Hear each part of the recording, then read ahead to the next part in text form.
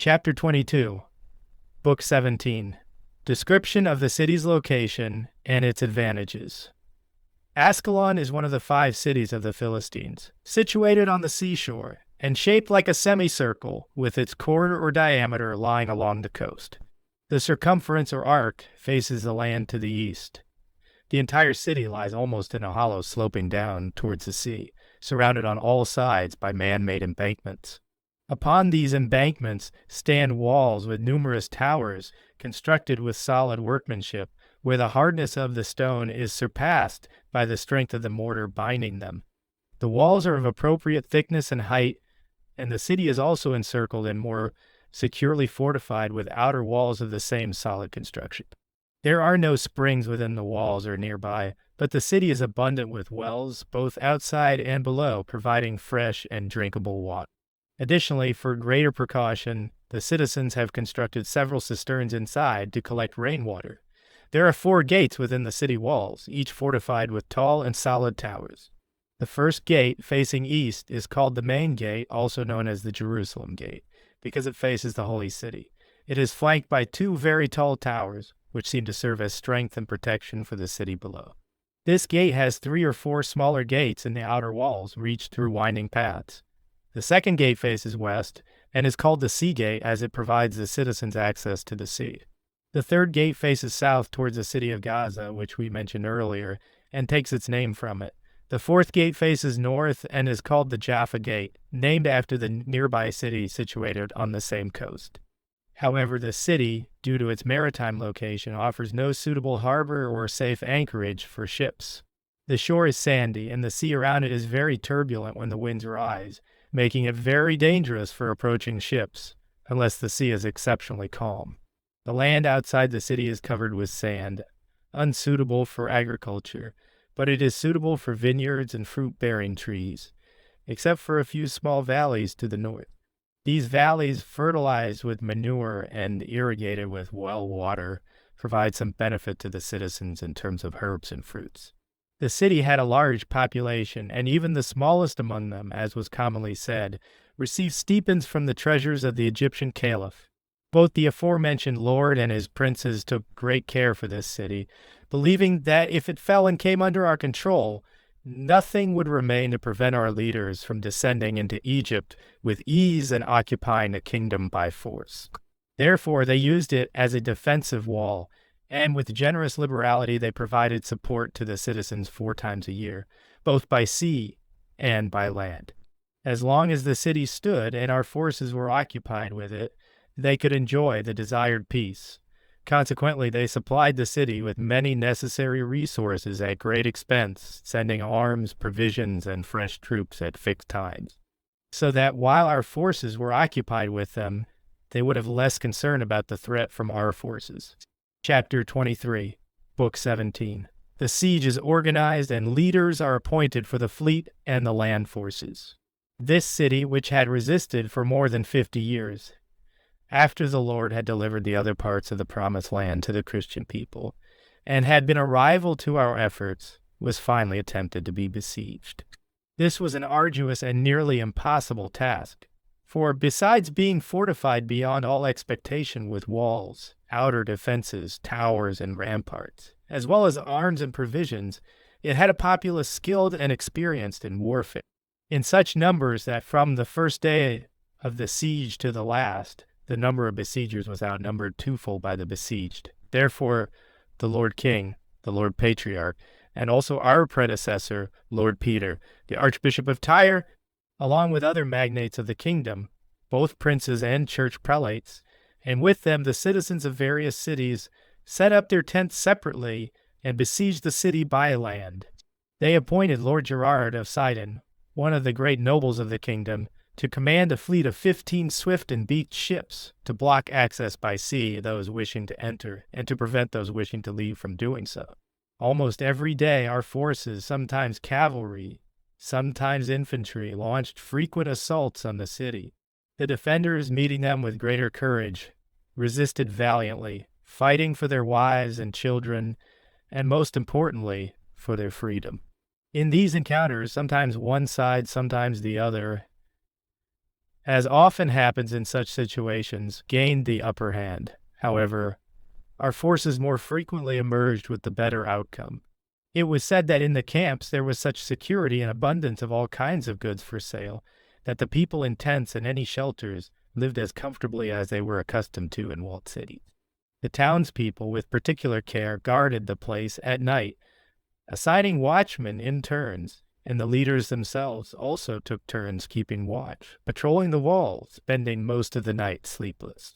Around the walls and towers, glass lamps with glass covers were placed in the battlements, preserving the fire fueled by oil, providing light to those wishing to patrol the walls as if it were daytime. In our camps, watches were assigned in shifts, and a constant guard was maintained, fearing that the townspeople might launch nocturnal raids on the camps, or that the Egyptians, hurrying to their aid, might harm the army with sudden and unexpected attacks. Although around Gaza, in several places, there were scouts who could quickly announce the enemy's approach. Chapter 24, Book 17. In the second month of the siege, the passage of pilgrims arrives, bringing many advantages for the siege effort. Thus, with the siege continuing in the same manner for 2 months, it happened that, as usual around Easter, the passage of pilgrims arrived, and a great number of them came. After consulting together, it was decided to send representatives from the army who, with royal authority, would forbid sailors and pilgrims wishing to return from doing so, and invite all to join the siege in the labor so pleasing to God, promising them wages. And directing both large and small ships to the site, it came to pass that suddenly, and within a few days, with a favorable wind, all the ships that had arrived with this passage were present before the city, and vast numbers of pilgrims. Both knights and foot soldiers joined our forces, and the army grew daily. Therefore, there was joy in the camp and hope of enjoying victory. But among the enemy, sorrow and anxiety increased, and doubting their strength, they ventured out to fight less frequently, though often provoked. They also sent frequent messages to the Egyptian caliph, urging him to quickly provide assistance, otherwise indicating they would soon fail. The caliph, however, was diligent, and through his appointed leaders, he prepared a fleet, assembled troops, loaded tall ships with arms, provisions, and siege engines, appointed commanders, provided expenses, criticized delays, and ordered haste. Meanwhile, our forces, having purchased ships at great cost and taken masts from them, called upon craftsmen to erect a wooden tower of great height. They carefully fortified it inside and out with wickerwork and hides against fires and unforeseen events, so that it could offer safe protection to those commanded to attack the city from it. From the remaining naval timber, they constructed siege engines, placing them in suitable positions to breach the walls. They also built sheds from the same material, allowing safe access to level the embankments. With these preparations completed, and having considered the part of the wall to which our tower could be most easily applied, they leveled a large portion of the embankment with the aforementioned instruments. And with loud shouts, they brought the tower to the wall, from which the entire city could be seen from afar, and they could engage closely with those in the nearby towers. The citizens, meanwhile, worked and pressed more aggressively, both from the walls and the embankment, with bows and crossbows, but their efforts were in vain, as they could not harm those hidden inside, whose efforts advanced the machine. Thus, there was a gathering of citizens at the part of the wall opposite the tower, and those among them who were more courageous were urged to test their strength there, engaging in continuous and ongoing combat with those attacking them from the tower. Yet, in other parts of the same wall, in various places, conflict and persistent fighting were not lacking, so that hardly a day passed without slaughter, except for the wounded, of whom there were many on both sides. We also heard of the remarkable valor of some, both of our own and the enemy, during that siege, with memorable deeds. But as we pursue the general narrative, we do not devote much effort to such specifics. Chapter 25, Book 17. In the 5th month, the Egyptian fleet approached the city, bringing much consolation to the besieged citizens. After our leaders had maintained the siege for 5 continuous months, and the enemy's strength seemed somewhat diminished, our hopes of capturing the city grew stronger than ever. Suddenly, the Egyptian fleet, driven by favorable winds, appeared.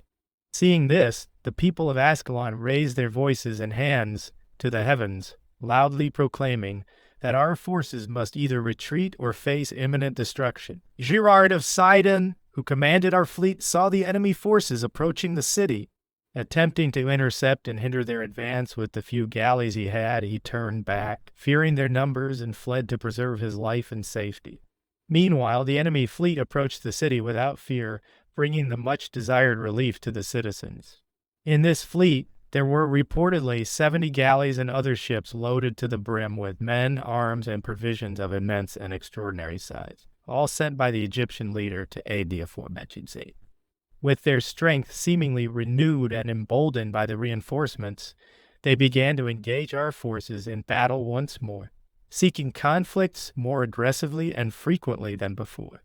However, the citizens who were familiar with our tactics acted more cautiously. The newcomers, eager for glory and to display their strength and bravery, often fell in battle due to their rashness. Eventually, after experiencing the steadfastness of our forces, they learned to attack more sparingly and to endure the assaults of our troops with greater restraint. Chapter 26, Book 17. Princess Constance of Antioch marries Reynold of Chatillon. Nur ed-Din violently seizes the kingdom of Damascus. Amalric is appointed to the church of Sidon. While these events were unfolding in the camp near Ascalon, Lady Constance, the widow of Lord Raymond, Prince of Antioch, although she had rejected many illustrious and noble men who sought her hand in marriage, chose in secret Reynold of Chatillon, a mere mercenary knight, as her husband. However, she did not wish the matter to be made public until the authority and consent of the Lord King, her cousin, under whose protection the principality seemed to rest, could be obtained. Therefore, the aforementioned Reynold hastened to the army, and after communicating the matter to the Lord King and obtaining his tacit approval, returned to Antioch and married the aforementioned princess. This was not without the astonishment of many, as such a distinguished, powerful, and illustrious woman, and the wife of such an excellent man, deemed it fitting to marry a knight of seemingly common rank. Meanwhile, Nur ed-Din, a prudent and circumspect man, upon hearing that Eynard, his father-in-law, the prince of the Damascene military and the king's steward, who had always greatly resisted his efforts, had died, and seeing that the Lord King of Jerusalem and all his forces were long occupied near Ascalon, believed they would not easily abandon the siege to aid the Damascenes who were requesting help against him. Seizing the opportunity, he advanced with a large army to the region of Damascus, as if to seize the kingdom by force. There, with the Damascenes favoring him and willingly offering their support, he deposed their king, a man deemed dissolute and useless, from the throne, forcing him to flee as a wanderer and fugitive to the east. In this action our situation worsened, for instead of a powerless man, who due to his weakness was subject to us, and paid annual tribute as if he were a vassal, a harsher adversary was set against us. For just as a kingdom divided against itself, according to the word of the Savior, is laid waste, so too do many united forces draw strength from mutual support and rise stronger against their enemies.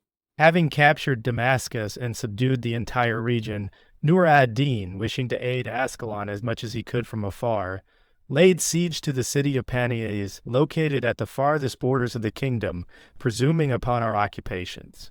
His aim was to draw us away to assist the besieged, forcing us to abandon the siege of Ascalon and return with our task unfinished.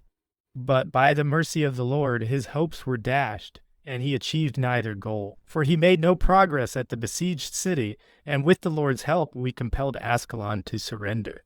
Around the same time, upon the death of Lord Bernard, of blessed memory, the Bishop of Sidon, Amalric, of pious memory in the Lord, was appointed in his place. He was the abbot of the regular canons of the Premonstratensian order, at the place called St. Habakkuk or St. Joseph, who was surnamed of Arimathea, a simple man, fearing God, and of excellent conduct. He is said to have received the consecration in the church of Lydda, at the hands of Lord Peter of blessed memory, the Archbishop of Tyre, since no one was permitted to travel far from the besieged city. Chapter 27, Book 17. Those in the siege fiercely attacked the city. The citizens attempt to burn the outer machine. Part of the city wall collapses, and our forces trying to enter suffer losses. Our army despair. Meanwhile, those on the expedition, diligently continuing their work, relentlessly attack the besieged city and renew Juris assaults on the citizens around the gate called Major. They weaken the towers and walls with siege engines, and within the city, they cause great destruction, demolishing houses with large stones. Those assigned to guard the castle inflict such harassment with bows and arrows on the citizens. Not only those resisting on the towers and walls, but also those forced to move through the city for necessities, that compared to this, any other harm seemed light and, though harsh, bearable. Thus, after consulting among themselves, the citizens, seeking the help of those most experienced in such matters, proposed that, regardless of the danger or risk to the citizens, they should secretly set fire to dry wood placed between the wall and the castle, providing suitable material for flames. Otherwise, with no hope of safety or confidence in resistance, they seemed utterly oppressed and afflicted. Encouraged by this plan, some brave men, stronger in body and spirit, preferring the safety of the citizens to their own, exposed themselves to danger. Carrying wood to the part of the wall closest to the castle and throwing it into the space between the wall and the outer machine. After constructing a large pile of wood, sufficient to set the castle on fire, they pour pitch, oil, and other incendiary materials over it, which usually fuel flames. When the fire was set, divine mercy was clearly with us, for immediately, as the fire grew, a strong east wind arose, directing the full force of the flames against the city wall with a powerful gust. The wind, with its strength, drove the flames against the wall, and, blowing continuously throughout the night, reduced the wall to ashes. By dawn, from one tower to the next, the entire wall collapsed, causing a noise that shook the entire army. The falling wall struck the castle with such force that, although the fire had not harmed it, the collapse broke some of its main parts and nearly threw those keeping watch from its platforms to the ground. The entire army, roused by the sound of the collapse, seized their weapons and rushed to that part as if a divine path had opened, ready to enter immediately. But Bernard of Tremolai, the master of the Templars with his brothers, had already occupied the entrance, allowing no one but their own to enter. They were said to block others with the intention of being the first to enter and claim the greater spoils and richer plunder. For in cities taken by force, it has been customary among us that whatever one seizes upon entering, they and their heirs possess by perpetual right. However, if all had entered indiscriminately, the city could have been captured, and there would have been enough spoils for the victors. But from a corrupted root and perverse intention, it is rare for a work to end well, for ill-gotten gains never prosper. Thus, driven by greed and refusing to share the spoils, they found themselves alone in the danger of death. About 40 of them entered, but as the others could not follow, the citizens, previously concerned for their lives and prepared to endure anything without resistance, seeing them few in number, regained their strength and spirit, intercepted them with swords and cut them down, regrouping their forces, as if renewed in strength, and reclaiming the arms they had laid down as if defeated. They rushed unanimously to the part where the wall had fallen. They filled the gap with massive beams and large timbers, of which they had plenty from ships, blocking the entrance and making the place impassable. They also fortified the towers on either side, which they had abandoned due to the fire's intensity, and renewed the battle, preparing again for combat. They even provoked our forces to fight, as if they had suffered no adversity at all. Those in the castle, knowing their foundations were less solid, and that the machine was damaged at the lower part, pressed less aggressively, not trusting much in its stability. Meanwhile, the citizens hung the bodies of the slain over the walls with ropes to mock us, expressing the joy they felt in their hearts through words and gestures.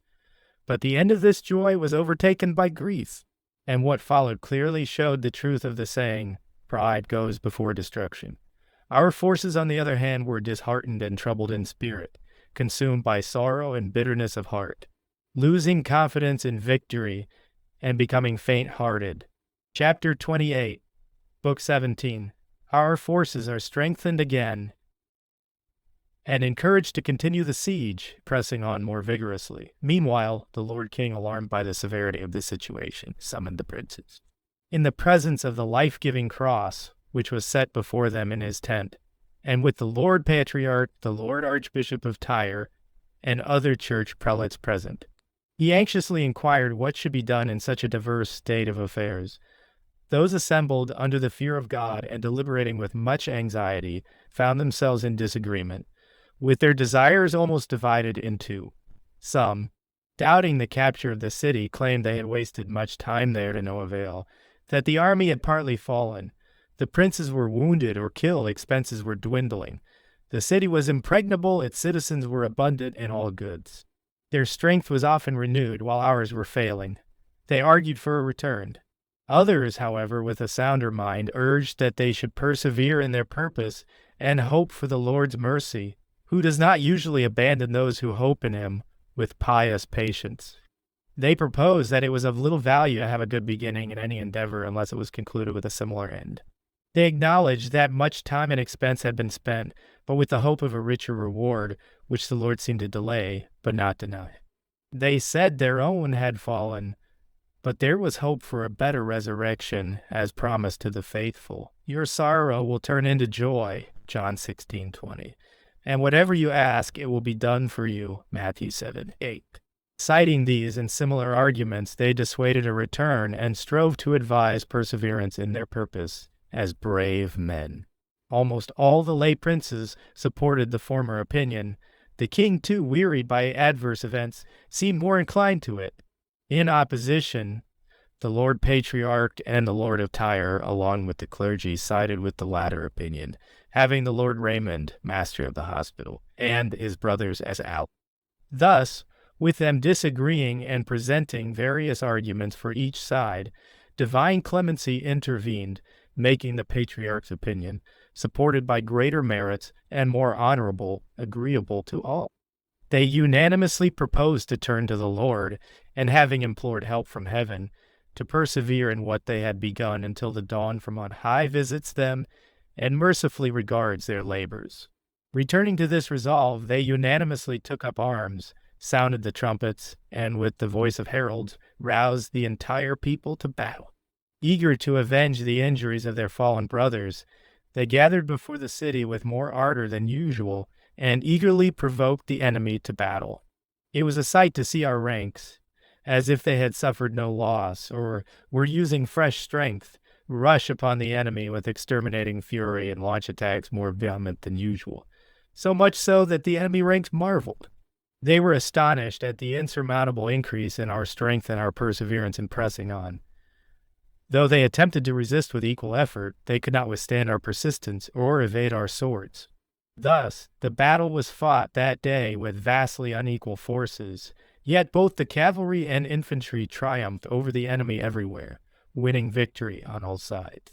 A great slaughter of the enemy ensued, and the injury our forces had suffered the day before was repaid with overflowing measure. There was no family in the city not pressed by domestic grief and personal anxiety. The city was clothed in confusion, and compared to the present danger, past events seemed trivial. From the first day of the siege until now, they had never suffered such losses, nor had a similar disaster befallen them. With the strength of their military exhausted and the city's leaders slain, counsel failed, courage waned, and all hope of resistance vanished. As a result, from a public council, some of the leading citizens were sent as peace envoys, requesting a temporary truce from the Lord King so that, after exchanging the bodies of the deceased from both sides, each could perform the customary funeral rites and pay the final honors. Our forces agreed to the requested terms, and having received the bodies of their own, they committed them to burial with the solemnities of funerals. Chapter 29, Book 17. The people of Ascalon despair and incline towards surrender by common counsel. The people of Ascalon, after witnessing the slaughter of their own and the great force the Lord had wielded against them, were renewed in their grief, their spirits anguished, and their souls melted within them from the enormity of their sorrow. To add to their woes, on that same day, as 40 of their strongest were carrying a massive beam to a necessary location, a large stone launched from our siege engine accidentally fell upon the beam. crushing all those beneath it who were bearing the load. Burdened by these heavy afflictions and steeped in bitterness, the remaining elders were summoned by the people, who gathered with tears and lamentations, so that even mothers holding infants to their breasts and elderly invalids, whose last breath barely clung to their chests, were not absent. In this assembly, through eloquent and wise men, a speech was delivered to the entire populace by common council.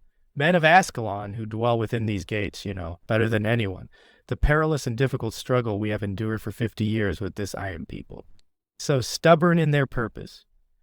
You have learned through experience how often they have routed our fathers in battle, and how often the sons have renewed the wars against them in place of their parents, striving to repel injuries and to preserve this place, from which we draw our origin, with our wives and children, and more importantly, our freedom.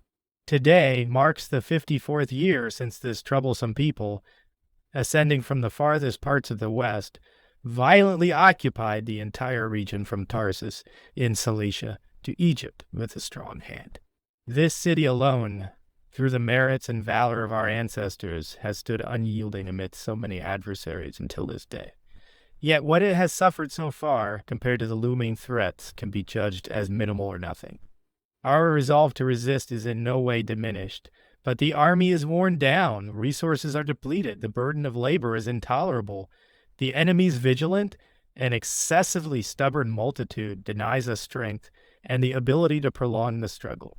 Therefore it seems to the elders, and if it seems so to you as well, that it would be wise, given the pressing time and present miseries, to send envoys on behalf of the entire populace to this powerful king who besieges us, to seek a free exit with our wives and children, servants and handmaids, and all our possessions under certain conditions, and though we say it with sorrow, to surrender the city to him, so that we may put an end to such great evils. Chapter 30, Book 17. Envoys from the city's leaders secure safe passage with their families and possessions and surrender the city. This proposal seemed good in the eyes of all, and with great and harmonious shouts, as is customary in such matters, it was approved. From among all the people, wise and discerning men, bearing the marks of venerable age, were chosen to carry the agreed terms to the king and his princes. After leaving through the gate, having first secured a truce and permission to approach, they went to the king. Once they were granted an audience with all the princes as they had requested, they presented their proposal, explaining the agreed terms in order. The king, having dismissed them for a time, consulted with the princes to carefully consider each point. Overcome with joy, they burst into tears, raising their eyes and hands to the heavens, offering abundant thanks to the Creator for bestowing such a great gift upon the undeserving. The envoys were then recalled and given a common response. The conditions were acceptable, provided they evacuated the entire city within the following 3 days. Approving this, the envoys requested oaths to strengthen the agreement. These oaths were solemnly sworn by the king and the chosen princes, ensuring that the terms would be faithfully upheld without deceit. Hostages, as named by the king, were given, and the envoys returned joyfully, accompanied by some of our soldiers who would place the king's banners on the city's highest towers as a sign of victory. When our army, eagerly awaiting this, saw the royal banners on the tallest towers, a great cry of joy arose from the people, with tears and voices raised to the heavens, praising and saying, "Blessed be the God of our fathers, who does not abandon those who hope in him. And blessed be the name of his majesty, which is holy, for we have seen wonders today." During the agreed 3-day truce, fearing the presence of our forces, they packed their belongings within 2 days, and with their wives, children, and all their possessions set out on their journey. The king provided them with guides to lead them to Laris, an ancient city in the wilderness, and according to the terms of the agreement, he let them go in peace.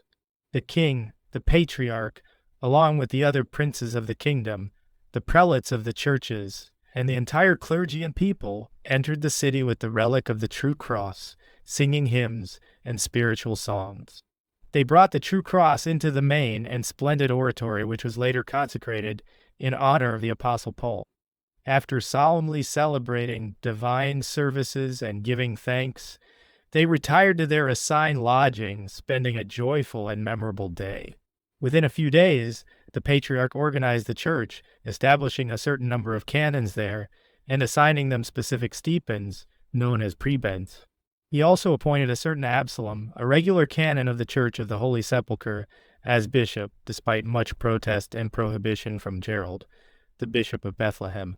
Later, the matter was appealed to the Roman pontiff, and the aforementioned bishop of Bethlehem prevailed, securing the church of Ascalon and its possessions for himself, and the church of Bethlehem in perpetuity excluding the one consecrated by the patriarch. The king, with his mother's counsel, distributed lands and possessions in the city and suburbs to those who had earned them, and to some through payment, generously granting the city to his young brother, Lord Amalric, Count of Jaffa. Thus, the aforementioned city was captured in the year of the Lord's incarnation, 1154, in the 10th year of King Baldwin IV's reign, on the 12th day of August. A miserable fate befell the unfortunate people of Ascalon as they journeyed to Egypt.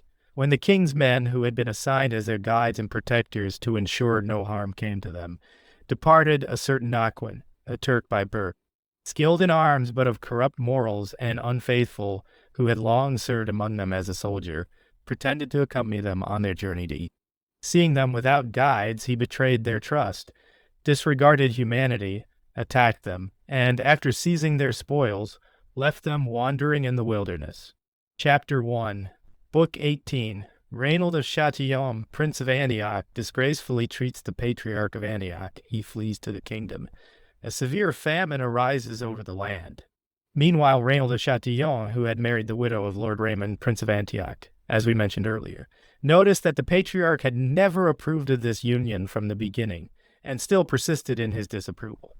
Raynald suspected all of the Patriarch's actions. The Patriarch, being a wealthy and powerful man of high authority, spoke freely about Raynald's character and actions, both in private and in public. As often happens in such situations, there were some who, seeking to fuel hatred, reported these words back to Raynald. Provoked to unyielding anger and indignation, the prince laid violent hands on the Patriarch. In a devilish act, he had the Patriarch captured and disgracefully taken to the castle overlooking the city of Antioch. In a most abominable act, he forced the elderly priest, successor of Peter, the prince of the apostles, a man often ill and frail, to sit with his head uncovered and smeared with honey under the scorching summer sun, with no one offering relief from the sun's harshness, or driving away the flies out of pity. When the king of Jerusalem heard of this, he was astounded by the madness of this man, and overwhelmed with amazement, sent venerable envoys, Lord Frederick, Bishop of Acre, and Lord Ralph, his chancellor, with letters. By royal authority, he rebuked the madman and urged him to abandon his insanity. Upon seeing the envoys and reading the royal letters, Raynald, after subjecting the Patriarch to many insults, released him and fully restored the goods he had violently taken from him and his followers. Eventually, the Patriarch left the diocese of Antioch and went to the kingdom of Jerusalem, where he was kindly received by the king, his most discerning mother, the Patriarch, and all the bishops of the kingdom, and he remained there for several years. In the following year, a severe famine struck the entire land. The Lord, angry with us, shattered all sustenance of bread, so that a measure of wheat was sold for 4 gold coins. If it had not been for the abundance of grain found in the city of Ascalon after its capture, the people would have nearly perished from the famine that besieged the region. However, in the subsequent years after the land surrounding Ascalon, which had lain fallow for 50 years due to fear of hostilities, came under the care of farmers, and the people, freed from the fear of enemies, could freely cultivate the land. The entire kingdom was filled with such abundance that, in comparison, the previous times could rightly be called barren and unfruitful. For a long time, unfamiliar with cultivation and not enduring the use of the plow, the land, retaining its full strength, after feeling the attention of the farmers, returned the entrusted seeds with multiple interest and a 60-fold yield. Chapter 2, Book 18. Upon the death of Anastasius, Adrian is appointed. Emperor Frederick is crowned in Rome. Serious hostilities arise between the Pope and King William of Sicily.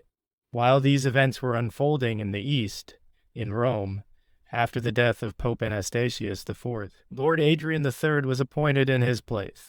Adrian was an Englishman by birth, from the castle of St. Alban, near the city of Avignon in the province of Provence, within the diocese of Arles.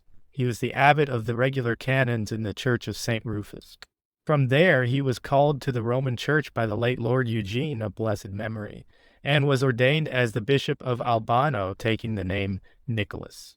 Upon the death of Lord Anastasius, who had succeeded the aforementioned Lord Eugene, Adrian returned from Norway, the westernmost and farthest province to which he had been sent as a legate by Eugene, to participate in the election. He was unanimously elected by the clergy and people and was called Adrian. In the same year, it happened that Lord Frederick, the king of the Germans, though not yet emperor, descended into Italy with an immense force of his followers. After besieging and subduing Tortona, one of the cities of Lombardy, he planned to come to Rome and be crowned there. During these days, serious hostilities arose between Lord Pope Adrian, whom we have mentioned, and Lord William, the King of Sicily, son of the late Lord Roger, due to certain causes. This enmity escalated to open hatred and harmful war to the extent that the Pope pronounced a sentence of excommunication against him. Nevertheless, Lord Frederick, whom we have mentioned, hastened his journey and arrived in Rome from Lombardy within a few days, so that his sudden arrival was very suspicious to the Pope and the entire Roman Church. Finally, through intermediaries acting as peace negotiators, and with the usual conditions interposed, he was solemnly and customarily crowned in the Church of St. Peter on the 6th day before the Kalends of July, and was called Augustus. 3 days later, both he and the Pope, adorned with imperial regalia and the unique insignia of the supreme pontificate respectively, proceeded together with their assembled forces, with the clergy and people rejoicing, on the feast day of the holy apostles, Peter and Paul, at a place called the Lucan Bridge near the city of Tivoli. After the celebration of the feast day, they parted in good peace, with the emperor heading towards the region of Ancona, where the responsibilities of the empire called him, while the Pope remained in the mountainous cities around Rome. Meanwhile, the King of Sicily ordered his princes to besiege the city of Benevento, a familiar residence of the Roman Church, and commanded that its inhabitants be subjected to severe distress. The Pope, greatly displeased by this, sought to retaliate in kind and endeavored to arm his own princes against the king. He was not disappointed in this desire, for he persuaded Robert of Bassavilla, a most powerful count of his kingdom and the son of the king's aunt, along with many other noblemen, promising them the perpetual aid and counsel of the Roman Church to rise against the king. He also encouraged exiles, whom both the king and his father had expelled from the kingdom, depriving them of their paternal estates, illustrious and powerful men, such as Lord Robert of Sorrento, the Prince of Capua, Count Andrew of Rapatinina, and many others, to return to the kingdom and reclaim the possessions due to them by hereditary right, firmly promising them in the Pope's word that the Roman Church would never fail them. Furthermore, he secretly urged both emperors, the Roman and the Constantinopolitan, the former openly and face-to-face, as he was still in Italy, and the latter through letters, to seize the kingdom of Sicily. Chapter 3, Book 18. Disputes arise between the Lord Patriarch and the brothers of the hospital over tithes and certain injuries inflicted by them on the churches. Thus, while the affairs of both the Church and the Kingdom of Sicily were in turmoil in Italy, our eastern region was not without its own disturbances. At that time, after the city of Ascalon was restored to the Christians by divine favor, and the affairs of the kingdom were proceeding quite prosperously with abundant harvests, the enemy began to sow discord and envy the peace granted by the Lord. Raymond, the master of the hospital, along with his brothers, filled with the same spirit, although he was otherwise considered a religious man and God-fearing, began to cause many troubles for the Lord Patriarch and other church prelates concerning both parochial rights and the rights of tithes. They received those excommunicated or specifically interdicted by their bishops, separated from the church for their crimes, into the celebration of divine services indiscriminately. They did not deny the same sick people the viaticum and extreme unction, nor burial to the dead. When silence was imposed on all churches or on a city or any municipality due to grave offenses. They were the first to call the interdicted people to divine services with the ringing of bells and loud cries, so that they might receive the offerings and other dues owed to the mother churches, rejoicing alone while others mourned. Forgetting the words of the noble preacher, rejoice with those who rejoice, weep with those who weep, Romans 12:15. They did not present their priests to the local bishops, as was the ancient decree of the saints, to celebrate divine services with their conscience in their dioceses. Nor did they inform the bishops if they dismissed them, whether justly or unjustly. They entirely refused to give tithes from their estates, and all revenues devolved to them by any right. This was the complaint of all the bishops against them. This loss was inflicted on all cathedral churches everywhere by them, but especially to the Lord Patriarch and the Holy Church of Jerusalem. They inflicted this injury hateful to all Christians, for they began to erect buildings before the doors of the Church of the Holy Sepulchre, in contempt and insult to the Church, much more sumptuous and far loftier than that Church, which is dedicated to the precious blood of the Lord Savior hanging on the cross, and provided him with a most gracious burial after the cross. Moreover, whenever the Lord Patriarch, as was customary, ascended to the place where the Savior of the world hung for our salvation, and where the redemption of the whole world was celebrated and abundant, to speak to the people, they would ring the bells so loudly, so diligently, and for so long to hinder his actions and the administration entrusted to him, that neither the Patriarch's voice sufficed to be heard, nor did the people, despite his great effort, deserve to hear it. Although the Lord Patriarch often complained to the citizens about such audacity, and the malice was detected with present evidence when confronted by many, they were found incorrigible, even threatening to undertake graver actions. And this indeed happened, for they reached such audacity with diabolical daring and a spirit of fury that they took up arms and stormed into the aforementioned church beloved by God, as if into the house of some commoner, and shot many arrows as if into a den of thieves, which were later collected and tied into a bundle hanging by a rope before the place of Calvary, where the Lord was crucified, and we ourselves saw this, as did countless others. The Roman Church, perhaps unknowingly, and without much careful consideration of what was asked of it, seems to have introduced the original cause of this great evil to those who diligently consider it, for it unduly emancipated the aforementioned place from the jurisdiction of the Lord Patriarch of Jerusalem, to which it had long and rightly been subject, so that they have neither fear of God nor reverence for men, except those they fear. Yet we do not involve all in this God-detested pride, the mother of all vices, with one judgment and without the distinction of discretion, believing it scarcely possible that in such a large body all walk the same paths, and there is no difference in merits, to show how from such a small seed the aforementioned place began to grow so much, and how unduly it has kicked against the churches of God and continues to do so to this day. We have decided to include this in the present history, taking a somewhat higher starting point, not omitting the rule of truth with the Lord as our guide. Chapter 4, Book 18, The Origin and Beginning of the Hospital Order. When the kingdom of Jerusalem, along with all of Syria and Egypt and the adjacent provinces, fell into the hands of the enemies of the Christian name and faith. As ancient histories recount, this occurred during the time of Emperor Heraclius of the Romans, when the Arab peoples rose against him. Despite this, many from the west did not refrain from visiting the holy places, even though they were under enemy control, whether out of devotion, for trade, or for both reasons. Among those from the west who attempted to visit these places for the sake of trade during those times were men from Italy, known as the Amalfitans, named after the city they inhabit.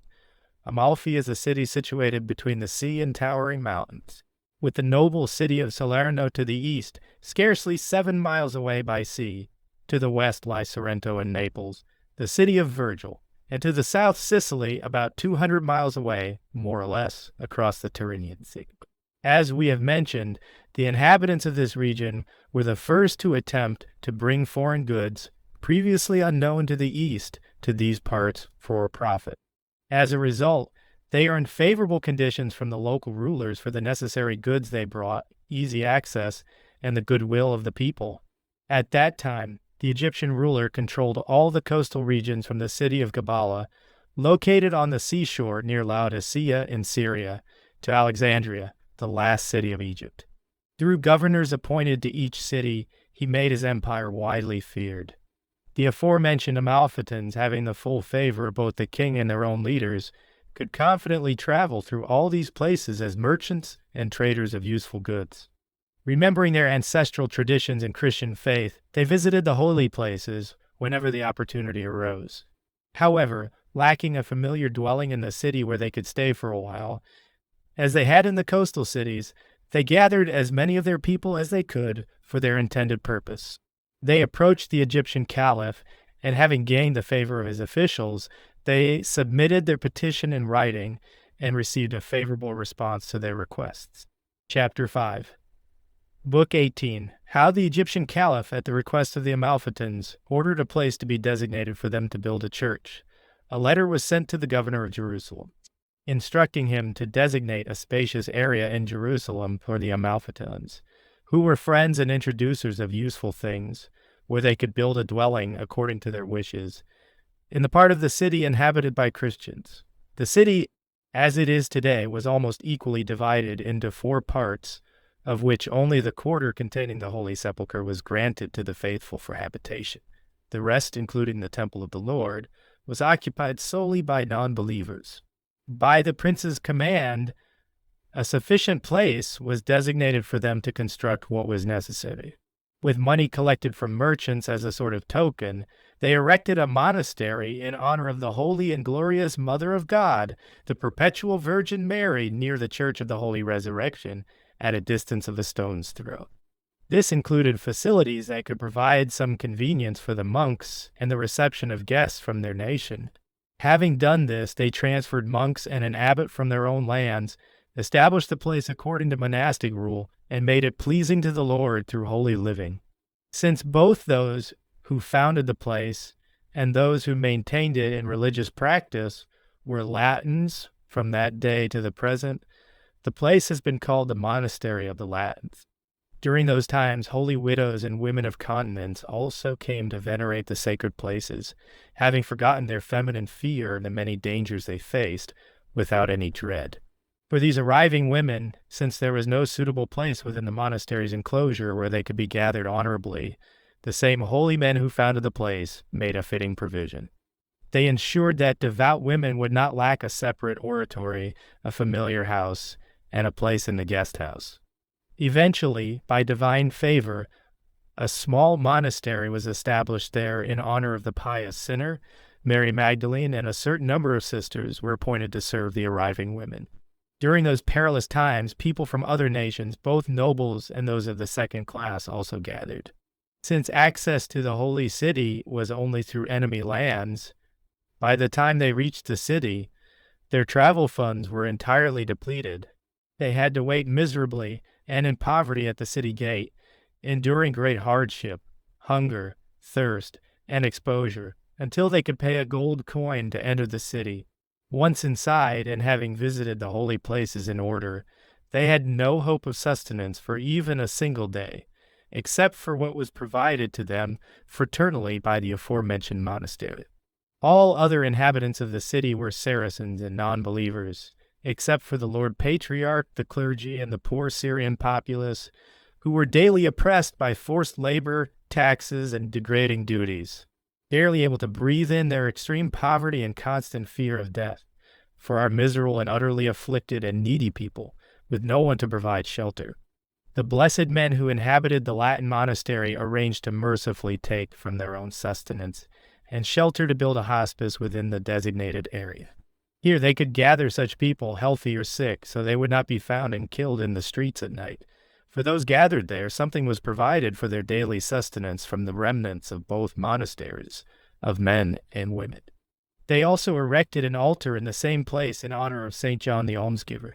This man, pleasing to God and commendable in all things, was a Cypriot by birth, and eventually became the Patriarch of Alexandria, excelling uniquely in works of piety. His pious endeavors and generous alms will be recounted forever by the whole Church of the Saints. Hence he was called almsgiver by the Holy Fathers, which means merciful. This venerable place, which extended itself so charitably to people, had neither revenues nor possession. Instead, the aforementioned Amalfitans, both those at home and those engaged in trade, collected money among themselves annually as a token, and sent it with those traveling to Jerusalem to offer to the abbot there at the time. This was to provide for the brothers and sisters sustenance and shelter, and from the remainder to show some mercy to the arriving Christians in the hospice. Thus, for many years, until it pleased the Supreme Creator to cleanse that city, which he had purified with his own blood, from the superstitions of the pagans, the place remained under these conditions. When the Christian people and the princes protected by God, to whom the Savior wished to hand over that kingdom, arrived, a certain devoted and holy woman named Agnes, noble by birth and Roman by nation, was found serving as abbess in the women's monastery. She lived for several years after the city was restored to the Christian faith. Similarly, in the hospice, a certain Gerald, a man of proven conduct, was found, who had served the poor in that place during the time of hostility, by the command of the abbot and monks, for a long time with devotion. He was succeeded by this Raymond, of whom we speak at present. Chapter 6, Book 18, The Patriarch, with many Eastern bishops, travels to Rome, to Pope Adrian. Thus, having gained such growth from modest beginnings, the brothers of the aforementioned house first withdrew themselves from the jurisdiction of the abbot. Then, with their wealth multiplied immensely, they were emancipated from the hand and power of the Lord Patriarch through the Roman Church. Having obtained this pernicious freedom, they subsequently showed no reverence whatsoever to the prelates of the churches, and completely refused to pay tithes from any estates that came to them by any right. Following this example, many places considered venerable, both monasteries and hospices, which the Church had initially supported out of pure generosity and customary piety, and had led to desired growth, eventually rebelled in their prosperity. They were separated from the nurturing breasts of the pious mother, by which they had been fed with milk as newborn infants, and later nourished with solid food. Thus, the Church might rightly lament about them. I have nourished and brought up children, and they have rebelled against me, Isaiah 1:2. May the Lord spare them and grant them to return to their senses, so they may learn to serve their mother, whom they abandoned in fear. And may he also forgive the one who, having 100 sheep, envied the single one of the poor man, to whom the Lord says, "You have killed and taken possession." 1 Kings 21:19. Woe to whoever he may be, for according to the judgment of the prophet, he is a man of blood. 2 Samuel 16:8. After the Lord Patriarch and the other church, prelates repeatedly failed to reclaim their rights from these brothers. As we have mentioned, they sought the hearing of the Roman pontiff.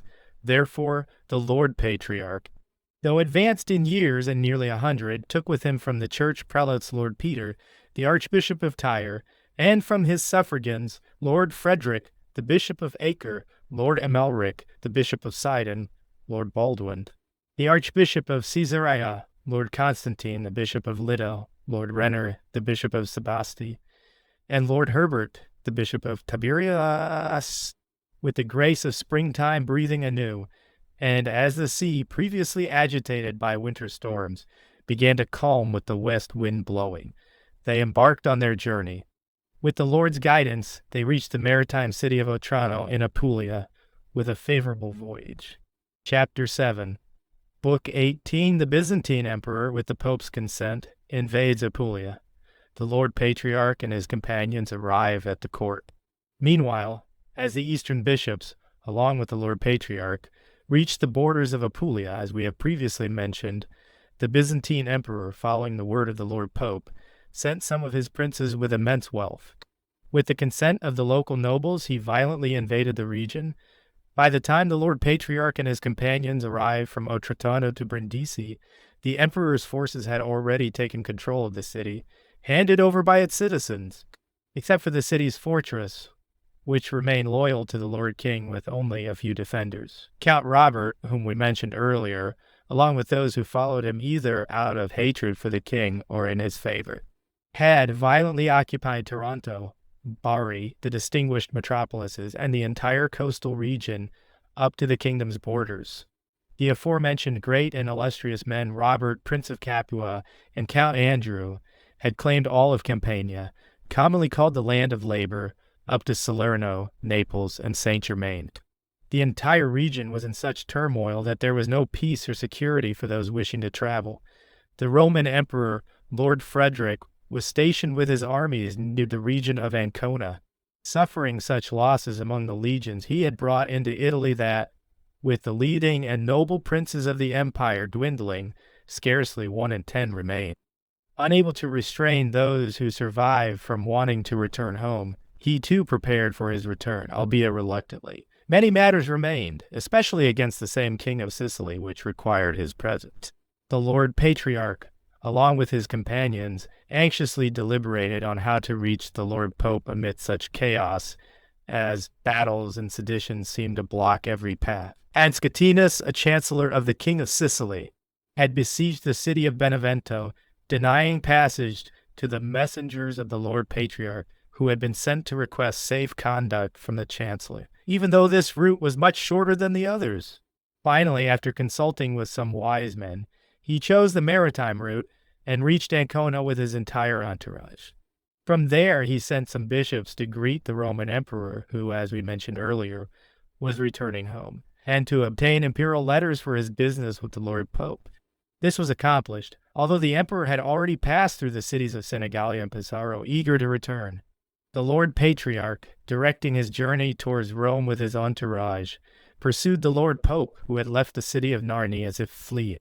Eventually reaching Rome, and staying there for several days, he was informed that the Lord Pope had settled in the city of Ferentino.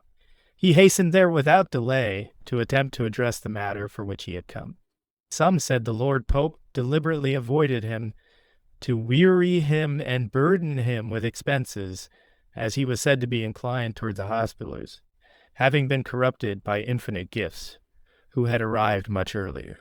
Others claimed he had hurried his journey for the sake of the city of Benevento, which was under siege, as we mentioned. It was evident, however, that he had shown his favor and that of his close associates too familiarly to the Hospitallers. While he repelled the Lord Patriarch and his companions with a certain disdain and indignation, as if they were unworthy, like illegitimate children. Chapter 8, Book 18. Pope Adrian travels to Benevento.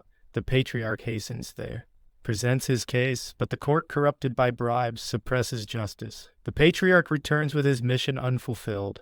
After arriving in the aforementioned city, the Patriarch presented himself as usual before the apostolic presence. There he was poorly received and treated even worse, with most of the cardinals opposing him. He gathered clear evidence of the Pope's disposition and intentions. However, relying on the advice of some wise friends, he concealed his feelings and, being a stern man, frequently attended upon the Pope. On feast days, he was regularly present in the consistory, surrounded with reverence by his bishops, and whenever necessary, a crowd of advocates was ready to assist him in fulfilling his duties. After both parties were granted a hearing and many days of fruitless debate had passed, the Patriarch, realizing through some close friends that he was making no progress, took his leave. Reporting a worse outcome, clothed in confusion and respect, he began his return home. Among the many cardinals, only 2 or 3 were found, namely, Lord Octavian and Lord John of St. Martin, who had been the Patriarch's archdeacon when he was Archbishop of Tyre, who, following Christ, were willing to support his cause with devotion. All the others, pursuing gifts, followed the ways of Balaam, son of Beor. Meanwhile, Pope Adrian, pressed by domestic concerns, traveled through Campania and reached Benevento. In the meantime, King William of Sicily, having heard and been informed by frequent embassies that in the regions of Apulia, Count Robert of Bay Sevilla, along with the Greeks, had violently occupied the area, and in Campania the Prince of Capua and Count Andrew were extending their dominions widely, and that the Pope had retreated to Benevento, from where he was providing strength and encouragement to all the aforementioned gathered military forces from all over Sicily and Calabria, and arrived in Apulia with a great expedition. There, near Brindisi, with Count Robert fleeing, He first routed the Greek forces in battle, and having thoroughly crushed their army, he captured their leaders and imprisoned them. He also powerfully and successfully reclaimed the numerous spoils they had taken, restoring them to his own stores, having regained the entire region that had defected from him and restored favor to the people. He besieged Benevento. There, he caused such distress to both the Pope and his cardinals, as well as to all the citizens, that food became scarce, and they were greatly concerned for their safety. Through the intervention of messengers and certain secret conditions, peace was restored between them, excluding all those from the agreement who had immersed themselves in such labors and dangers at the Pope's persuasion. Seeing that events had turned against their expectations, and that the Pope, without securing the king's favor for them, had made peace for himself and the Roman Church, excluding them, the aforementioned noblemen, concerned for their own safety, anxiously began to seek a way to leave the kingdom safely and unharmed. Count Robert and Andrew, along with some other noblemen, hurried to Lombardy and sought refuge with the emperor. The Prince of Capua, however, less fortunate than the others, was captured while attempting to cross the Garigliano by boat. After sending his men ahead and waiting with a few on the near bank, he was seized by his own boatmen and handed over to the king's loyalists. He was taken to Sicily, where he was violently subjected to imprisonment and blindness, and he miserably ended his life. Chapter 9, Book 18. A civil tumult arises in Egypt. The Sultan flees from them and is killed by our forces. His son Nasr-ad-Dinas is captured. During this time, while the kingdom of Jerusalem was prospering quite well through God's mercy, it happened that the regions adjacent to it on both sides were suddenly and miserably shaken. For a certain very powerful Egyptian, acting in the office of Sultan, approached the lord of the region, namely the Caliph, whom the Egyptians customarily worship and revere as a supreme deity. Approaching him familiarly, as if he were the domestic manager of his affairs, he deceitfully killed him in a private chamber of the palace. It is said he did this with the intention of raising his son, Nasr-ad-Dinas, to the position of Caliph, so that with his son presiding over the administration of the kingdom, he might continue without care or anxiety. He thought that the matter could be concealed for a few days, until he had taken control of the main palace and seized the treasures entirely, and gathered a group of friends and household members, so that he could resist those who wished to blame him for the death. But things turned out very differently, for after a short time the crime became known, and all the people from the greatest to the least gathered as one man, surrounding the house to which he had retreated after committing the murder, demanding with one voice the punishment of the man of blood who had brought death upon the lord of the region with nefarious audacity. And while they pressed more boldly, seeing no other way of salvation, he opened the treasures and threw gold, gems, and whatever desirable things he had through the windows to the shouting crowd, so that while they were busy collecting, he might prepare himself for escape by any means. What more can be said? He departed with an honorable company of sons and grandsons, against the will of those who had besieged him, setting out towards the wilderness, supposedly heading for Damascus, but they pursued him no less eagerly, striving to hinder him. However, his eldest son and other wise and valiant men of his household kept them at bay, enduring their attacks and not allowing them to approach too closely. Occasionally, they even left behind gold or silver vessels, precious garments, and silks of considerable value on purpose to delay their pursuers and provoke disputes, over-dividing the spoils they gathered. Finally, seeing that they could not succeed, the Egyptians returned home with their task unfinished. But he, having set out, thinking himself to have escaped the snares of fate while traveling securely, believing no difficulty remained, fell into a trap while avoiding Scylla, only to fall into Charybdis. For our forces, having heard of his passage, laid an ambush by chance, lying in wait silently like those intending harm. He unexpectedly fell into the aforementioned ambush, and was lethally pierced in the first encounters, ending his life there immediately by the sword. The nobleman's name was Jabez, and his son Nasr-ad-Dinas, along with his entire family and all the wealth they had brought from Egypt, were handed over to the hands of the enemy. Thus laden with rich spoils, the likes of which our world had not heard before, they divided the plunder in the usual manner and returned to their own lands. It happened that among those who participated in this affair, the brothers of the Knights Templar had many soldiers, and they received the greater portions of the spoils and booty according to the number of their soldiers. Among other things, the son of the aforementioned nobleman, Nasr ad-Dinas, a most audacious man with unique military experience among the Egyptians, fell to them by lot in the distribution. His name was feared by the people of that region, and his appearance inspired terror without consolation. After the aforementioned brothers had held him in chains for many days, and he eagerly sought to be reborn in Christ, having already learned the Roman letters and been taught the first rudiments of the Christian faith, they sold him to the Egyptians, who demanded his death for 60,000 gold coins. Delivered bound hand and foot with iron chains, placed in an iron cage on camels, he was taken to Egypt, where, satisfying their inhuman desires, they tore him to pieces with bites, cutting him into very small fragments. Chapter 10.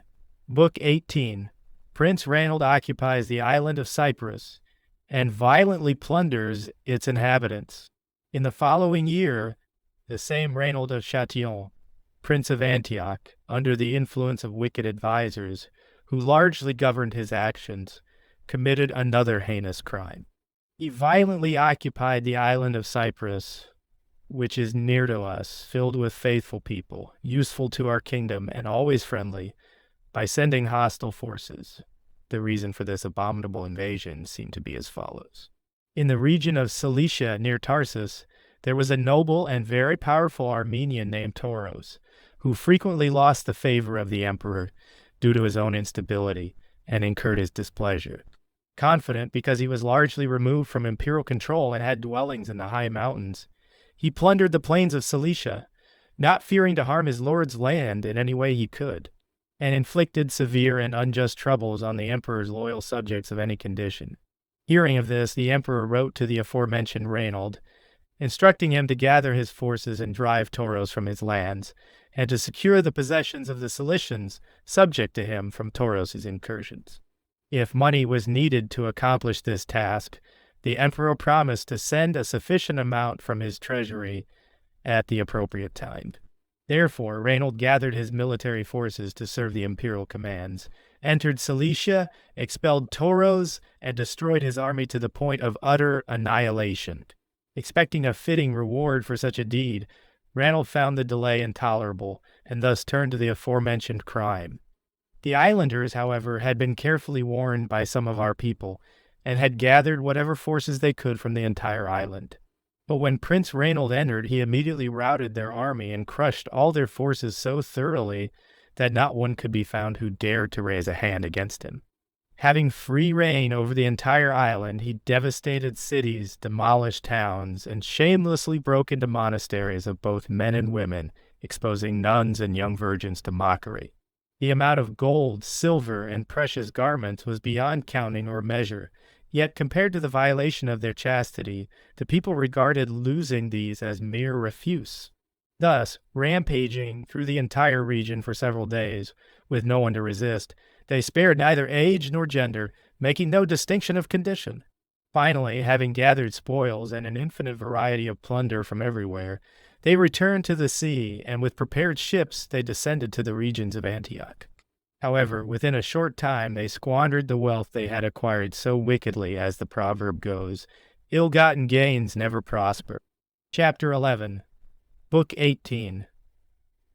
The king breaks the peace treaty with the Turks and Arabs in the Peneus forest. During this time, an unprecedented multitude of Arabs and Turkomans, who, like the Arabs, live in tents and sustain their lives from the produce of their animals, gathered in the forest adjacent to the city of Peneus, which today takes its common name from it.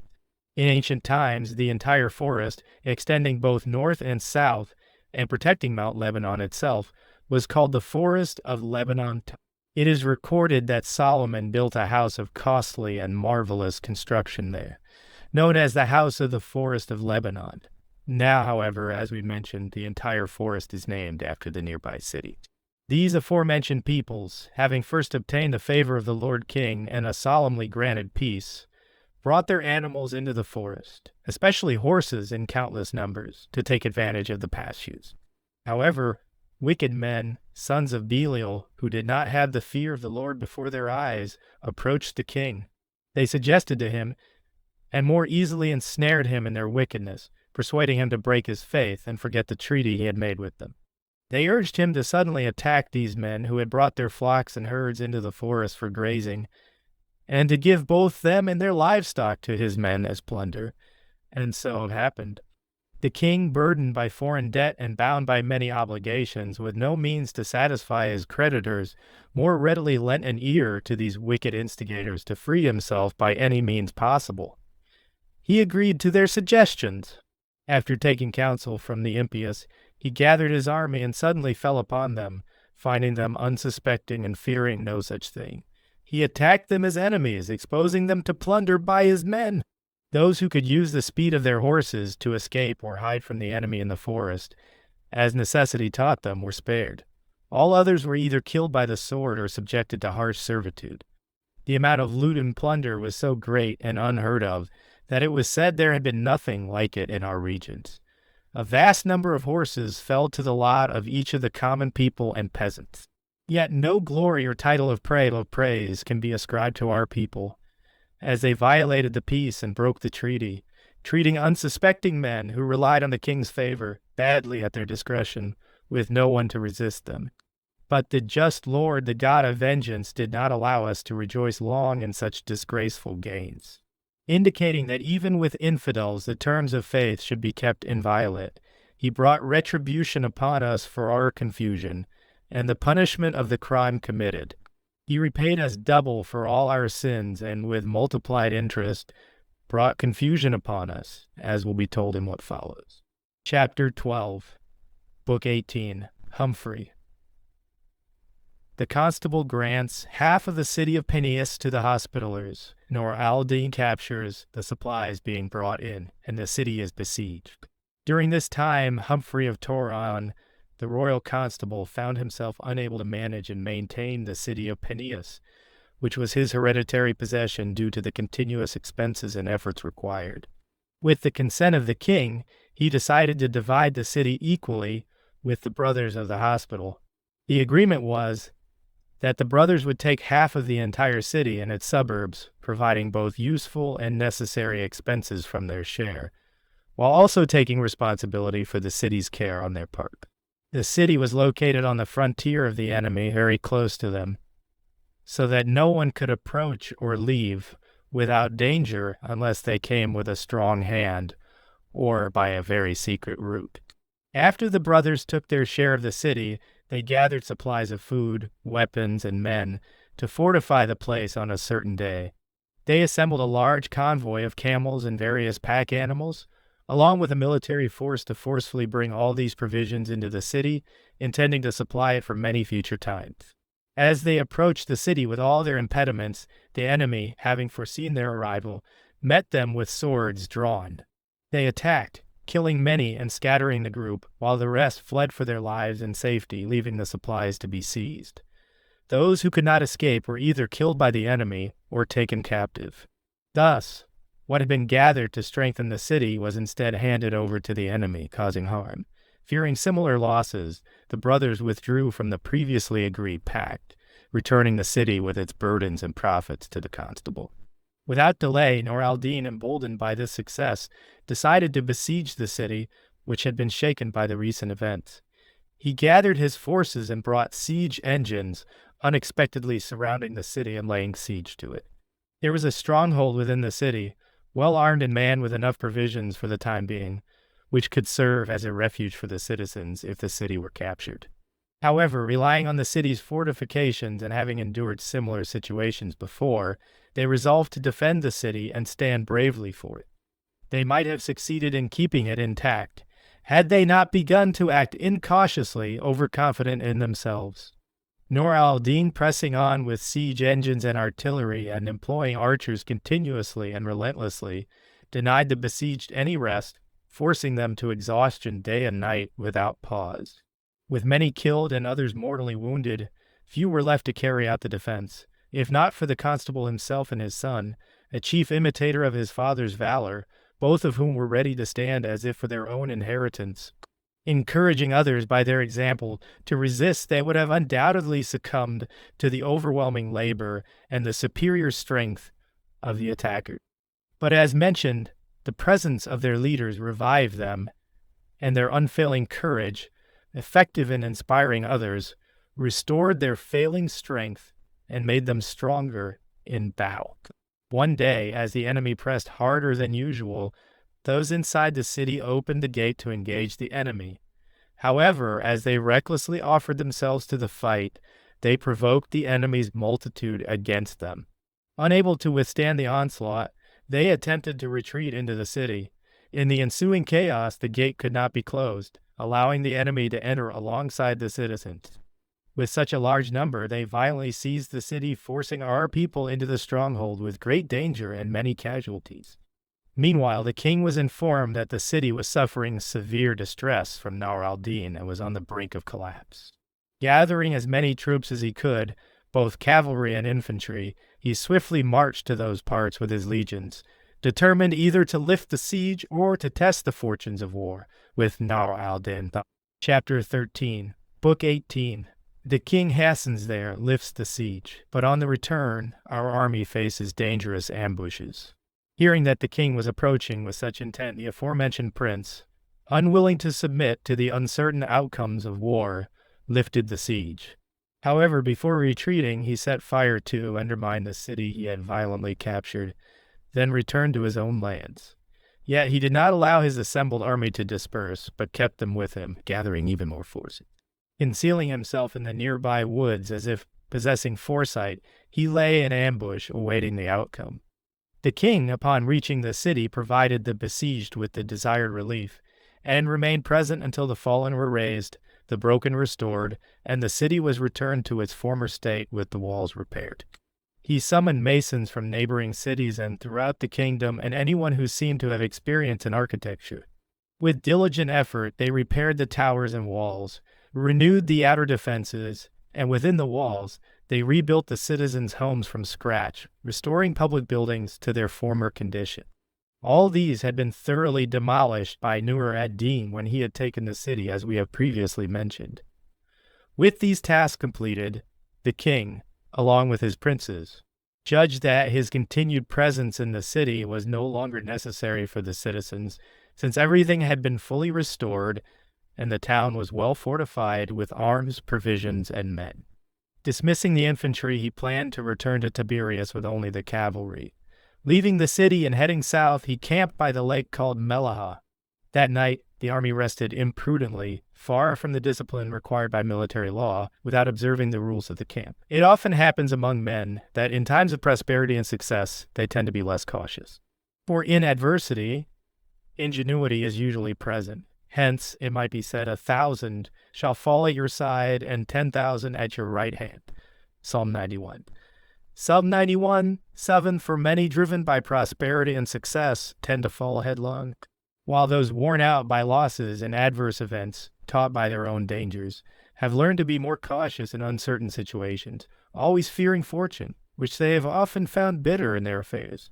The king, recalling that he had driven such a prince away from besieging the city, believed that he had gone far with his forces, and thought it unlikely that so many nations could easily gather again to harm him or his men. Thus, somewhat imprudently and indulgently, as we have said, he began to conduct himself.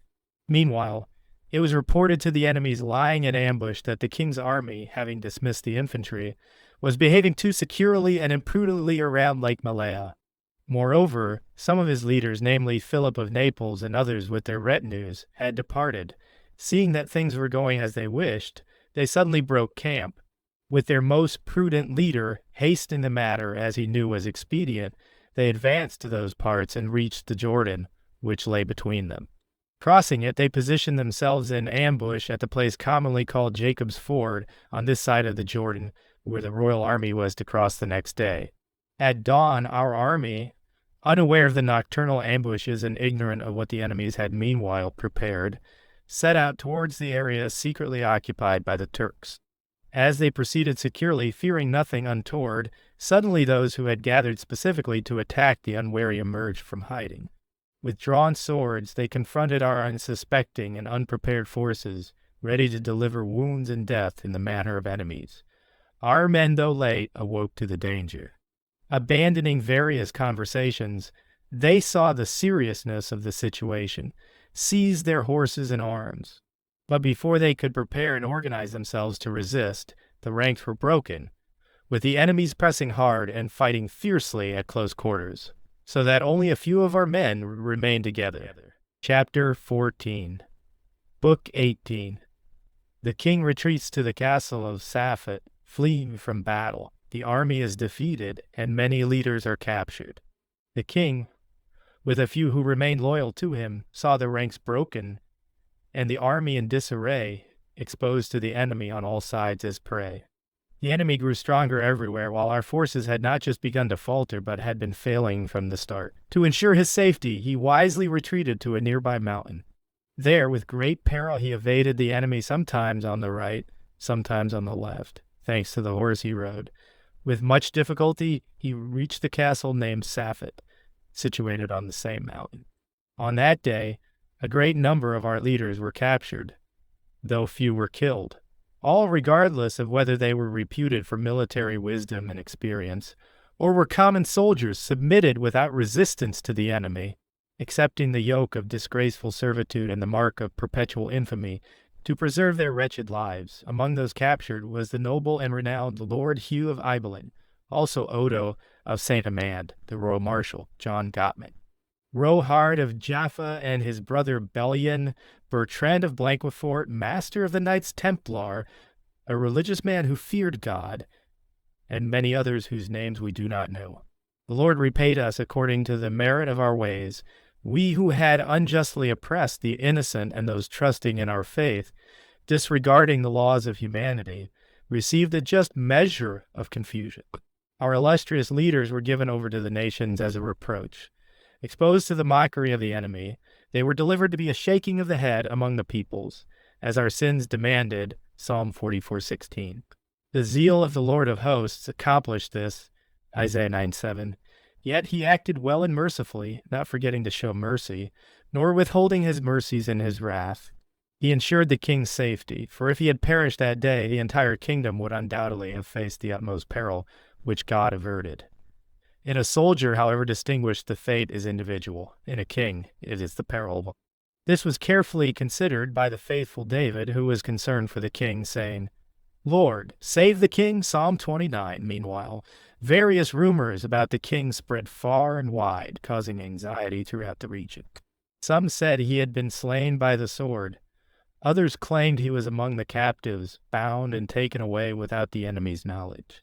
Still others believed that by divine mercy he had escaped unharmed from the tumult of battle. The entire populace, deeply anxious and like a mother with an only son, showed great concern for him. Not knowing what had happened to him, they compassionately feared the worst. However, with the region somewhat cleared of enemies, he, along with a very few who had joined him in the aforementioned town, and some who had escaped the previous day's dangers by chance, made his way to the city of Acre. There he was received with applause and great rejoicing by the people, as if he had returned to life. This occurred in the 14th year of King Baldwin's reign, in the month of June, on the 19th day, before the kalends of July. Chapter 15, Book 18. Nur ad-Din again besieges Panias, but achieves nothing as the king intervenes once more. Nur ad-Din, being a vigorous man and eager to continue his successes, traversed all the regions, gathering spoils from here and there, and becoming wealthier. He summoned his military forces once more, and by edict called for additional troops from Damascus and all its territories. He then decided to besiege Panias again, suspecting nothing less than that the king or his princes, whose strength he had previously diminished, would provide aid to the besieged. Thus, according to his plan, he set up the siege around the aforementioned city. In the manner of a hostile force, he arranged numerous siege engines in proper order, battering the towers and weakening the walls. With frequent attacks from archers and a hail of missiles, he prevented those inside from mounting any effective resistance. The citizens of that place, remembering how they had failed in their previous attempt to defend the city during the last siege, sought to preemptively protect themselves by retreating into the fortress. The constable, who had left to attend to other matters, had entrusted the supreme command of the place to a relative of his, Guy of Scandalion, a man very experienced in military affairs, but of little faith and entirely ignorant of God. Motivated by the commander's orders and the pretext of his own reputation, he encouraged others to resist both in word and deed, promising that aid would soon arrive, and that those who deserved well would gain eternal glory. As a result, everyone fought as if for their own cause, presenting themselves as astonishing and admirable to the enemy due to their tireless vigilance and continuous efforts. Nevertheless, the besiegers, fully prepared to oppose any resistance, inflicted constant harassment. Having greater numbers, they were able to relieve each other in turns, while those inside, lacking any means to replenish their strength, were driven to exhaustion by daily anxieties. Meanwhile, it was reported to the king, and it was no secret to the remaining princes in the kingdom, how much the besieged in the city were suffering. Therefore envoys were sent to the Prince of Antioch and the Count of Tripoli, urging them to hasten to their aid without delay. The king, for his part, summoned what remained of the kingdom's military forces by sending out heralds, by divine favor. It happened that within a few days, and sooner than expected, both of these illustrious leaders, with an honorable retinue, joined the royal camp near the new castle, at a place called Nigergarda, from where they could closely observe the besieged city. Upon hearing that the aforementioned princes had joined the king, and were ready to advance towards the city, Nur ad-Din, being a prudent man and very cautious in his affairs, decided to avoid the traps of war and the uncertain outcomes of battles. Although he had already breached the town in several places, and the besieged had no hope of resisting, he lifted the siege and withdrew to the further parts of his kingdom. Chapter 16. Book 18. Count Theodoric of Flanders arrives. Envoys are sent to Constantinople to seek a wife for the king.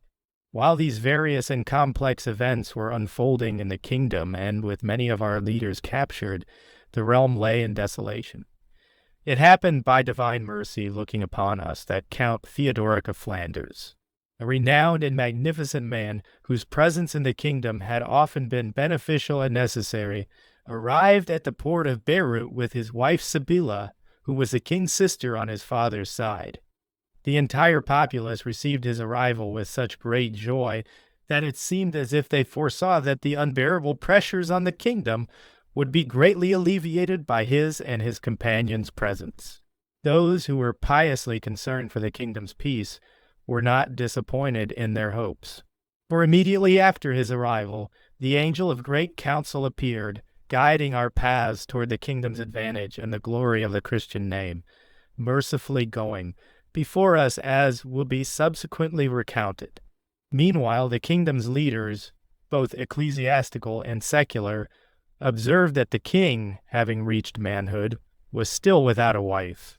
Concerned for the succession as was necessary, they advised that a legitimate heir should succeed him in the kingdom.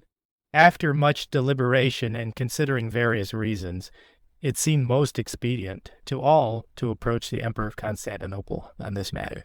This was because there was no shortage of noble maidens closely related to him in his palace, and because as a most powerful and wealthy prince among mortals, he could alleviate our kingdom's poverty, which was greatly afflicted, and transform its condition into one of abundance.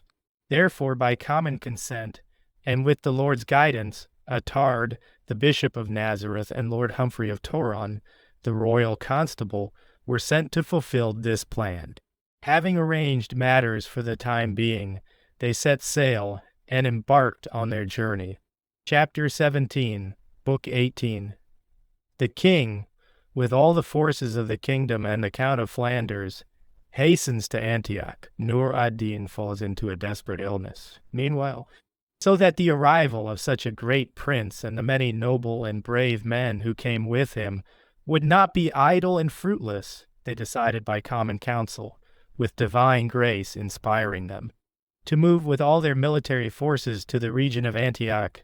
They informed both the Lord Prince and the Lord Count of Tripoli, suggesting to each in a friendly manner that they should have their troops ready by a certain day, so that they could make a sudden entry into enemy lands on the appointed day. It happened, with heavenly favor guiding them, that they met in the region of Tripoli, in a place commonly called Labokia, although they came from different parts, united in purpose. From there, they violently entered the enemy's territory with organized ranks. However, at first, they did not rejoice much in their success, for despite their intense efforts to capture the enemy town commonly called the Castle of Rugia, they did not succeed at all. But a better fortune followed the weak beginning, for at the suggestion of Lord Rainald, the Prince of Antioch, who worked hard to achieve this with all his strength, all the assembled princes directed their expeditions to the region of Antioch under more favorable auspices.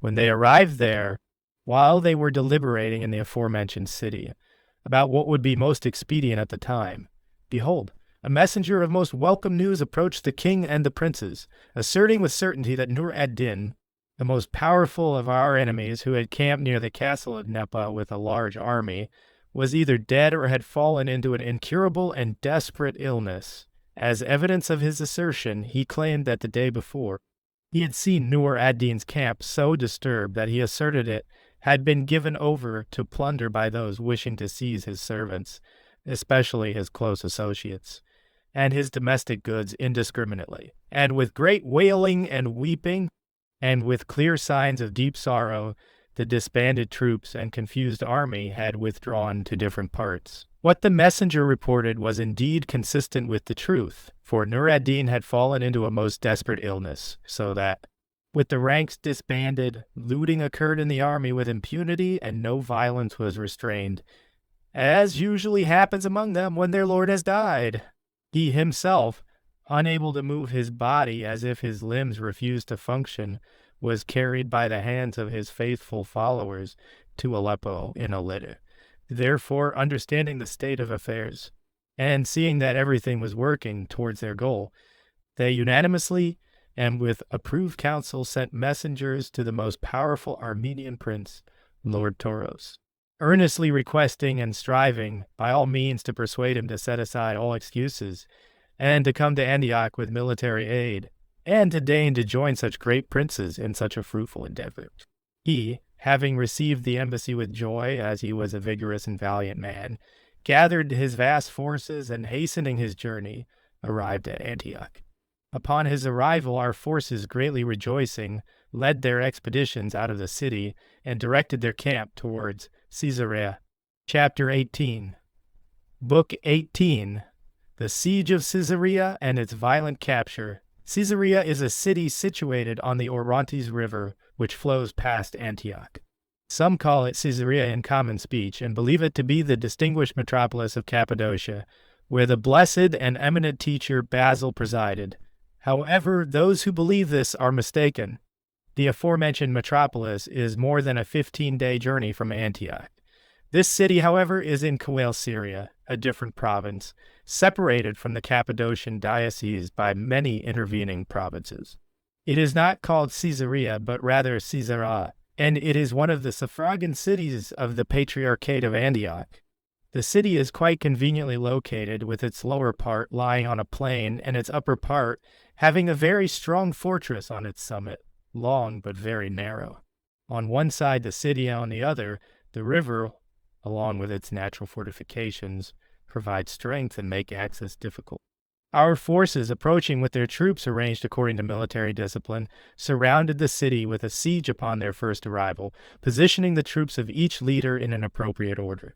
With the city besieged and the citizens gathered inside out of fear of the enemy, the king and those who had set up camp outside placed siege engines and projectile devices, continuously harassing the city with all possible means. Wearing it down with constant efforts and labor, the leaders competed with each other, encouraging their men and promising rewards to attack the city more vigorously for their respective portions, which they had drawn by lot from the beginning. As they eagerly sought to be the first to break into the city, each one striving to claim the honor of the first breach, they inflicted such distress on the citizens that they believed death was imminent from every side. The citizens of that place were inexperienced in military matters, devoted to trade and unaware of the present danger. fearing nothing less than a siege, relying on the power of their lord, whom they believed to be safe, and on the fortifications of the place. Therefore they were unprepared to bear such burdens and unable to withstand the continuous assaults and martial encounters. After several days, with the citizens completely exhausted, our forces broke through the walls due to the relentless pressure of the attackers and rushed into the middle of the city. With the city violently captured and the townspeople retreating to the fortress, everything remaining in the lower part of the city was handed over to them, and all was indiscriminately given up for plunder. They used the citizens' homes and whatever was found in them at their discretion for several days.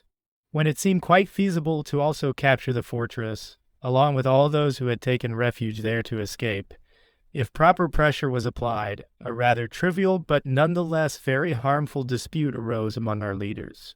The Lord King, wishing to ensure the safety of the land, saw that the Lord Count of Flanders, well equipped with soldiers and money, could preserve the place unharmed against the enemy's forces and plots.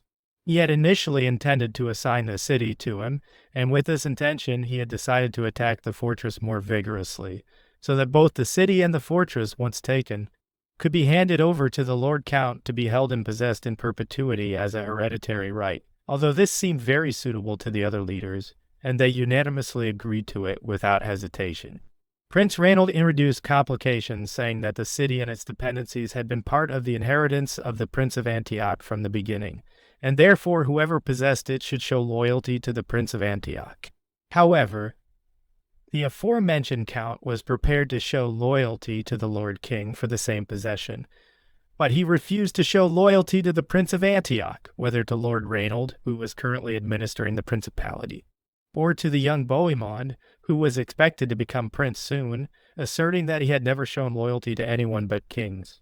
Thus, due to our sins, a dispute arose among the leaders over this matter, and neglecting the business, which was very beneficial and easy to achieve, they returned to Antioch with their legions, laden with spoils and plunder, to their satisfaction.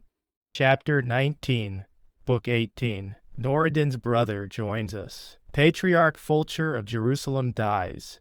A cave beyond the Jordan is restored to us. The king besieges and captures the fortress of Harantz in the Antioch region. At the same time, Noradin's brother, Murmuram, upon hearing of his brother's demise and believing him to have passed away, arrived at Aleppo. The citizens surrendered the city to him without difficulty. While he was pressing hard for the fortress to be handed over to him, he learned that his brother was still alive, and so he disbanded his troops and left the city. During this period, Lord Fulcher, the 8th Latin Patriarch of Jerusalem, a devout and God-fearing man, passed away in the 12th year of his patriarchate on the 20th of November. Meanwhile, through the efforts and diligence of Queen Melisende and those remaining in the kingdom, especially Baldwin of the island, to whom the king had entrusted the care of the kingdom upon his departure, a stronghold beyond the Jordan in the region of Gilead was recovered by our forces. This was a very fortified cave that had been deceitfully taken by the enemy a few years earlier, due to our carelessness. A messenger sent to the king brought joy to all the troops, and upon hearing of the success, they became more cheerful. Meanwhile, our leaders who were staying in Antioch, although previously found to be somewhat discordant at Caesarea, as we mentioned earlier, finally, by the grace of God, achieved unity of spirit in the bond of peace. They resolved to undertake a significant and memorable endeavor. It was agreed by all with common consent to besiege a fortress near the city of Antioch, barely 12 miles away, which was very harmful to the city and had extensive power and jurisdiction over the surrounding suburbs, commonly called villages.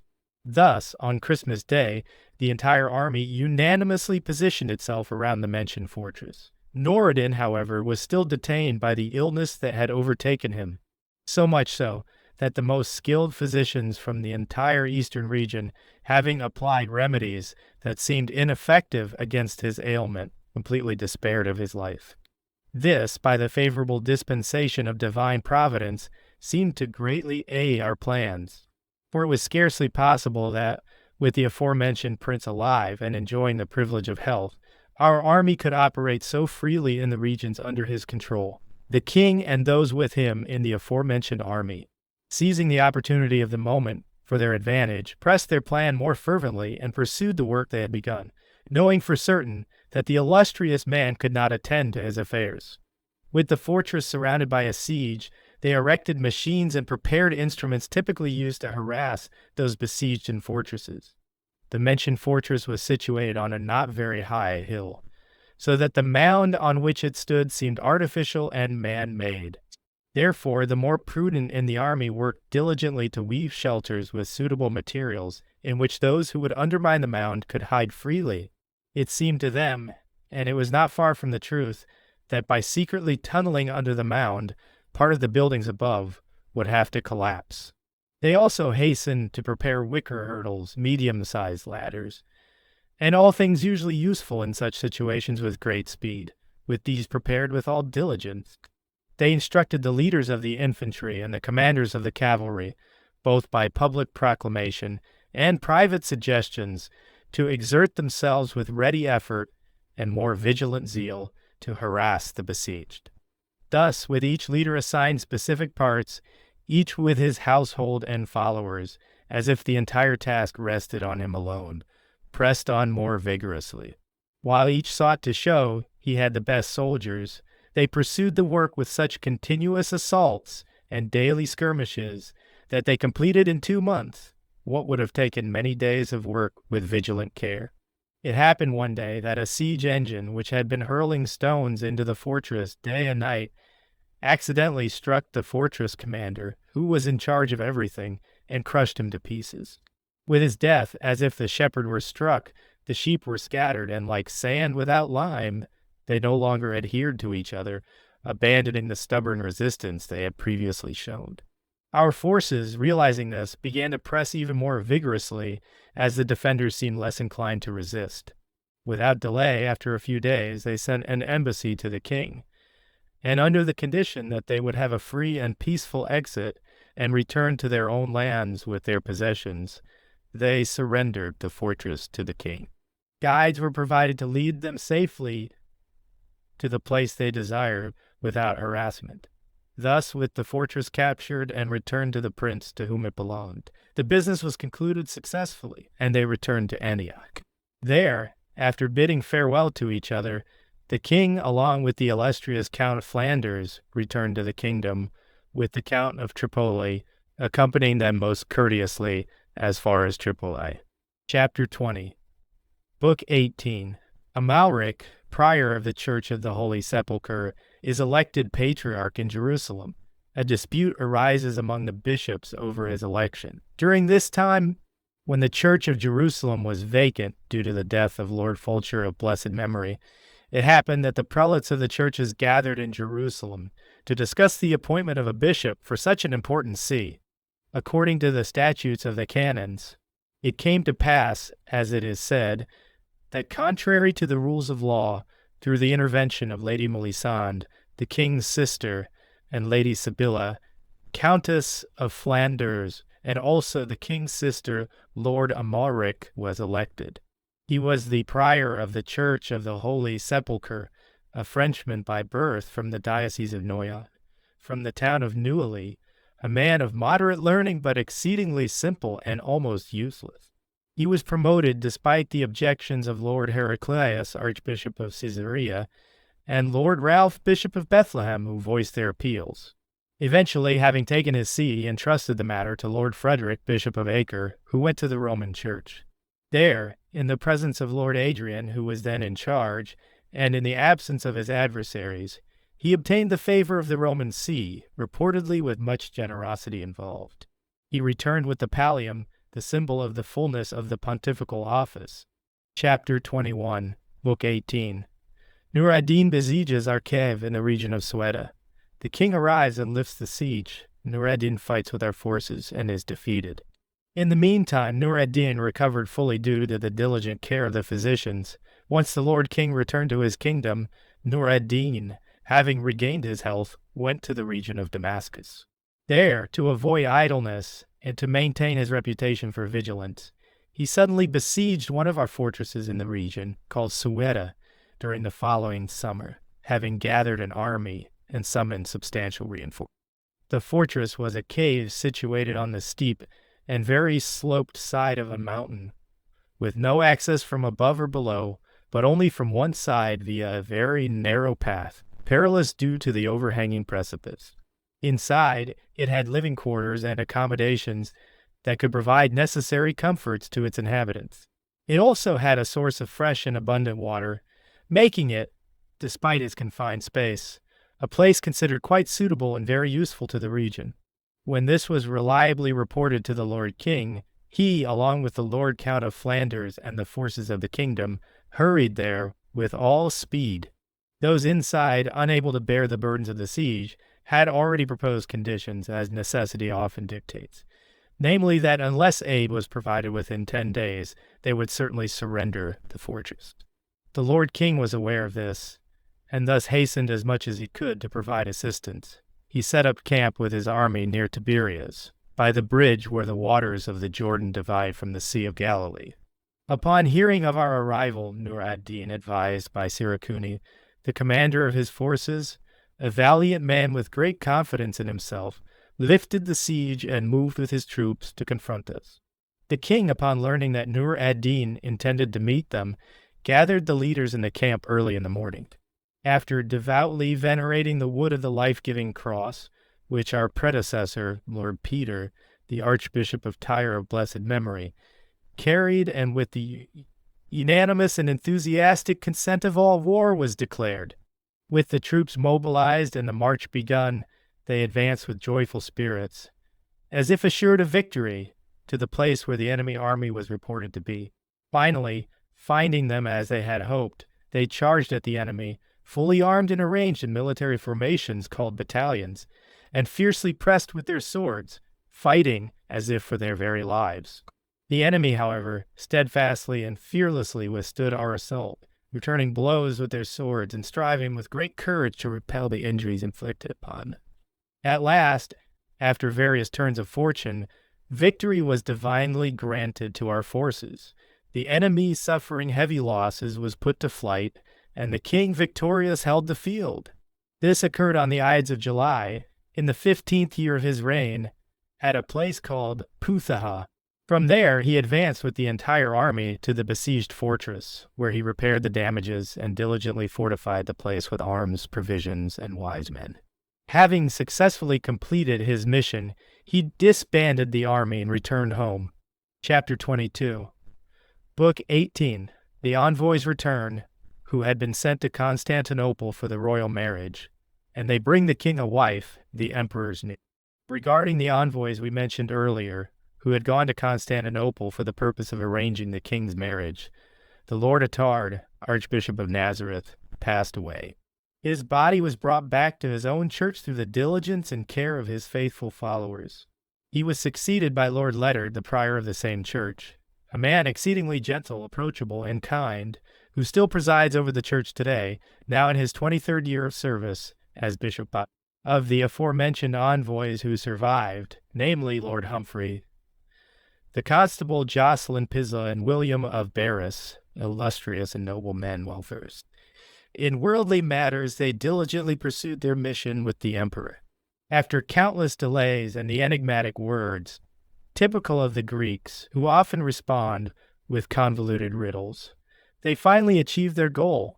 With conditions set regarding the dowry and the marriage settlement, a most illustrious virgin was chosen as the king's bride. She was raised in the sacred chambers of the empire and was the emperor's niece, the daughter of his elder brother, Lord Isaac. Her name was Theodora, and she was 13 years old, remarkably beautiful, with an elegant face and a pleasing presence. The dowry amounted to 100,000 hyperpera of just weight, excluding an additional 10,000 of the same currency, which the emperor generously granted for wedding expenses. Apart from this, her bridal attire, including gold, gems, garments, pearls, tapestries, silks, and precious vessels, could be valued at 40,000 by fair estimation. The king, binding himself in writing to the emperor, promised through his envoys that whatever his envoys firmly agreed upon with the emperor would be upheld. He pledged that after his death, she would have the city of Acre with all its dependencies for her lifetime as a marriage settlement, to be held peacefully and without dispute. Once the agreements were concluded and harmonized on both sides, Noble escorts from the empire were appointed to accompany the illustrious maiden on her journey to the king. She set out with the royal envoys to Syria to join her husband. It happened that in the following September, she arrived safely with her entire retinue at Tyre. Within a few days, she was consecrated in Jerusalem, as was the custom of the kingdom, adorned with the royal diadem and solemnly married to the king. Since at that time the elected patriarch of Jerusalem had not yet received his consecration, nor had the envoy sent on his behalf returned from the apostolic see, the patriarch of Antioch, Emeric was summoned by royal command. He conferred the grace of anointing upon the queen and celebrated the customary marriage rites. With his wife now brought to him, the king abandoned all the frivolity he was said to have indulged in excessively until that day. He seemed to embody the words of the apostle, "When I was a child, I spoke as a child. I understood as a child. But when I became a man, I put away childish things." For he is said to have loved his wife with commendable affection, and is believed to have maintained the fidelity of the marriage bed with her until the end. Thus, setting aside trivial pursuits as if transformed, he began to embrace serious matters and to consider beneficial actions more attentively. Chapter 23, Book 18. The Emperor of Constantinople comes to Antioch. Prince Reinald reconciles with him for his actions against the Cypriots. In the same year, the Lord Emperor of Constantinople, having summoned military forces from all corners of the empire for imperial magnificence, and having gathered a vast army from all tribes, peoples, languages, and nations, crossed the Hellespont and planned to descend into Syria. With great speed, he traversed the intervening provinces and, unexpectedly, so that it seemed scarcely believable to anyone, arrived suddenly in Cilicia with his armies around the beginning of December. The primary reason for this hastened journey was that a very powerful Armenian prince named Toros, whom we mentioned earlier, had violently occupied all of Cilicia, which lay beneath the mountains where he had his most fortified camps.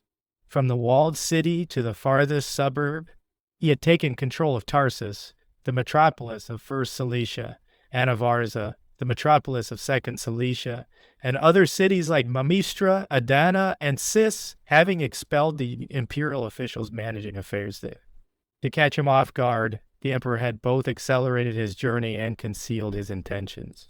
He was also moved by the lamentable and worthy cause of the Cypriots, against whom the Prince of Antioch, as we previously mentioned, had exercised his tyranny so inhumanely, treating them as enemies of the faith and detestable parasites.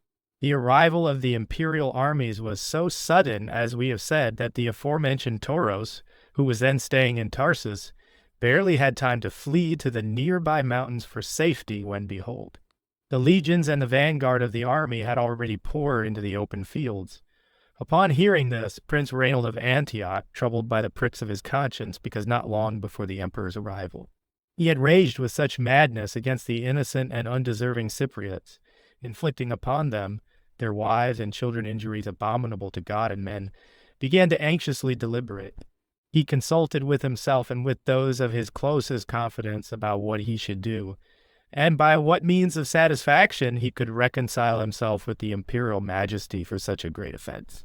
So great was his fear of the emperor's arrival, it is said, that he did not even wish to wait for the presence of the Lord King, whom he hoped would arrive soon. Although he could have known for certain that, through the king's intervention and efforts, especially due to their new familial alliance, he would find far better conditions in the aforementioned matter. Therefore, following the advice of his household, and taking some of them with him as he saw fit, along with the venerable Bishop Gerard of Laodicea, as his companion on the journey, he went to Cilicia, where the Lord Emperor was with his forces. Having first secured the favor of some of the emperor's close associates, who acted as interpreters of this matter, he reached the city of Mamistra. There, after many negotiations, he was reconciled to the imperial majesty with great ignominy, and to the shame of our people, it is said that he was presented before the emperor barefoot, wearing woolen sleeves cut off at the elbow, with a rope tied around his neck, holding a naked sword in his hand, which he grasped by the blade to offer the hilt to the emperor. There, prostrate on the ground before the emperor's feet, He lay until it turned to disgust for all, turning the glory of the Latin people into disgrace, both in his wrongdoing and in his manner of making amends. Chapter 24, Book 18. The king hastens to those regions, is honorably received by the emperor, and returns with countless gifts. The Lord King of Jerusalem, upon hearing of the emperor's arrival, took his brother and a select company of the kingdom's nobles, leaving behind the Count of Flanders, who had decided to return home on the next passage. He hurried towards Antioch. Upon reaching there, he sent messengers to the emperor, namely Lord Geoffrey, the abbot of the Temple of the Lord, who was fluent in Greek, and the noble Lord Jocelyn Pessel. Through them he extended the proper greetings and inquired whether the emperor wished him to come and have the king's presence. They were instructed to encourage and invite the king not to delay in coming to him. Furthermore, a distinguished envoy was sent from the imperial side, who, both in writing and in person, urged the king, as a beloved son of the empire, not to refuse to come. On the appointed day, with a select company of distinguished knights, the king arrived and was received with great honor. Two of the emperor's nephews, his uterine brothers, John the Protozabastos and Alexius the Protostrator, who held the highest positions among the nobles of the sacred palace, were sent to meet him with a large company of nobles. They escorted him to the entrance of the tent where the emperor and his illustrious companions were seated. He was introduced with much glory, warmly greeted by the emperor, and raised to the kiss of peace, then seated beside him in an honorable though slightly lower seat. His companions were also warmly honored with proper greetings and the kiss of peace.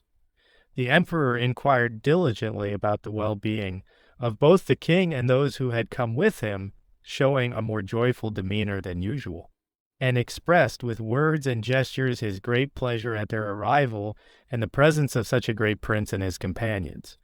During 10 days of frequent conversations, both private and in the assembly of nobles, and through pleasant interactions with the emperor, the king, being a gracious man, earned such favor from the emperor and his princes, and was so bound to their hearts with the bond of love, that they cherished him uniquely as a son while he lived. And even after his death, his memory remains blessed among them to this day. To ensure his stay with the emperor was fruitful, as a man of insight and keen worldly perception. He noticed that the emperor had ordered the camp to be set outside the city to direct forces against the aforementioned Tauros, whom he pursued with insatiable hatred. With permission granted, he began to diligently negotiate how he might reconcile the aforementioned prince with the emperor. Summoning him and having him present, he restored him to fuller favor by returning the fortresses the emperor demanded, so that, through the king's intervention, he pledged fealty before returning home. Finally, the emperor, as befitted imperial magnificence, showered the king and his princes with abundant gifts and immense generosity, and with the goodwill of all accompanying him, he returned to Antioch. We have heard from some, beyond all exception and worthy of belief, that, aside from what he lavishly bestowed upon the king's companions, which were considered countless, he was said to have given the king alone 22,000 gold coins and 3,000 marks of pure silver, excluding garments, silks, and precious vessels.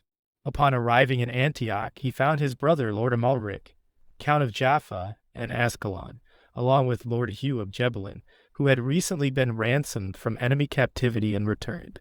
They too desired to visit the emperor, and having gone there afterward, they were kindly received by the emperor, treated with greater honor in the imperial manner, and generously gifted. They joyfully returned to the king.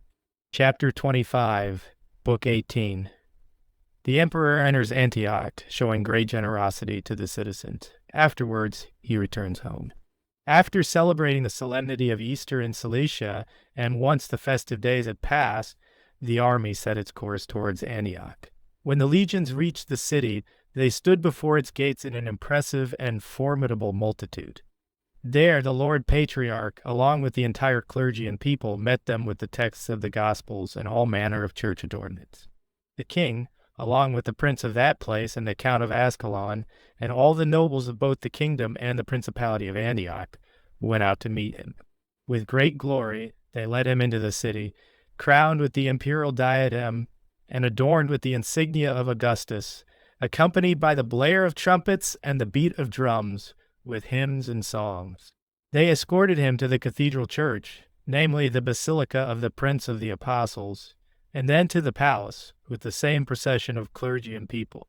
After spending several days indulging in baths and other bodily pleasures, he distributed a most generous gift to the people of the city, as was his custom. He then planned to leave the city for hunting, to relieve his weariness, taking the king with him as a companion in this activity. However, while they were engaged in this pursuit on the solemn day of the Lord's Ascension, as they roamed the woods in the manner of hunters, the king's horse, driven by a sudden impulse, carried him through areas overgrown with low shrubs and thorns. By chance he was thrown headlong to the ground, with his horse breaking his arm.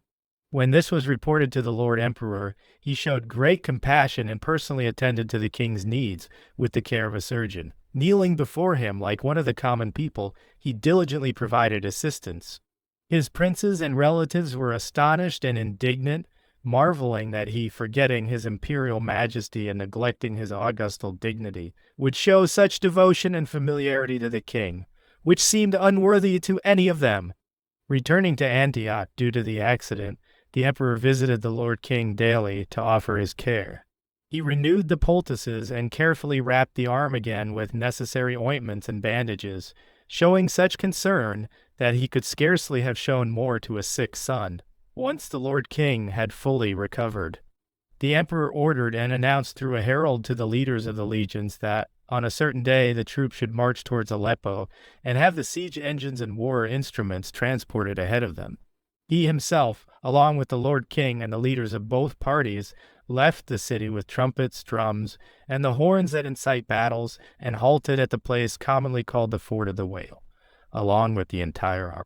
From there he sent messengers to Nur ad-Din, who happened to be in Aleppo at that time, and through envoys he secured the release of a certain Bertrand, the natural son of the Count of St. Gilles, along with some other captives.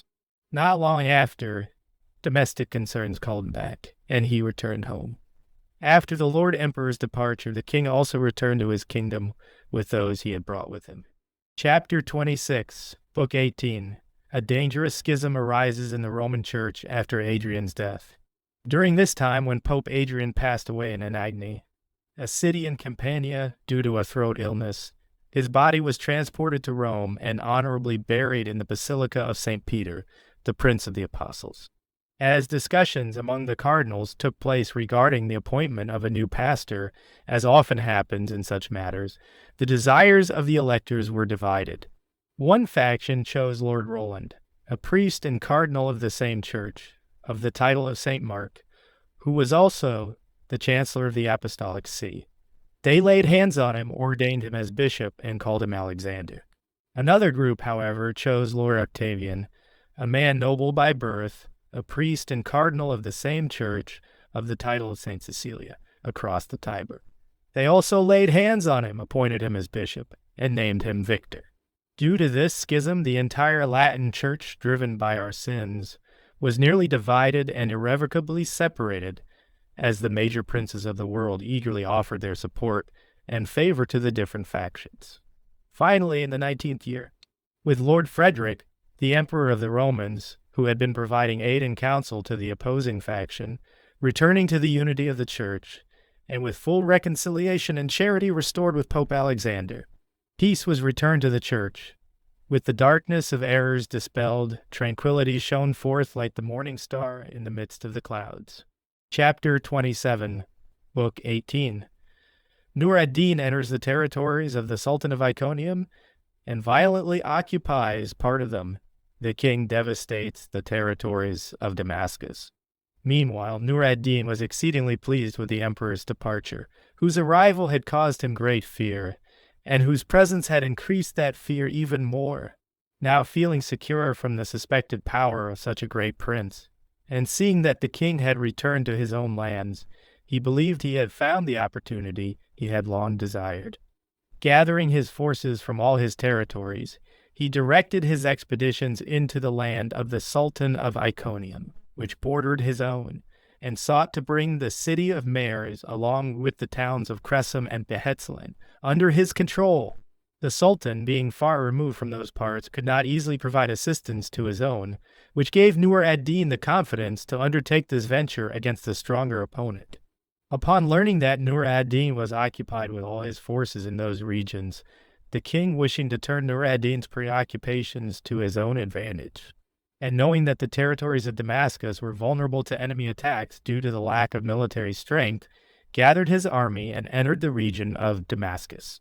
He freely led his army from Afro, the famous metropolis of Arabia Prima, to Damascus, setting everything ablaze and plundering at will, with no one opposing him.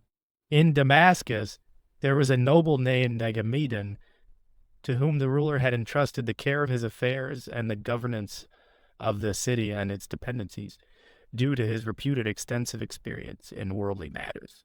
Seeing his lord occupied with distant affairs and lacking the military forces to resist the king's power, Negamedon, as a prudent man seeking to avert imminent dangers, offered 4,000 gold coins to secure a peace of 3 months. With the money, he multiplied the number of intermediaries and obtained the requested peace, also releasing 6 common soldiers he held in chains. Thus he wisely removed the king and his army from his homeland. Meanwhile, Queen Melisande, a prudent woman of discernment beyond her sex, who had ruled the kingdom with appropriate moderation for over 30 years, both during her husband's life and her son's reign, fell into an incurable illness. She did not recover until her death, despite the diligent care of both her sisters, the Countess of Tripoli and the Abbess of St. Lazarus of Bethany, who spared no effort in attending to her.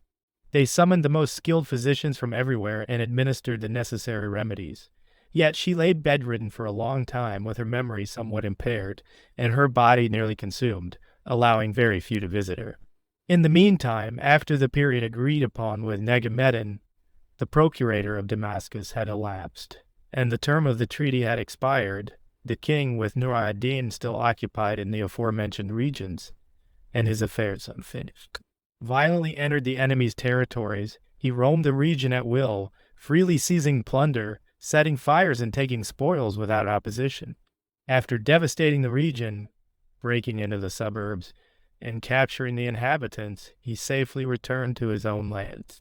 Chapter 28.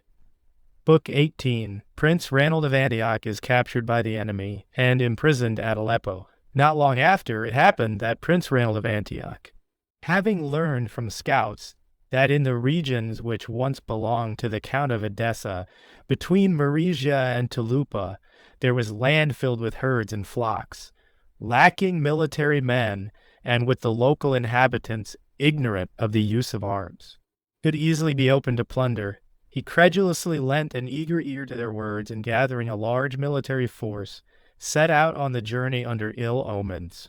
Arriving at the aforementioned places, he found full truth in their reports, for without a doubt he discovered an astonishing multitude of herds and flocks. However, the people to whom these belonged were a faithful people, for the entire region had only a few Turks in the garrisons, who both guarded the fortresses and collected the dues from the peasants to be preserved for their greater lords, whose agents they were. Only Christians, Syrians, and Armenians inhabited the suburbs, engaging in agriculture and cultivating the fields. Having gathered the plunder and spoils from various parts without anyone to bear them, they were returning laden with loot and enriched with various goods, safe and in complete tranquility. But behold Megadin, the prefect of Aleppo, a close associate of Nur ad-Din and bound to him by sincere loyalty, having taken with him the more mobile troops of the entire region, hastened to intercept Ranald, whose return he had foreseen, intending to attack them, burdened with baggage and plunder, in some narrow passes, or at least to force them to abandon their impediments by force. And so it happened, as the prudent man had planned, that those hurrying to meet them, guided by those who had come from the prince's army, reached the designated place, quite close to the region where the prince had set up camp with all the plunder. Upon learning of the enemy's arrival, the prince deliberated with his men on what should be done in the present necessity, rejecting the wiser counsel, namely, to abandon the plunder, and return more swiftly and without much difficulty to their own lands, they chose instead to not desert the plunder and spoils, and to fight bravely with the enemy unless prevented by them. So, at dawn, with the day already somewhat advanced, the battle was joined as the troops clashed, with the enemy pressing hard with bows and swords, showing great persistence. Although our men initially seemed to have the spirit to resist, in the end they were mentally overwhelmed and turned their backs, choosing flight and abandoning the spoils. The prince, however, due to his sins, was to atone physically for all the impieties he had committed. He was captured and bound in chains, taken to Aleppo with other captives, made a spectacle for the infidel peoples, and led away with utmost ignominy. This occurred in the 18th year of King Baldwin's reign, in the month of November, on the 23rd day, between Crescem and Muraz, in a place called Comia. Chapter 29, Book 18. A certain John, a cardinal priest of the Roman Church, descends to Syria as a legate. A disagreement arises among the bishops regarding his reception. Baldwin, son of Amalric, count of Jaffa and brother of the king, is born. During those days, a certain John, a very learned man and a cardinal priest of the Roman Church of the title of Saints John and Paul, was sent as a legate by Lord Pope Alexander to the eastern regions and arrived at Byblos with some Genoese. Wishing, therefore, to enter the kingdom as a legate with the obtained permission, he sought to understand the opinions of the Lord King and other leaders of the kingdom, both ecclesiastical and secular, regarding his entry. For as we have previously mentioned, the entire world was nearly divided due to the schism that had arisen, with some supporting Lord Pope Alexander and others favoring the opposing party. Hence, after much deliberation, he was instructed to wait and not presume to enter the kingdom until, after fuller deliberation with the prelates of the churches and the leaders of the kingdom, he was informed by common council what he ought to do. Meanwhile, a gathering was convened at Nazareth with the Lord Patriarch and other church prelates, along with some of the leaders and the Lord King present, to deliberate on what would be the most expedient course of action in such uncertainty.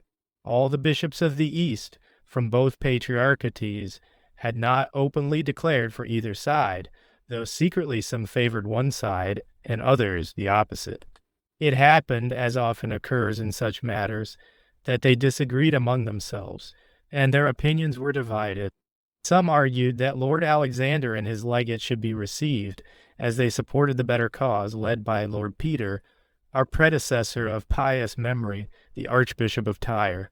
Others, conversely, preferred the cause of Lord Victor, asserting that he had always been a friend and protector of the kingdom, and believed the legate should not be received in any way.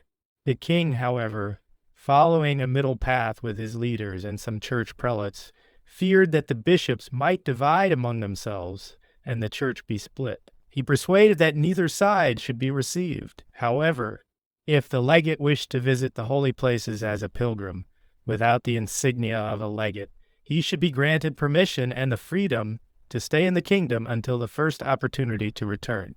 He also argued and provided reasons for his stance, saying, "The schism is recent. It is not yet known to the world which of them supports the better cause. It is dangerous to choose a side in a doubtful matter and to hastily pass a definitive judgment on an uncertain issue. Furthermore, there is no need for a legate in the kingdom who would burden the churches and monasteries with expenses and diminish them through extortions." This was the opinion of the Lord King. Although it seemed more beneficial, the opinion prevailed of those who asserted that the legate should be received. Thus, he was called into the kingdom and became burdensome to many who had initially welcomed his arrival. During that time, a son was born to Lord Amalric, Count of Jaffa, from Agnes, the daughter of the Count of Edessa. At the father's request, the king received him from the sacred font and gave him his own name, Baldwin. When the king jokingly asked what he would give to his nephew and godson, he replied, "As a man of pleasant and urbane speech, the kingdom of Jerusalem." This remark deeply impressed some wise men who heard it, noting that although he was very young and his wife was a young girl, it seemed to foreshadow that he would be taken from this life without children, which indeed came to pass. Chapter 30, Book 18. The king is summoned by the people of Antioch and hastens there. imperial envoys arrive, requesting a wife for their lord from among the king's relatives. With the prince captured and the province of Antioch deprived of a leader's support, the people of the region were once again seized with fear and anxiety. Daily they anticipated the desolation of the region unless the Lord protected them, their minds suspended in dread. Finally, it seemed wise to seek the usual assistance and to request relief from impending evils from the source, where they had often obtained their requests without refusal.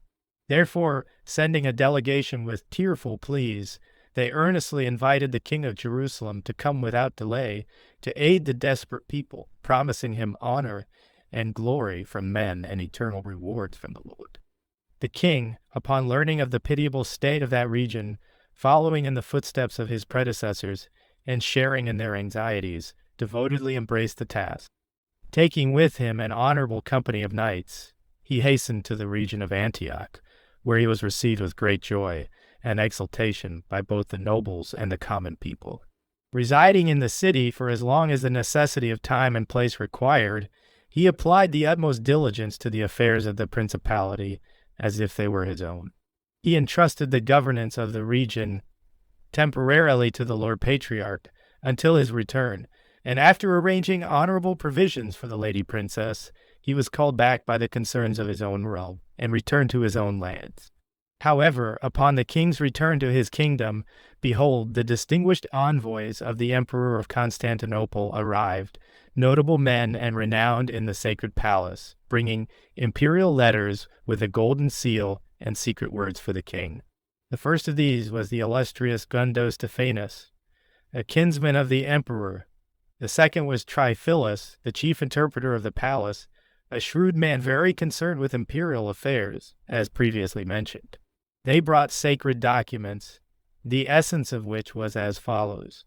Know, most beloved to us, and most esteemed by our empire, that the blessed Irene of glorious memory in the Lord, our consort in the sacred empire, has departed this life to join the chosen spirits, leaving us with a single daughter as the heir of our shared empire. Concerned about the succession of the empire and having no male offspring, we have frequently held diligent discussions with the illustrious members of the sacred palace regarding a second marriage.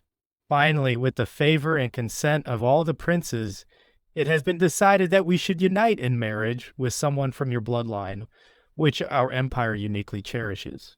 Whether you choose the sister of the illustrious Count of XXI or the younger sister of the magnificent Prince of Antioch, we, trusting entirely in your sincerity, will, with the Lord's guidance, take her as our consort and partner in the empire. Thus, having understood the emperor's intentions both from his letters and from the envoy's spoken words, the king pledged his service, promised his efforts, and offered multiple thanks to the imperial majesty. He was grateful both because the emperor proposed to associate someone from his bloodline with such great eminence, and because, commending his trust, the emperor placed the decision in his hands, promising to take as his consort and partner in the empire whichever he chose. Chapter 31, Book 18. The king betroths the sister of the Count of Tripoli, the illustrious maiden Melisende, to the emperor, but after a year the emperor repudiates her and marries Maria, the daughter of Prince Raymond. The king, after deliberating with his close advisers on what would be most suitable for himself and the imperial majesty in the present matter, summoned the imperial envoys. He persuaded and instructed them to accept Melisende, a young woman of good character and the sister of the Lord Count of Tripoli, as a wife for their lord. The envoys, embracing the king's proposal with great reverence, agreed, but insisted that this decision should be communicated to the emperor through messengers and letters. Meanwhile, the maiden destined for such a high position was being prepared with lavish adornments by her mother, aunt, brother, and all her friends. These adornments beyond royal means included necklaces, earrings, bracelets, anklets, rings, chains, and crowns of pure gold, as well as silver vessels of immense weight and size. Unheard of items for the kitchen, for food and drink, and for bathing were prepared, along with bridles, saddles, and, to put it briefly, all kinds of furnishings. All these were prepared with such infinite expense and effort that the works themselves proclaimed their extravagance and easily surpassed royal luxury. Meanwhile, as the Greeks meticulously examined every detail and investigated the maiden's character and the disposition of her hidden physical features, they sent frequent messengers to the emperor and awaited their return.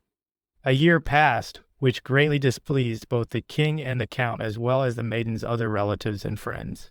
They publicly confronted the imperial envoys, presenting them with two options: either to decisively abandon the long-discussed marriage and reimburse the expenses, or to cease weaving delays and conclude the matter according to the agreements made. The count was burdened by many expenses. He had ordered 12 galleys to be built and fully equipped, intending to escort his sister to her husband. All the major figures from the principality and the kingdom had gathered in Tripoli, awaiting the imminent departure of the lady, for whom the count provided necessities either entirely or in large part. The Greeks, however, responded ambiguously, as was their custom, attempting to prolong the matter further. But the king, countering their sophistry, sent a special envoy, Lord Otto of Risberg, to the emperor, earnestly requesting that he clearly declare his intentions through him. Returning sooner than expected, the envoy informed the king both verbally and in writing that the emperor was displeased with all that had been negotiated regarding the proposed marriage. Understanding this, the king abandoned the matter, considering it a great disgrace that what was believed to have been negotiated and settled through his intervention had undoubtedly seemed to reflect poorly on him. Meanwhile, fearing the indignation of the Count of Tripoli, the emperor's envoys found a small boat by chance and had themselves transported to Cyprus.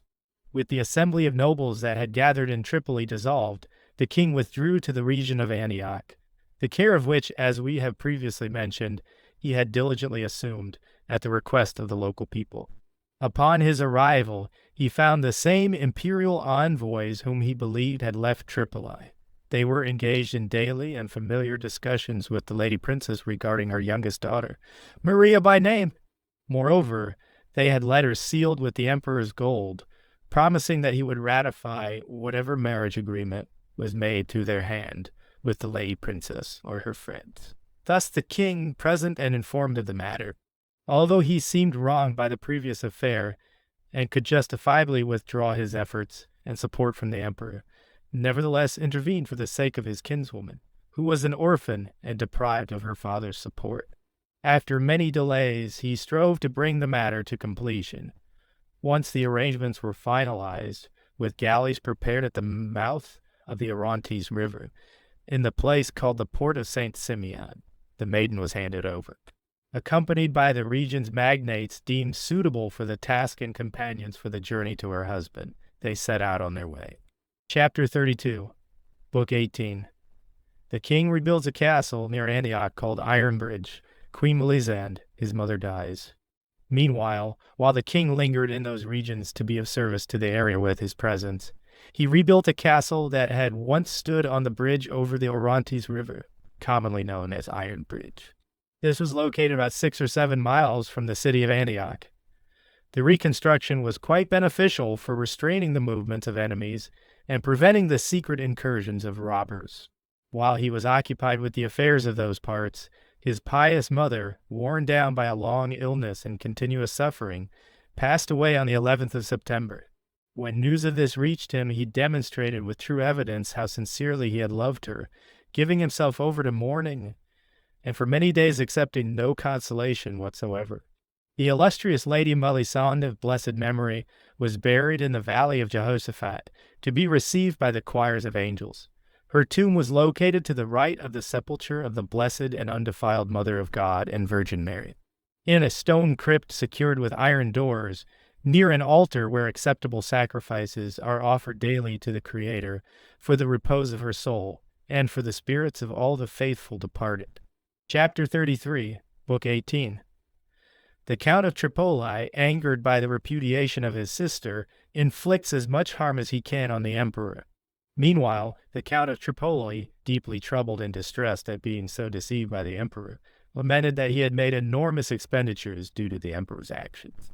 His sister had been repudiated without any cause, as if she were the daughter of some commoner. Anxious and sighing from his heart, he pondered how he might repay the emperor in kind and return the injury inflicted upon him with equal measure. As he contemplated this, he was also aware that the emperor was the most powerful prince among mortals, and his own strength was insufficient to harm him in any way. Nevertheless, not wanting to appear as if he did not feel the injury or was carelessly ignoring it, he ordered the galleys he had prepared for another purpose to be armed, driven by his anger. He summoned pirates and masters of wicked deeds, handing the galleys over to them with instructions to roam the emperor's lands, sparing neither age nor gender, and making no distinction of rank. They were to indiscriminately set monasteries and churches on fire and freely commit plunder and murder everywhere, claiming just cause for their arms and strength. Obeying his command, they took to the sea, exploring the emperor's regions, both on the islands and along the mainland coast. Interpreting the count's words broadly, they orchestrated plunder, arson, and murder everywhere. They violated churches, broke into monasteries, and showed no respect for sacred places. They also attacked pilgrims traveling to or returning from holy sites, robbing them of their provisions and forcing them, stripped and destitute, to either die or eke out a life in beggary. Likewise, they plundered the goods of merchants who supported themselves, their wives, and children through trade, compelling them to return home empty-handed, having lost both their fortune and profit. Chapter 34, Book 18. The king drinks a potion at Antioch, leading to severe illness. He seeks to return home, but as his condition worsens, he dies on the journey at Beirut. While the Count of Tripoli, driven by zeal for his own injury, was occupied with his affairs, the king, before the onset of winter at Antioch, as was his custom, wished to use a potion. He received pills from Barak, the physician of the Count of Tripoli, both those to be taken immediately and those to be taken after a short interval. Our Eastern princes, influenced mainly by women, disregarding the medical practices of our Latin people, placed their trust imprudently in Jews, Samaritans, Syrians, and Saracens, submitting themselves to their care and entrusting themselves to them. Though they were entirely ignorant of medical principles, it was said that these pills were tainted with poison, and this was not far from the truth, for the remainder, which the king was instructed to take later, was tested at Tripoli by being infused into bread and given to a small dog, which died within a few days.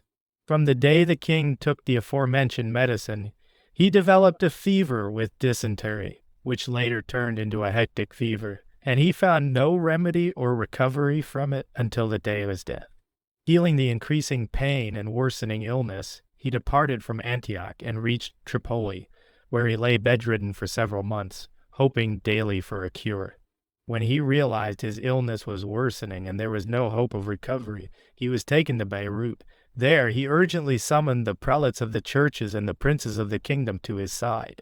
In their presence, he piously and religiously revealed his faith in detail, confessed his sins with a contrite and humble spirit before the bishops, and freed from the prison of the flesh, he entrusted his soul to the heavens, to receive an unfading crown with the chosen princes by the Lord's grace. He died in the year of the Lord's incarnation, 1162, in the 20th year of his reign, on the 10th of February, at the age of 33. With no children surviving him, his brother was appointed heir to the kingdom. He was then transported to Jerusalem with great reverence and royal funeral rites, amidst the lamentations and tears of all, met by the clergy and the entire populace of the city.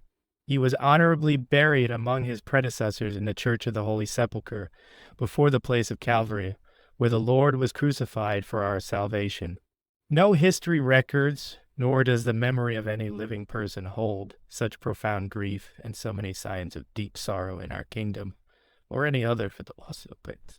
Apart from the citizens in whose cities the royal funeral procession entered, whose mourning and grief seemed unparalleled, a multitude of the faithful descended from the mountains, following the preceding funeral with wailing. Thus, from the city of Beirut to Jerusalem, for almost 8 continuous days, there was unceasing lamentation, and grief was renewed almost every hour.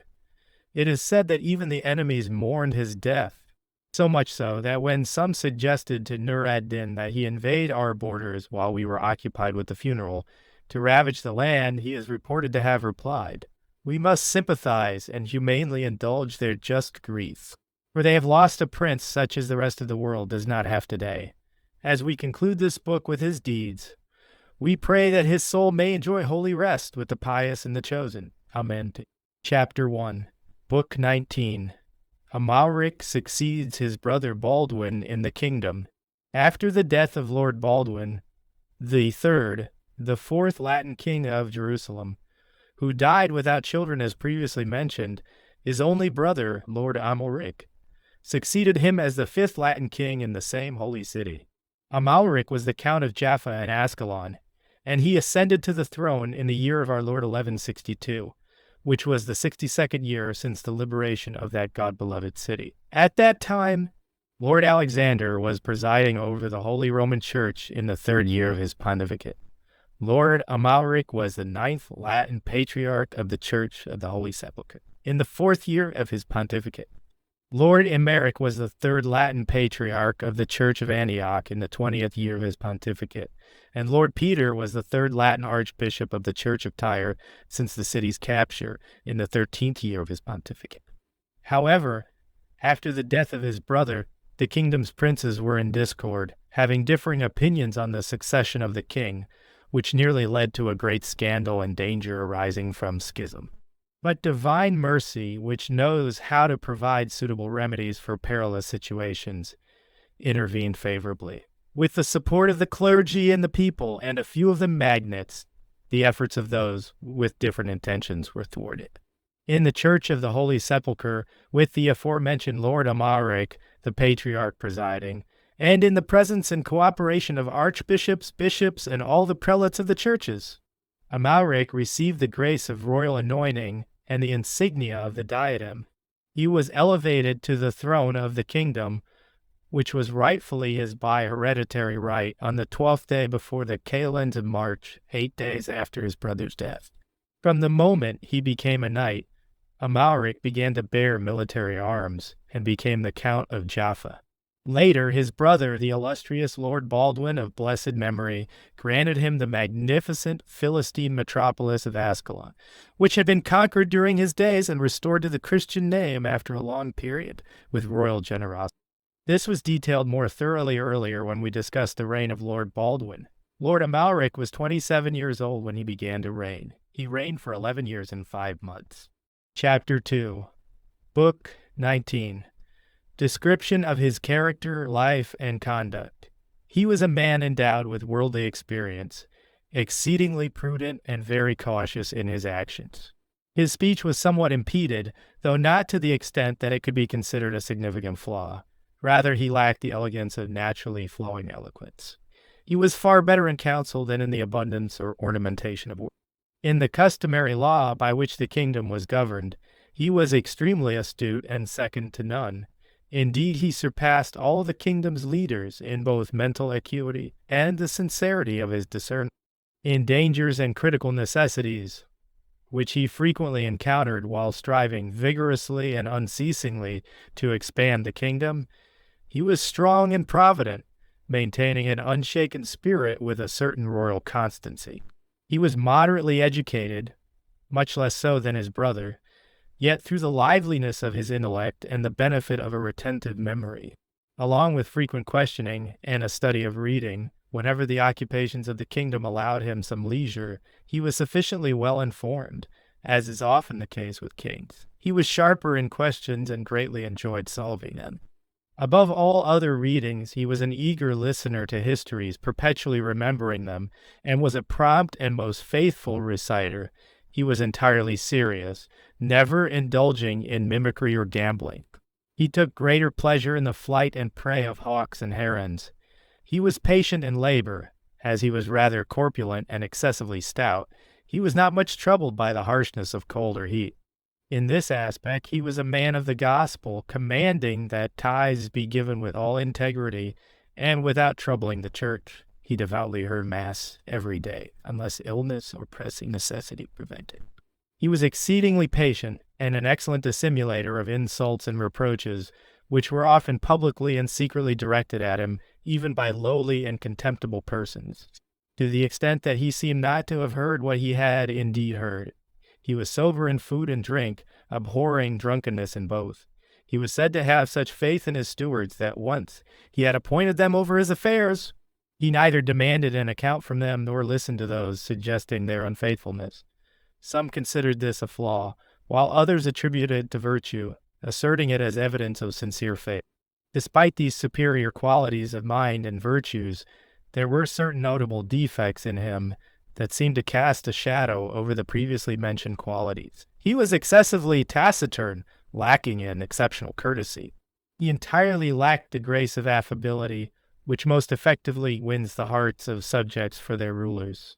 He rarely spoke to anyone unless compelled by necessity or provoked by conversation. This defect was all the more noticeable in him because his brother was abundantly endowed with the grace of pleasant speech and engaging affability. He was also said to struggle impatiently with carnal temptation, may the Lord mercifully forgive him, and was rumored to have pursued the marriages of others. He was a vehement opponent of the church's liberties, depleting their patrimonies with frequent and undue exactions during his days, to the point that he compelled venerable places to be burdened with debt beyond their means. He was greedier for money than was fitting for royal honor. Through the intervention of gifts, he often removed obstacles and frequently delayed matters, contrary to the rigor of censure and the moderation of law. In defense of his avarice, he would, even in private conversation with me, strive to assign reasons, saying that any ruler, especially a king, must always maintain this foresight to avoid want, for two reasons. First, because the wealth of subjects is secure where the ruler is not in need, and second, so that he may have resources at hand to address the kingdom's needs should unforeseen circumstances arise. In such cases, a provident king must be abundantly munificent and not spare expenses, so that whatever he possesses seems to be for the kingdom's use, not his own. Even his detractors cannot deny that he fulfilled one of these. For in the kingdom's needs he spared neither expenses nor was deterred by the fatigue of his own body. However, the wealth of the subjects was not entirely secure. He frequently resorted to exhausting their patrimonies, seizing any slight occasion. Chapter 3, Book 19. On his physical appearance and a certain question he posed to one of his close companions. His body was favorably proportioned, appearing taller than average but shorter than the very tall. His face was handsome, projecting the dignity of a revered prince, even to strangers. His eyes were bright and of medium size. His nose, like his brother's, was aquiline and well-shaped. His hair was blonde and slightly receding. His beard covered his cheeks and chin with a pleasing fullness. However, his laughter was unrestrained, causing his whole body to shake when he laughed. He delighted in conversing with wise and discerning men, those knowledgeable about distant lands and experienced in foreign customs. I remember once being summoned by him in a friendly manner while he was suffering from a mild fever in the castle of Tyre. During a period of rest and at clear interval, as often happens with intermittent fevers, I had a private conversation with him, discussing many matters. I provided answers to some of his questions as best as I could at the time, for he greatly enjoyed our discussions.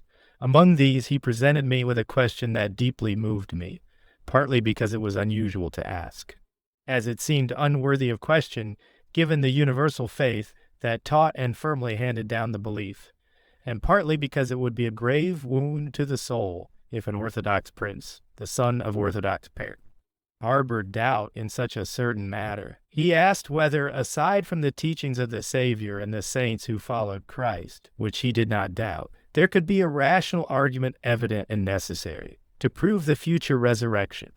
Moved by the novelty of the question, I replied that the teachings of our Lord and Redeemer should suffice, as he most clearly teaches in many places in the Gospel about the future resurrection of the flesh. He promises to come as a judge, to judge the living and the dead, and to renew the world through fire.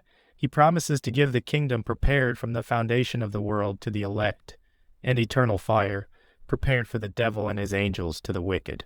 The pious assertions of the holy apostles and the fathers of the Old Testament should also suffice. To this he responded, I hold all these things most firmly, but I seek a reason by which these things can be proven to someone who denies them and does not accept the teachings of Christ, to prove the future resurrection and another life after this death. To which I replied, assume the role of such a person and let us attempt to find something on this matter. He agreed, And I continued, "Do you confess that God is just?" He replied, "Nothing is truer. I confess it." I then asked, "Is it just to reward good with good and evil with evil?" He affirmed. "It is true," I continued. "In this present life, however, this does not happen, for some good people suffer only troubles and adversities in this world, while some wicked people enjoy continuous happiness, as daily examples teach us." He agreed, "That is certain." I then proceeded, "Therefore, it must happen in another life, because God cannot fail to be a just rewarder. Thus, there will be another life and the resurrection of this flesh, in which one deserves good or evil, in that one should receive reward and recompense." He was greatly pleased with this and said, "You have removed all doubt from my heart." He greatly enjoyed such discussions and similar ones. But let us return to the subject. He was exceedingly corpulent, to the extent that he had breasts like a woman's protruding to his belt. However, the other parts of his body were shaped by a more generous nature, so that they not only displayed a moderate beauty, but also enjoyed a certain advantage of form. Even in taking nourishment he was temperate, and even his enemies could not deny his extreme abstinence from wine. Chapter 4, Book 19. Before he was crowned, he was compelled to separate from his wife, whom he had married against sacred canons. While his brother was still alive and successfully managing the kingdom, he married Agnes, the daughter of Jocelyn, the younger Count of Edessa.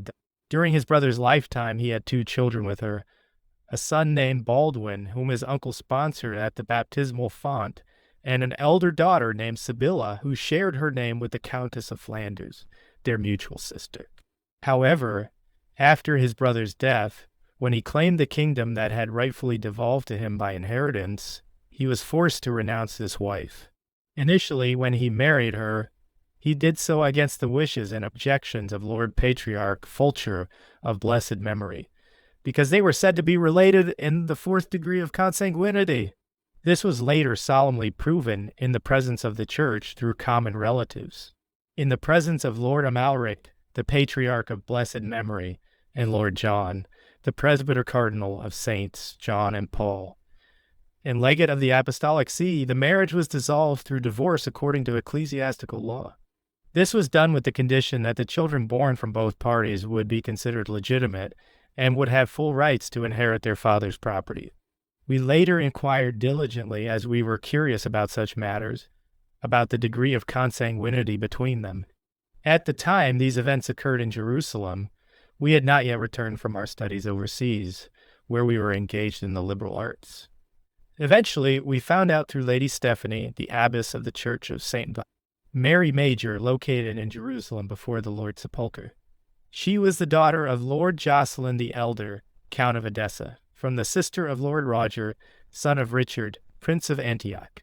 She was a religious and noble woman in both lineage and character, advanced in age but with a good memory, who confirmed that their lineage was as follows: Lord Baldwin of Bork, the 2nd King of Jerusalem, a man magnificent in every way, about whose life, character, and both fortunate and unfortunate events we have discussed at length when covering his reign, and Lord Jocelyn. From Lord Baldwin was born Queen Melisande, and from Melisende were born Lord Baldwin, the 3rd and Lord Amalric kings. From Lord Jocelyn the elder came Jocelyn the younger, from whom the aforementioned Agnes, countess and wife of Lord Amalric in fact, but not by law, and Jocelyn the 3rd, now the royal seneschal and uncle of King Baldwin, who reigns today, were born. Moreover, while King Amalric was still unmarried, she was immediately joined in marriage to the noble and magnificent Lord Hugh of Ibelin, son of Balian the elder, Baldwin of Ramla, who now possesses the aforementioned city after his brother died without heirs, and Balian the younger, who has the widow of King Amalric as his wife. After his death, while Lord Amalric was still alive, she went to Lord Reginald of Sidon, son of Lord Gerard, with the same affection. It is said that her relationship with him was less licit than with Lord Amalric before, for her father, Lord Gerard, as a relative of both parties, as he certainly was, confirmed by his own oath that there was consanguinity between the aforementioned persons, as he had heard from his ancestors. Hence, the divorce followed as previously mentioned.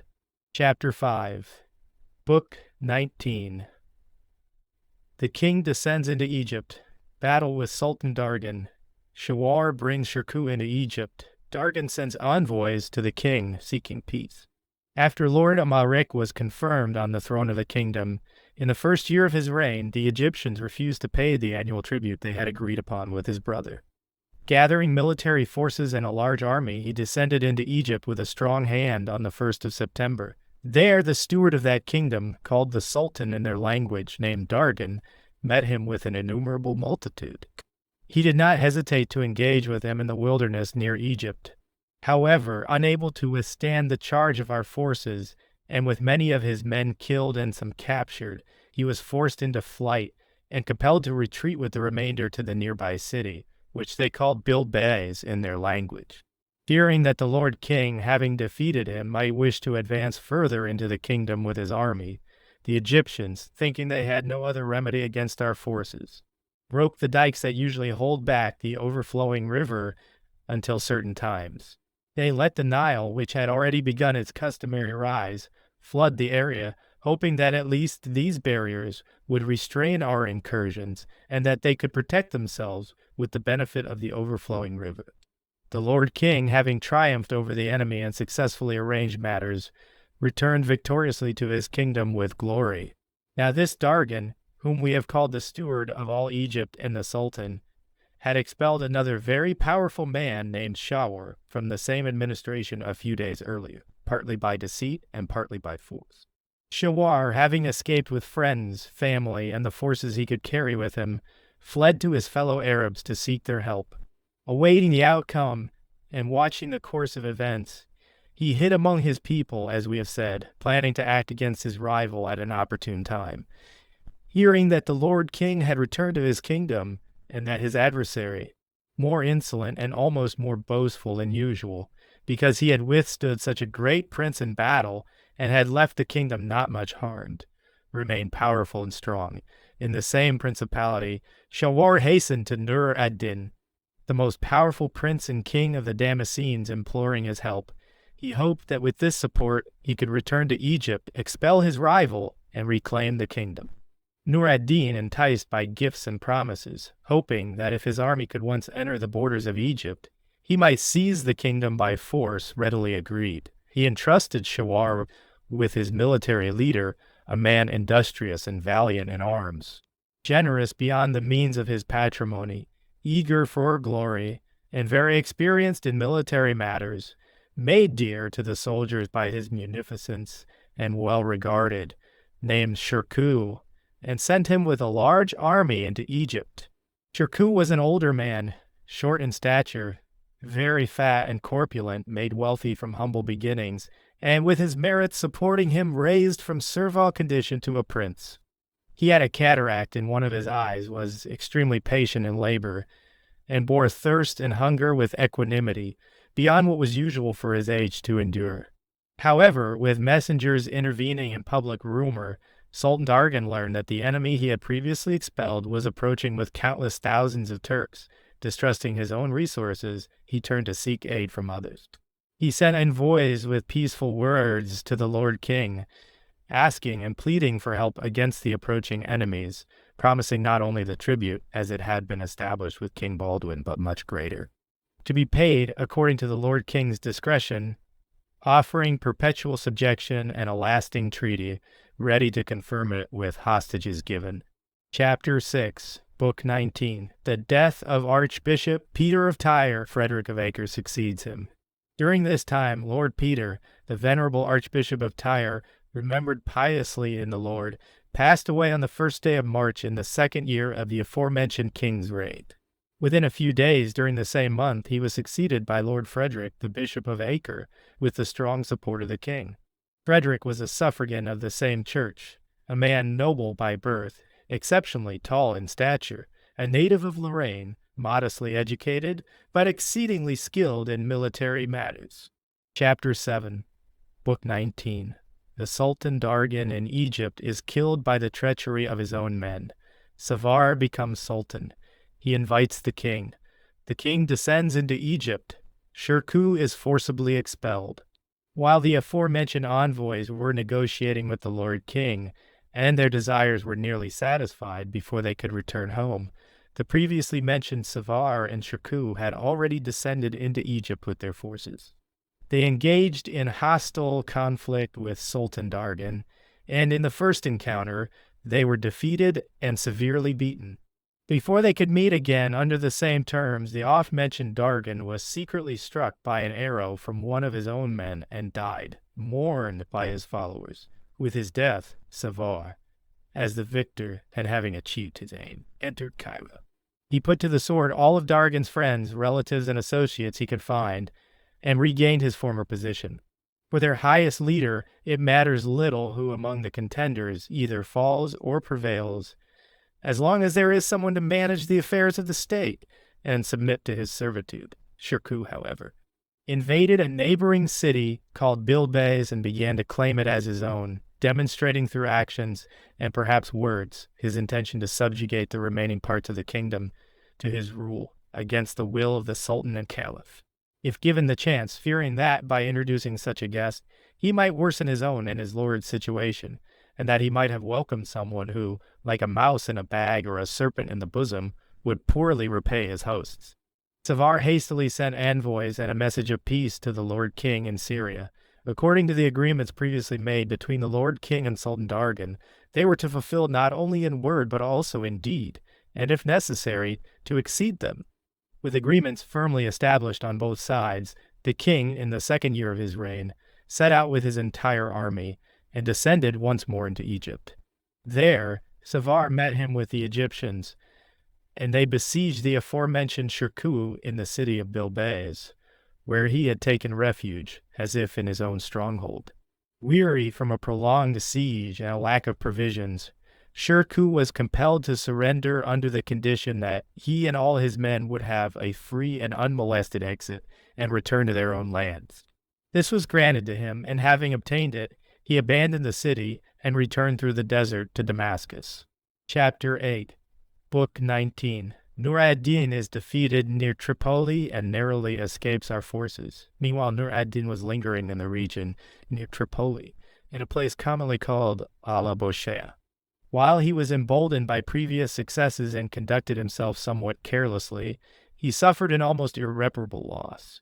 At that time, certain nobles had arrived from the regions of Aquitaine, namely Geoffrey, who was surnamed Martel, the brother of the Lord Count Angoulême, and Hugh of Lusignan the elder, who was surnamed Brunus, for the purpose of pilgrimage. Having completed their prayers as customary, they made their way to the region of Antioch. Learning that Nur ad-Din was staying with his army in the aforementioned place near Tripoli, resting too securely and without concern, they gathered military reinforcements and suddenly attacked his army. Capturing many and killing more with the sword, they nearly annihilated his forces to the point of complete destruction. Nur ad-Din, abandoning his sword and all his baggage, fled on a mule. Barefoot on one foot, deeply confused and despairing for his life, barely escaping our forces. Our men, enriched with spoils and abundant wealth, returned victorious to their own lands. The leaders of this expedition were Gilbert de Lacy, a noble man, skilled in arms and the commander of the Knights Templar in those parts. The two great aforementioned men, Robert Mansell, who led the Galicians in the same expedition. Chapter 9, Book 19. Nur ad-Din besieges the fortress of Harans in the region of Antioch. The prince of Antioch, the count of Tripoli, and the governor of Cilicia are captured. Nur ad-Din, shaken by a recent misfortune and burning with anger, sought to erase the disgrace he felt and avenge the wrongs done to him and his people. He called upon his allies and friends, imploring nearly all the princes of the East with both pleas and payments to join him. He gathered his forces, assembling military support from every possible source. With immense troops and countless thousands gathered, he laid siege to one of our towns on the borders of Antioch, named Haran.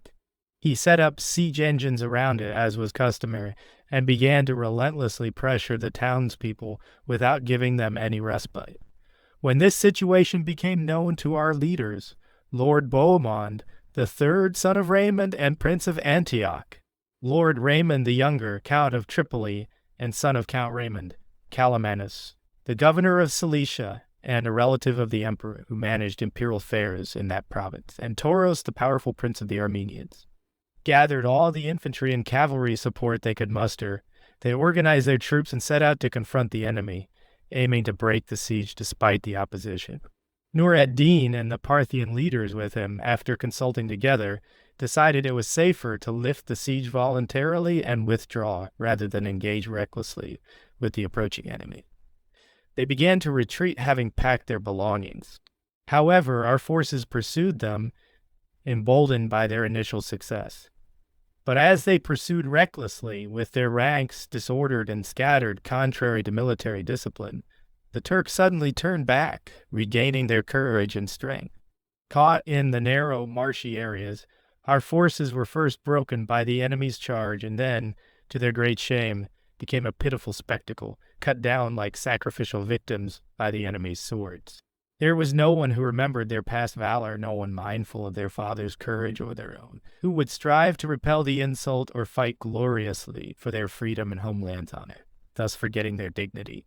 They threw down their arms and begged for their lives in disgraceful submission, when it would have been more honorable to have spent their lives fighting bravely for their country, setting a favorable example for future generations.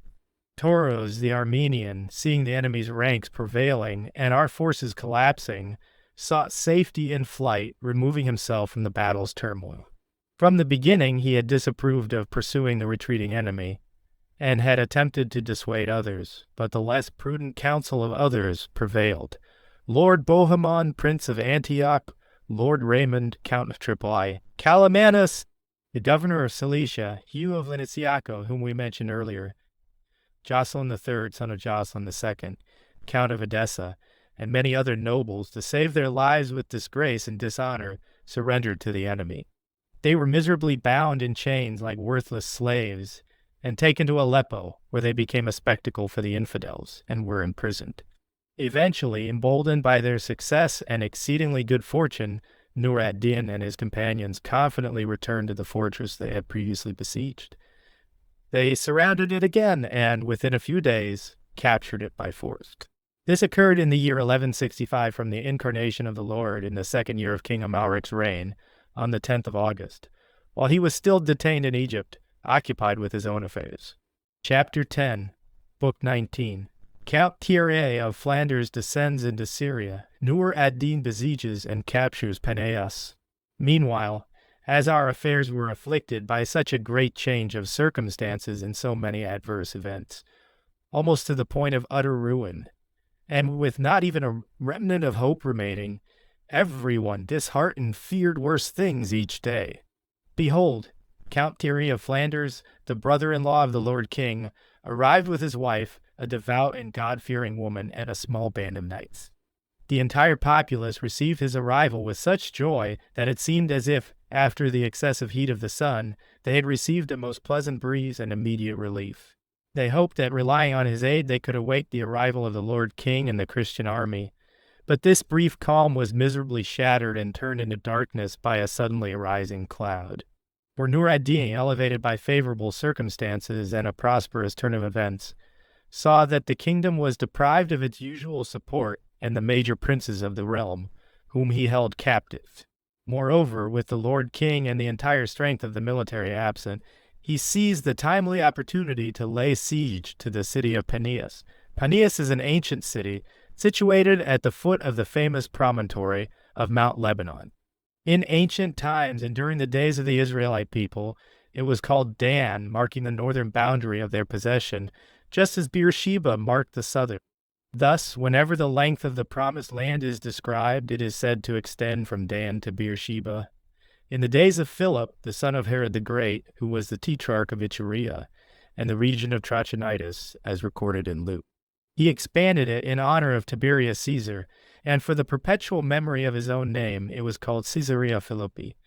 It is also called Peneus, but our Latins, corrupting the name as they do with almost all other cities, call it Belinas. It borders the land of Damascus to the east, near which the Jordan River has its source. This is the city mentioned in the Gospel where Jesus came into the parts of Caesarea Philippi and questioned his disciples. Here Peter, the prince of the apostles, received the keys of the heavenly kingdom from the Lord as a reward for his noble confession, besieging the city and finding it unfortified, with Lord Humphrey, the royal constable, absent, and staying with the Lord King in Egypt, whose hereditary possession it was, and with the bishop of that place also absent, and the populace diminished, Nur ad-Din placed siege engines and war machines around it. He undermined the wall, and with the towers greatly weakened by the constant hurling of stones, he captured it within a few days, compelling those inside to surrender under terms that allowed them to leave freely and peacefully, with all their possessions. He took the city in the year of the Lord's incarnation, 1167, in the second year of the reign of King Amalric, on the 17th day before the kalends of November. The Lord Constable, when departing for Egypt, had entrusted the city to a faithful knight of his name Walter of Quesnet, who some say was negligent in his guardianship of the place. They also add that during the surrender he acted deceitfully with a certain priest named Roger, who was a canon of that church, having taken money. Therefore, upon the return of the Lord King from Egypt, they greatly feared lest they be held accountable for it unto death. However, we have no certain knowledge of these matters, except that the city was handed over to the enemies. Chapter 11. Book 19. The king returns from Egypt and travels to Antioch. The prince is freed for a ransom. The cave of Sidon is surrendered to the enemy. Another cave beyond the Jordan is captured by the enemy. Meanwhile, with these events unfolding in Syria, the Lord King, having expelled Shirkuh from the borders of Egypt and confirmed Shawar as sultan in his administration, returned to his own lands victorious and with glory. However, upon learning of the sad events that had occurred in the kingdom and fully understanding the calamities, he was called upon by the people of Antioch to aid them in their nearly desperate situation. Moved by brotherly compassion for their pleas, he took the Count of Flanders with him and hastened to Antioch to provide the much-desired relief for their affliction. Upon his arrival and becoming present, he managed the affairs of the Lord Prince with such diligence and care as he scarcely used for his own matters, administering them faithfully and wisely. He governed the nobles and common people with great gentleness and prudent moderation, having appointed wise men in each city to manage the prince's affairs with good faith and sound advice. He returned to his own land. Yet he did not cease his efforts, but continued to work with the prince's loyal followers and friends to negotiate his ransom. Through his industrious efforts, it came to pass that in the same summer, though at a great cost, the prince, who had been held by the enemy for scarcely a full year, was restored to his former freedom and honor. Returning to Antioch, he did not remain idle, but, with all the vigor he could muster, hurried to the Byzantine emperor to redeem the hostages he had given, paying the ransom for them. The emperor had recently married his younger sister Maria. Thus, he was received with honor, treated kindly, and generously showered with imperial gifts, returning to Antioch within a few days. It seems remarkable that Nur ad-Din, such a prudent and foresighted prince, who was so reluctant to release our captives from his prisons, and took great pride in having many of our nobles in his chains, allowed the Prince of Antioch to be restored to freedom so quickly. Two explanations occur to us. Either he feared the emperor's requests, lest the emperor might wish to have him for free, which he would be ashamed to refuse, or because, being young and promising nothing of good hope for himself, he feared that if he held him longer, the people of Antioch might appoint a stronger leader, presenting him with a more formidable adversary. It seemed safer to a discreet and very cautious man that this one, from whom not much good was expected, should govern the province of Antioch rather than someone more prudent and robust, with whom it would be more dangerous to negotiate affairs. This seems to us to have been the mind of the most vigilant man. At the same time, Shirkuh, whom we often mentioned, a man cunning to our detriment, seized a certain fortress of ours located in the territory of Sidon, namely an impregnable cave commonly called the Cave of Tyre. It is said that he corrupted the guards with a bribe and took it by sudden and unforeseen machinations. The evidence suggests that it fell into enemy hands with the consent of those to whom it had been entrusted for safekeeping. For immediately after the fortress was surrendered, all those inside fled to enemy territories, except for their lord, who was accidentally captured and ended his unfortunate life by hanging in Sidon. In the same year, the Lord William of illustrious memory, King of Sicily and son of King Roger, met his end overtaken by death. Around the same time, another fortress of the same kind, again an impregnable cave beyond the Jordan in the borders of Arabia, entrusted to the diligence of the brothers of the Knights Templar, was surrendered to the same Shirkuh. The Lord King, hastening to reclaim it with a great army, received news while camped above the Jordan that the fortress had already fallen into enemy hands. Upon hearing this, the Lord King, confused and inflamed with anger, ordered about 12 of the Templar brothers who had surrendered the castle to the enemy to be hanged. Thus, due to our sins, our affair suffered great losses that year, which was the 3rd year of King Amalric's reign, so much so that the entire kingdom was in a very tight situation. Chapter 12, Book 19. The author's return to his homeland, and some of his actions are revealed. Shirkuh descends into Egypt, leading a great army. While these events were unfolding around us, a frequent rumor spread, and it was widely reported that the often-mentioned Shirkuh, with magnificent preparations and having summoned countless soldiers from the eastern and northern regions, was once again preparing to descend into Egypt. This was not an idle rumor. He had approached the great leader of the Saracens, who was understood to be the singular monarch, superior to all others, the Caliph of Baghdad. Upon reaching him and showing the customary reverence, Shirkuh began to carefully describe the innumerable riches of Egypt, the astonishing abundance of all goods and unique advantages, the incalculable treasures of that prince, the taxes and revenues from both terrestrial and maritime cities, and the annual incomes of infinite quantity. He also spoke of the people given to luxury, inexperienced in military matters, and weakened by long peace. He added, and frequently reminded the Caliph, how both the current ruler of that kingdom and his predecessors had imprudently set up a rivalry against him and his predecessors, equating themselves with his singular excellence. They had even presumed to teach a different law in contradictory traditions. By these and other arguments he persuaded the Caliph to his intentions. The Caliph then wrote to all the leaders of his faith, strictly commanding them to gather their forces, provide assistance, and follow him. Hearing this, Lord Amalric, wishing to preempt Shirkuh's plans, convened a general council at Naples. There, in the presence of the Lord Patriarch, archbishops, bishops, and other church, prelates, princes, and the people, he explained the kingdom's needs in detail, humbly imploring everyone's assistance. It was decreed and unanimously agreed that all, without exception, should give 1/10 of all movable goods for the kingdom's aid, which was done. Meanwhile, the rumor persisted that Shirkuh, without a doubt, had set out with provisions for many days, carrying water in skins, through the wilderness by which the people of Israel had come to the promised land. The king, having gathered as many soldiers as he could, went out to meet him, hastening with all speed to Kadesh Barnea, which is in the wilderness, to impede his advance. Not finding him there, he returned more swiftly. Chapter 13. Book 19. The king of the Syrians follows and likewise descends into Egypt to provide aid to the Egyptians.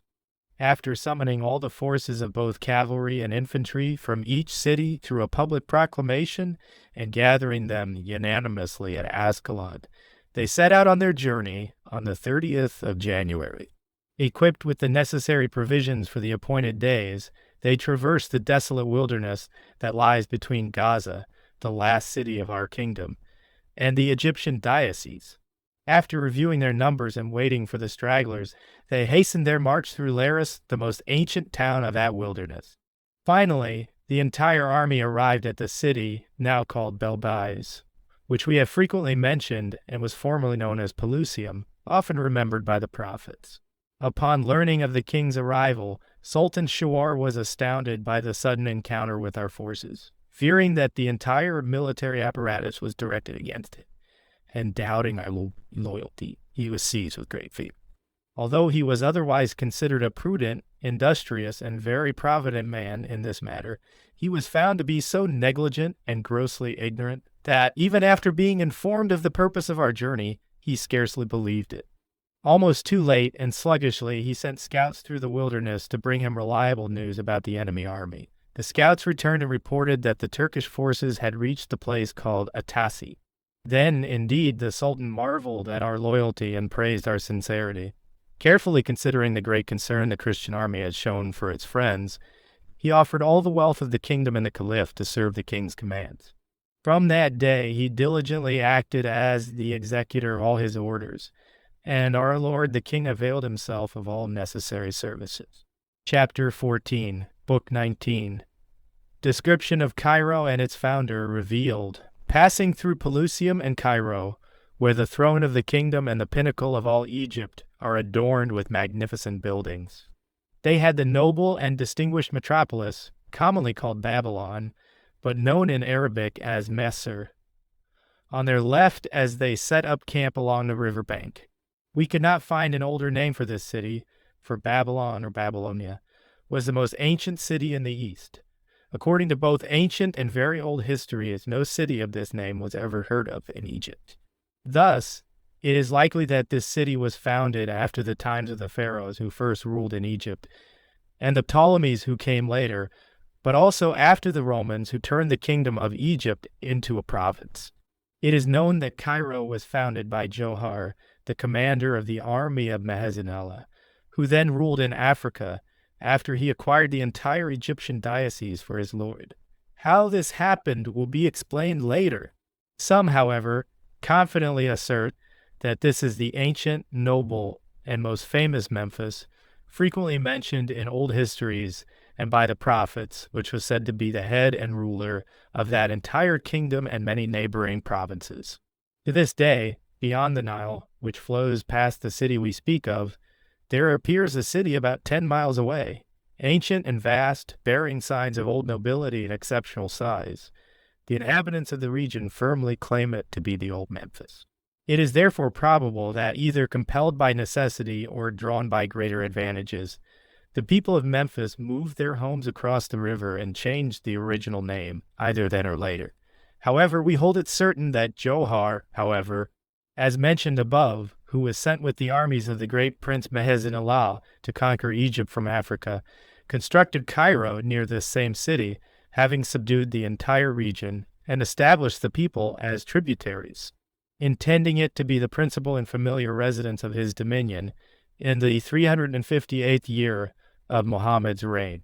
Mehezinella followed 3 years later, leaving Korea, where his seat of power had been for several years, and, according to his prince's arrangement, established the aforementioned place as the throne of the kingdom, making it glorious with his domestic residence in the 361st year of Muhammad's reign, and the 20th of his own rule, as is more thoroughly detailed elsewhere in the history we have compiled about the Eastern princes. Chapter 15, Book 19. The king meets Sirikon. Sirikon crosses the river before him. Having positioned our forces on the riverbank, scarcely 2 miles from the aforementioned city, and after consulting and weighing many considerations, it was deemed most prudent to confront Sirikon and his forces before they crossed the river. It was better to repel them from the kingdom's borders than to engage them after they had crossed, which would make them more difficult to defeat due to the challenges of retreat. Therefore, breaking camp, they hurried to the location where the enemy was reported to be. This place was said to be about 10 miles from where our forces had previously camped. However, by the time they reached the designated spot, Sirikon, a most vigilant leader, had already crossed the river with nearly his entire army, leaving only a few behind, whom our forces captured and bound. When questioned about Sirikon's crossing, the number of soldiers, and other necessary details, these captives provided our forces with valuable information. They revealed something previously unknown to us. After crossing into Syria Sobel, a sudden and fierce whirlwind arose in the desert, scattering so much sand into the air like clouds and dense fog that those in the army dared not open their eyes or mouths to speak. Dismounting from their horses, they lay prostrate on the ground, clinging to the earth as deeply as they could with their hands to avoid being swept up by the wind and then cast back down. In that desert, sand waves rise and fall like the sea, creating storms that make crossing those harsh places as perilous as navigating through waters. having lost camels and most of their provisions, barely hoping for survival. With many perishing and others scattered across the vast expanses of sand, they finally reached Egypt after several days, as previously mentioned, with the weather eventually clear. Seeing that Sirikon and his forces had crossed the river, our army retraced their steps along the route they had come, and once again set up camp on the riverbank near the same city they had previously left behind. Chapter 16, Book 19, Saladin, to detain the king, renews agreements. Seeing that he had welcomed an enemy into the heart of the kingdom, whom he could neither endure nor expel from the kingdom's borders, without the Lord King, the Sultan was anxious about how he might keep the Lord King detained in Egypt. He feared that, worn out by the immense toil, the king might decide to return to his own lands. It seemed to him that there was no other way for the Lord King to remain in the land unless a greater sum of tribute was established for him and sufficient expenses were designated for him and his princes. Therefore it pleased him, and it seemed expedient to our side as well, to renew the old agreements and to firmly establish the treaties of perpetual peace with unbreakable stability between the Lord King and the Caliph. They also decided to set certain annual stipends for the Lord King from the Caliph's treasury, with the tribute possession increased. For it seemed that the matter would not easily come to an end, but would require prolonged effort and demand much time. The mediators of these agreements, having tested the desires and known the will of both parties, decided on 400,000 gold coins for the Lord King. They paid 200,000 immediately and promised to pay the remaining 200,000 at agreed times without difficulty, under the condition and agreement that the Lord King would, in good faith, without deceit or ill intent, personally confirm that he would not leave the kingdom of Egypt unless Syracuse, with all his army, was completely destroyed or expelled from all the borders of Egypt. The condition pleased both parties. The Lord King gave his right hand to those sent by the Caliph concerning the agreed terms. Lord Hugh of Caesarea, a young man of remarkable prudence and more circumspect than his age typically provided, was sent along with certain others, in whose hand the Caliph would confirm the agreements according to the agreed terms, for it did not seem sufficient if the Sultan alone bound himself to it. Chapter 17, Book 19, Envoys are sent to the Caliph to renew the treaty. The magnificence of the royal palace is described. Since the customs of that princely house are unique and unknown in our times, it is worth carefully noting what we have learned from the reliable accounts of those who have entered the presence of such a great prince regarding the state, magnificence, immense wealth, and manifold glory. For it will be no small achievement to understand these matters more thoroughly. Therefore, the aforementioned Hugh of Caesarea, and with him Geoffrey, brother of Fulcher of the Knights Templar, at the beginning of their mission, entered Cairo under the guidance of the Sultan. They ascended to the palace, which in their language is called Kasir, accompanied by a great number of attendants who preceded them with swords and noise. They were led through narrow passages and dimly lit places, where at each entrance they encountered cohorts of armed Ethiopians who eagerly offered frequent salutations to the Sultan. Passing through the first and second guards, they were admitted to certain expansive and more spacious areas, open to the sky and accessible only to the sun. There they found promenades supported by marble columns, with gilded ceilings and adorned with prominent carvings, the floors laid with varied patterns, so that in their entire extent they displayed royal dignity. The elegance of the materials and craftsmanship was such that they captivated the eyes of passers-by, even against their will, and the extraordinary novelty of the works invited a certain eagerness to see, preventing the viewers from being satisfied. There were marble pools overflowing with the clearest waters. There were the varied songs of birds of many kinds unknown to our world, with unfamiliar shapes and exotic colors, appearing to us as wondrous figures, each with a taste according to its kind and food suited to their variety. From there, led by the chief eunuchs to further areas, they found buildings even more elegant than the previous ones, as much as those they had seen before surpassed the common and usual. Here was an astonishing variety of quadrupeds, such as the playful hand of painters often depicts, such as poetic license often fabricates, or the mind of a dreamer imagines in nocturnal visions, such as the regions of the East and South are accustomed to provide, but which the West has never seen and rarely heard of. It seemed without a doubt that from these places Arsalinus drew the history of his polyhistor. Chapter 18. Book 19. The agreements are fulfilled, and the Caliph gives his hand to Hugh of Caesarea in confirmation.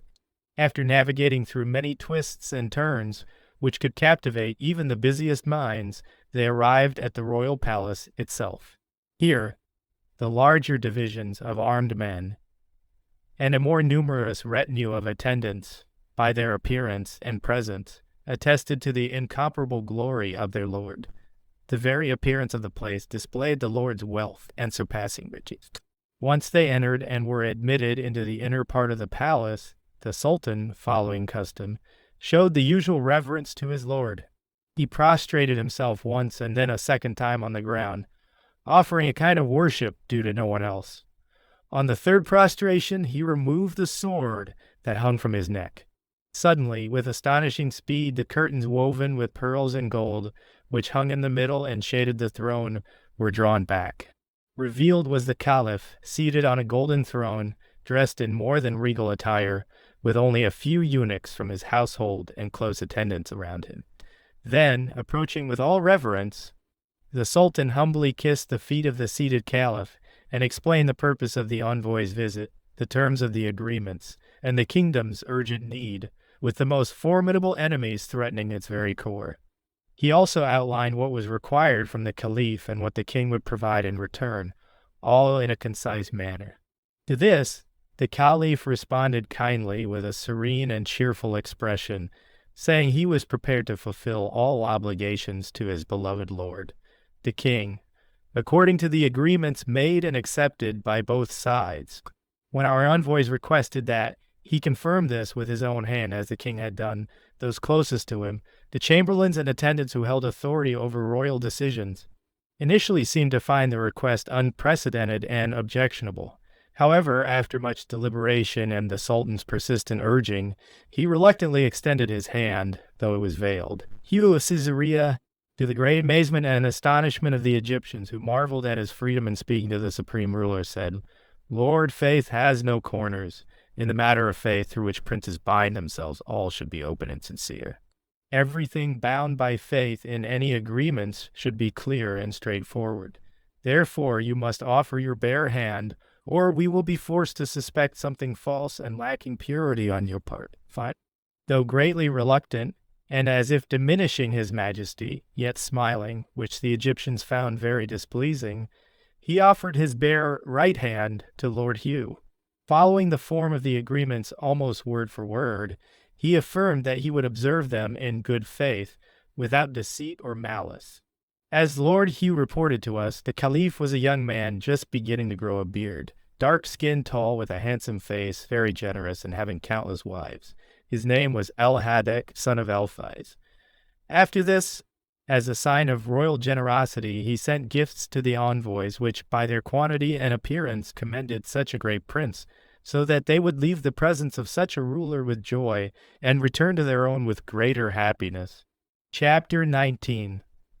Book 19. Why the Egyptian prince is called Mulin. And since we have spoken of his magnificence, according to what we have heard from those who have seen and observed with their own eyes, let us also bring forth into the open what we know about his title of dignity, his origin, and his progress, as much as has been given to us to know, both from the reading of ancient histories and from the truthful accounts of many. For it will not be without benefit to the history to make the reader more learned in this part. The Egyptian prince is called by two names among his people. He is called Caliph, which means successor or heir, because he holds the place and succession of their supreme prophet by hereditary right. He is also called Mulin, which means our Lord. The reason for this latter name seems to have originated from the time when our Joseph, during the era of Pharaoh, bought all the land of Egypt from the Egyptians, who were selling their possessions due to the severity of famine. He subjected them to Pharaoh and all the people from the farthest borders of Egypt to its extreme ends, saying to the farmers, "You shall give a fifth part to the king." and I allow you the remaining 4 parts for sowing and for food for your families and children. Thus he first bought the possessions, then the persons. Hence the Egyptians are bound to their lord by a tighter bond and are more obligated to him than the inhabitants of other regions are to their magistrates. For he acquired both them and their possessions through a transaction involving payment. Thus they are bound to him by a servile bond and an extreme condition.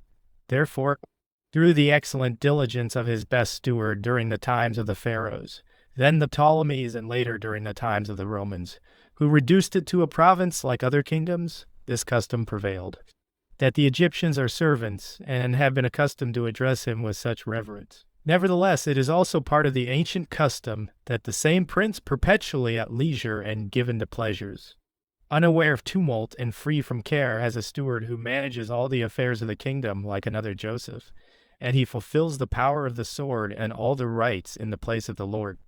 This steward is called the Sultan, and in this administration was Savar, from whom we have the word so frequently. Chapter 20, Book 19.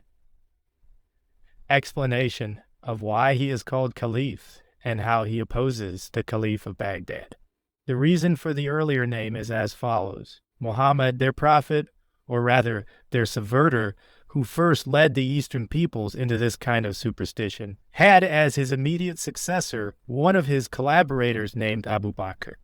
After him, Umar, son of al-Khattab, succeeded to the rule, then Uthman, and after him Ali, son of Abu Talib. All these were called caliphs, as were all who succeeded them thereafter, because they succeeded their chief teacher and were his heirs.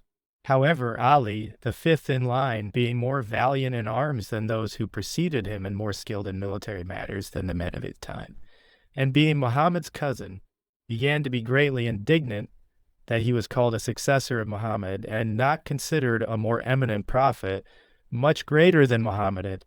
It did not seem enough to him that he or others thought this of him unless he also proclaimed it publicly. He even added the blasphemous claim that the angel Gabriel, the lawgiver, had been divinely sent to him, but, deceived by error, had conferred the message on Muhammad, for which he was severely rebuked by the Lord. Although these claims seemed absurd to some of them and greatly at odds with their traditions, he nevertheless found people who believed him. Thus, a schism arose among that people, which has persisted to the present day, with some saying Muhammad is greater and the most eminent of all prophets. These are called sunnis in their language, while others claim Ali alone is the prophet of the Lord, and these are called Shiites. Ali was killed, and the opposing faction gained the leadership, with the monarchy in the east remaining with Muhammad's followers, who oppressed those of the contrary opinion as they held power. In the year 286 from the reign of the aforementioned deceiver, a noble man named Abdallah, son of Muhammad, son of Jafar, son of Muhammad, son of Ali, son of Hussein, son of the elder Ali, whom we mentioned earlier, arose. He left the city of Salamia in the east, traveled to Africa, and having seized the kingdoms of all those regions, called himself Mahdi, which means the one who makes things smooth, as if he directed everything towards peace and made the path smoother for the people without obstacles. He built a great city named after himself, Mahdiya, which he intended to be the capital and preeminent metropolis of his kingdoms. With an organized fleet, he captured Sicily and ravaged some parts of Italy. He was the first after his ancestor Ali to dare to call himself Caliph, not claiming to be Muhammad's successor, whom he abhorred, but rather the successor of the great and eminent prophet Ali, from whose lineage he descended, as we have mentioned. He also dared to publicly hurl curses at Muhammad and his followers, and to introduce a different rite and manner of prayer. His great-grandson, Abu Tamim, surnamed Al-Mu'izz-Lidin, Allah, having subjugated Egypt through his military leader Jawar, and having built Cairo, which means the victorious, because it was to be the dwelling of their chief and supreme prince who would conquer all, left Kairawan in the African diocese, where his 4 predecessors had lived, and went down to Egypt, establishing the aforementioned place as the seat of his kingdom.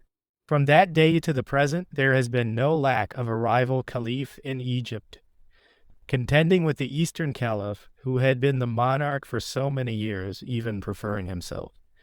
If anyone wishes to know more about this, let them read the history we have written about the Eastern princes and their deeds, from the time of the aforementioned deceiver Muhammad, over 577 years up to the present day, which is the year of the Lord's incarnation 1182, written with great diligence at the urging and request of the illustrious memory of Lord Amalric, with an Arabic exemplar provided. Chapter 21, Book 19. The king builds a bridge over the Nile. Shirkuh descends to the island. The king pursues him. With the agreements renewed, as we have previously mentioned, and both sides brought to harmony, they unanimously prepared themselves for the task at hand, ready to pursue the enemy and expel them entirely from the kingdom. Night fell, providing a reason for rest, but by morning they found some changes in the situation. Shirkuh had arrived during the night and set up camp on the opposite bank of the same river, directly across from our army. The king ordered a bridge to be constructed using boats and palm beams, which were common in that region. The boats were paired and anchored to ensure stability, with beams laid across them and earth placed on top. Wooden towers and siege engines were then erected.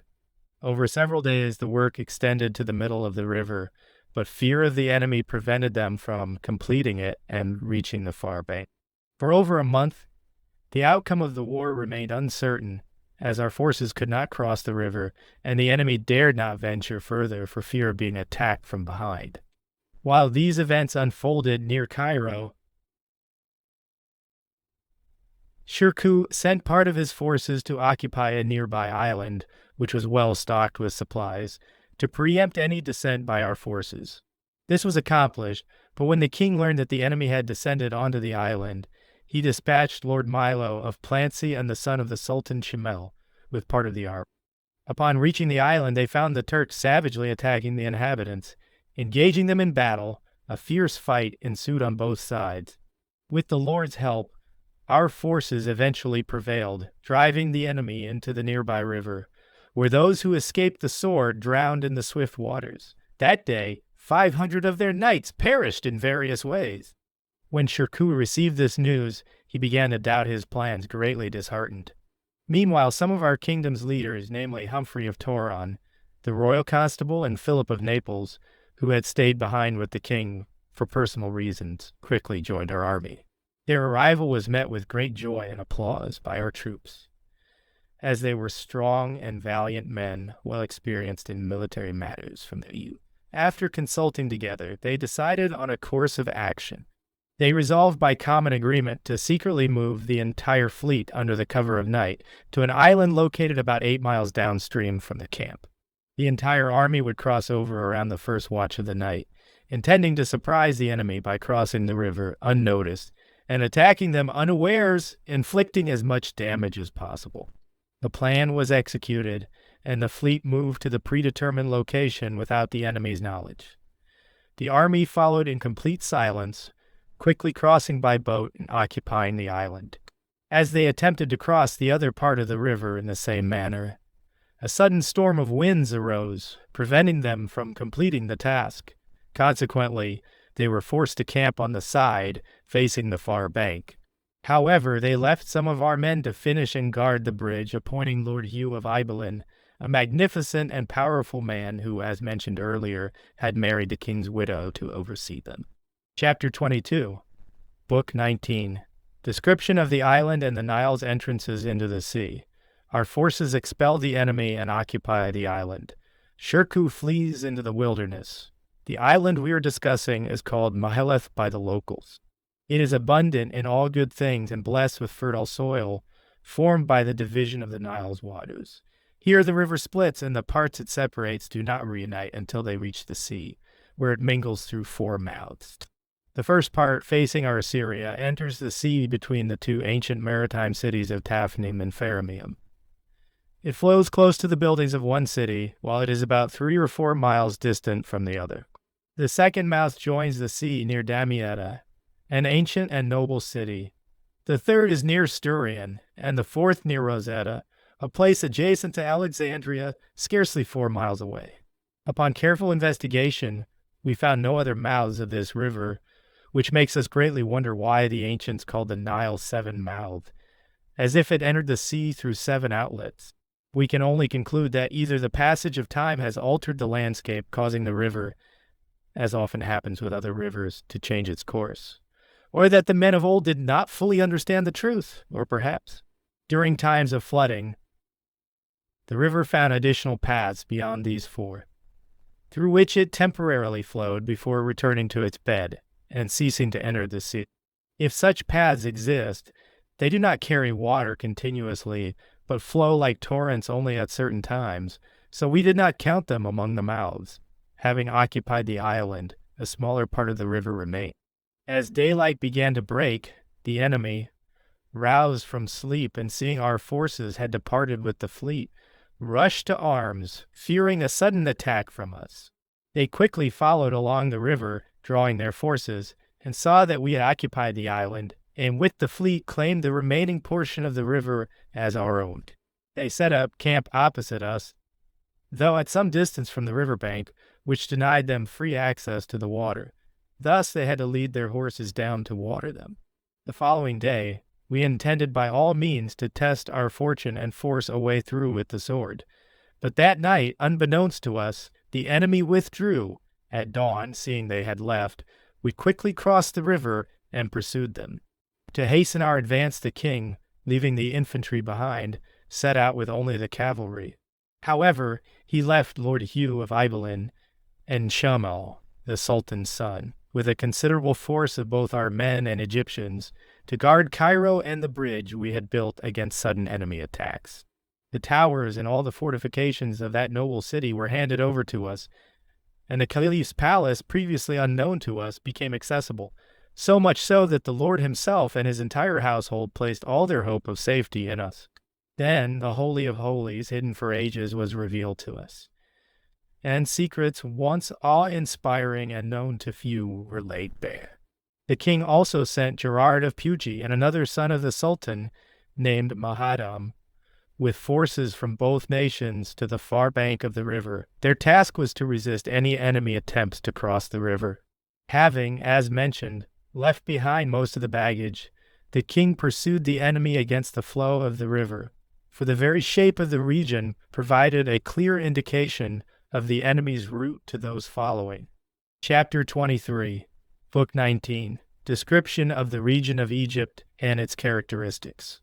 The entire Egyptian region from its earliest beginnings is said to be connected to the land of the Ethiopians and lies between 2 sandy deserts condemned to perpetual barrenness.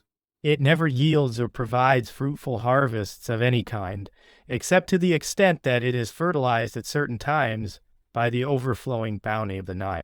The river, however, only renders the region suitable for crops as much as the convenience of the adjacent places allows through its irrigation. For where it finds a flatter surface around it, it spreads more freely, offering a wider area suitable for cultivation, and as it becomes more widespread, it extends greater fertility to the soil. From Cairo downward towards the sea, finding entirely flatter areas, it has free courses. Hence, it procures fertility more freely and broadly, and by giving the kingdom a great increase, it expands its boundaries.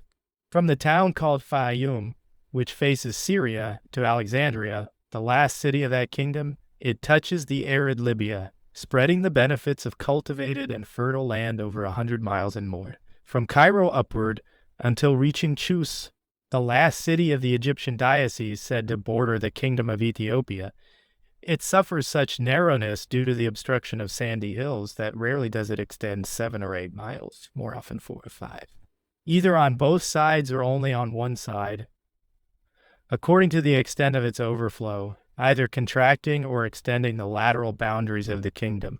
For the places not irrigated by the river are, as we said, assigned to the heat of the sun and perpetual barrenness. The upper region is called Seath in their language.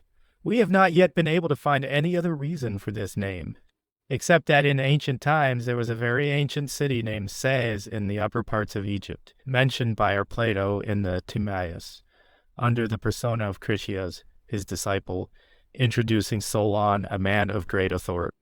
We have judged it necessary to present his words for greater clarity, lest anything seem lacking in authority. There is, he says, a region of Egypt named Delta, from whose apex the streams of the Nile are divided, near which there was a great city named Sais, governed by an ancient custom called the law of Tyre. From this city, Amasis was emperor, etc. There is, however, another region belonging to the same Egypt, a day's journey from Cairo through uninhabitable land, which, visited by the benefits of the same river through certain channels, has very rich and fertile soil, rejoicing in the abundance of fields and vineyards. The Egyptians call this Fium in their language, according to ancient tradition, the most prudent steward of Egypt and the best provider of useful things, Joseph. When the land was previously useless, entirely ignorant of the plow, and devoid of cultivation and care from the beginning of the world, like other parts of the same desert, considered the location, because it seemed lower than the surrounding neighboring places, and because by breaking certain embankments that were between the habitable tract and the same part of the desert, it could easily receive the benefit of the river. By placing embankments and leveling the intervening surface, he introduced the stagnant Nile with prepared water channels, and made familiar the fertility unknown to the soil for ages. Suppose it was called the Bade in ancient times, from which the legion of the Theban saints, who were crowned with martyrdom under the emperors Diocletian and Maximian at Agaunum, is said to have come, whose leader is recorded to have been the great martyr Maurice. Another argument is added that the best opium found anywhere which physicians call Abaic is produced there, for the land of Goshen, which is recorded to have been given to Joseph's brothers, is in that part of Egypt which faces Syria, as can be understood from reading the book of Genesis, which a diligent reader will easily find. This, however, has the opposite part of Egypt and the further bank of the river closer, which faces Libya. It is, however, not a small region. Indeed, it is said to encompass 366 cities and suburbs within its boundaries. Thus, as we have said, due to the nature of the place, the kingdom was so narrow that they could not turn either to the right or to the left, and also the Lord King and Sultan, informed by frequent messengers and scouts about the enemy's journey, followed for 3 continuous days, and finally, on the 4th day, namely Saturday, which precedes the Sunday on which in the Church of God is sung, Rejoice, Jerusalem, it is announced that the enemies are near. Chapter 24, Book 19. A battle between the king and Shirkuh takes place in the desert with great peril to both sides. After consulting together to reach a swift decision, since the pressing necessity did not allow for any leisurely delay, they concluded that prudent counsel and foresightful courage were needed. The desire for war was unanimous, and it was declared that the conflict should be resolved by the sword. However, the distribution of forces prepared for battle was highly unequal. Shirkuh had 12,000 Turks, of whom 9,000 were equipped with armor and helmets, while the remaining 3,000 used only bows and arrows. Additionally, there were either 10 or 11,000 Arabs wielding lances according to their custom. In contrast, our knights numbered scarcely 374, excluding the Egyptians, who were of little worth and effeminate, serving more as a hindrance and burden than as an asset. We also had lightly armed cavalry, known as Turcopoles, but their exact number is unknown. Many reports suggest that on that day, in such a significant conflict, they were largely ineffective. Both our forces and the enemy were aware of each other's proximity, and they arranged their battle lines and formations as the situation demanded. Those experienced in military matters encouraged others, instructed the untrained inflamed spirits with exhortatory speeches, and promised victory, the fruits of victory, and immortal glory. The battlefield was located on the border between cultivated land and desert, an uneven place interspersed with sandy hills and valleys, making it impossible to see those approaching from afar or those departing from a distance. The place was called Beban, meaning gates, because the passage was blocked between opposing hills. Lamonia, from which some name this day's battle, was 10 miles away. The enemy, not idle in their vigilance, had occupied the hills on the right and left with their battle lines, making it difficult for our forces to approach with force due to the slope and the softness of the sand. Shirkuh's division was placed in the center, with others positioned on either side. The time had come for close combat.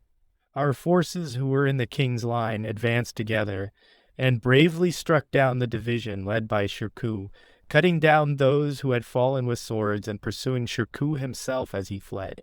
Meanwhile, Hugh of Caesarea attacked the line, led by Saladin, Shirkuh's nephew, but was abandoned by his men, captured, and many with him were taken or killed. There fell a noble and valiant man in arms, Eustace of Pontus. Encouraged by this success, other divisions gathered together and surrounded the line assigned to guard the baggage and supplies, immediately overwhelming it. There, a nobleman of Sicilian origin, the honorable and virtuous young Hugh of Cremona, is said to have fallen. With the line scattered and many dead, those who could escape the sword sought safety in flight.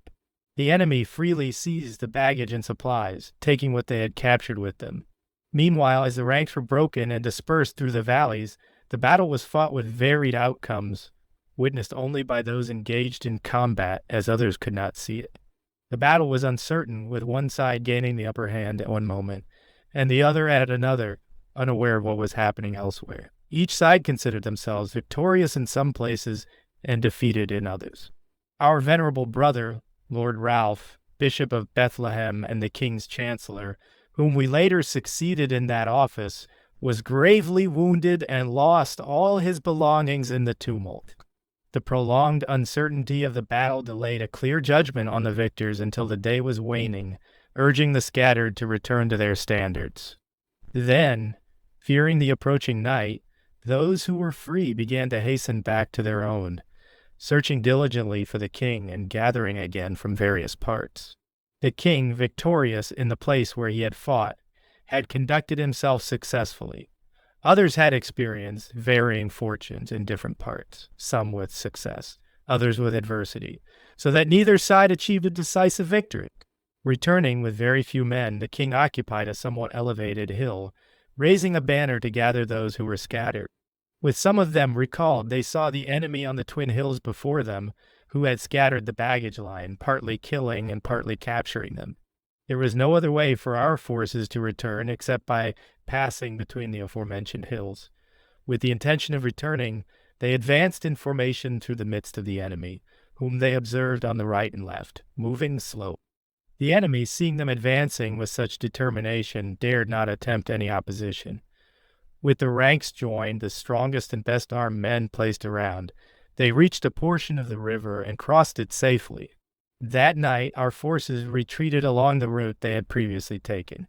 Upon reaching Lamonia, they were met by Gerard of Pugi, who, with 50 knights and 100 Turcopoles and Mahadan, the son of the Sultan, had held the opposite side of the river to prevent the enemy from crossing if they attempted it. His arrival was timely, for the king greatly feared that the enemy might attack them separately, either beyond or on this side of the river. He was also concerned for the infantry he had left behind, as mentioned earlier, fearing they might encounter the enemy suddenly and unprepared. Therefore, he waited for them at the aforementioned town for 3 days, under the command of the noble and prudent Jocelyn of Samosata. On the 4th day, with our forces gradually reassembled and the infantry reunited, they continued their journey, reaching Cairo where they camped near the bridge before Babylon. Upon reviewing the number of soldiers, they found that 100 were missing, while they claimed that 1,500 of the enemy had fallen. Chapter 25, Book 19. Shirkuh retreats to Alexandria. The king hastens there and besieges the city. Shirkuh, gathering his remaining forces into a single body, secretly made his way through the wilderness to Alexandria. Unbeknownst to our forces, the Alexandrians promptly surrendered the city to him. When the king learned of this development, he summoned the princes, the sultan, his sons, and the Egyptian nobles to deliberate on the necessary course of action. After much debate, as often happens in uncertain situations, it was decided that since Alexandria itself lacked an abundance of provisions and grain, relying solely on supplies brought by ship from the upper regions of Egypt, a fleet should be stationed on the river to block any trade from reaching the Alexandrians. Having done this, the king, with his entire army, moved to the area between the places called Toroj and Demenihut, setting up camp 8 miles from Alexandria. From there, he sent scouts to explore and secure the surrounding and distant areas through the wilderness, to prevent anyone from aiding the besieged or summoning external forces to their support. Meanwhile, the fleet prevented anyone from crossing the river or allowed passage only after thorough investigation. After a month had passed without the city receiving any provisions from elsewhere, the people began to complain about the lack of bread in their stores and their inability to sustain themselves. Shirkuh, realizing this and fearing that he and his men might be forced to succumb to starvation along with the others, left his nephew Saladin with about 1,000 horsemen in the city. He then escaped through the wilderness by night, staying close to our forces, and returned to the upper regions of Egypt from where he had recently descended. When the king learned of this, he quickly pursued Shirkuh until he reached Babel. At this point, as the entire army was ready to march and had packed their supplies, a noble and powerful Egyptian named Benacarsel approached the king. He informed the king that Alexandria was suffering from extreme scarcity. He claimed to have powerful relatives in the city who were its leaders and could easily sway the starving populace to whichever side they wished, offering to deliver the city and all the Turks left within it into the king's hands. Moved by this proposal, the king consulted with the princes on their opinions. With unanimous agreement and the sultan's approval, they returned to Alexandria and surrounded it with a double army. Chapter 26, Book 19. Description of the location of Alexandria. Alexandria, the last city of the entire Diocese of Egypt in the part facing Libya and extending westward, is situated at the boundary between cultivated land and barren desert. Beyond the city walls to the west, a vast wilderness immediately stretches out, entirely untouched by cultivation or care. According to ancient histories, it is said that Alexander the Macedonian, son of Philip, founded this city which bears his name.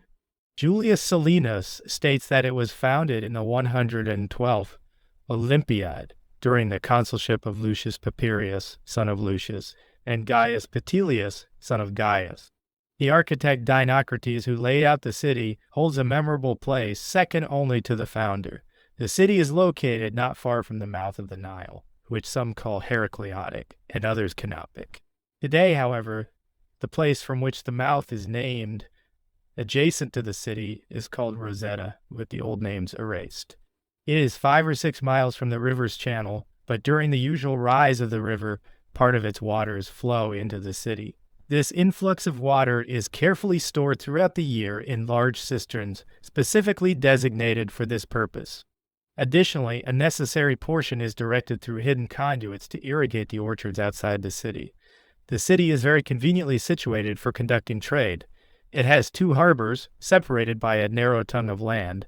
At the tip of this land stands a remarkably tall tower called the Pharos, which Julius Caesar is said to have erected for essential purposes, establishing a colony there.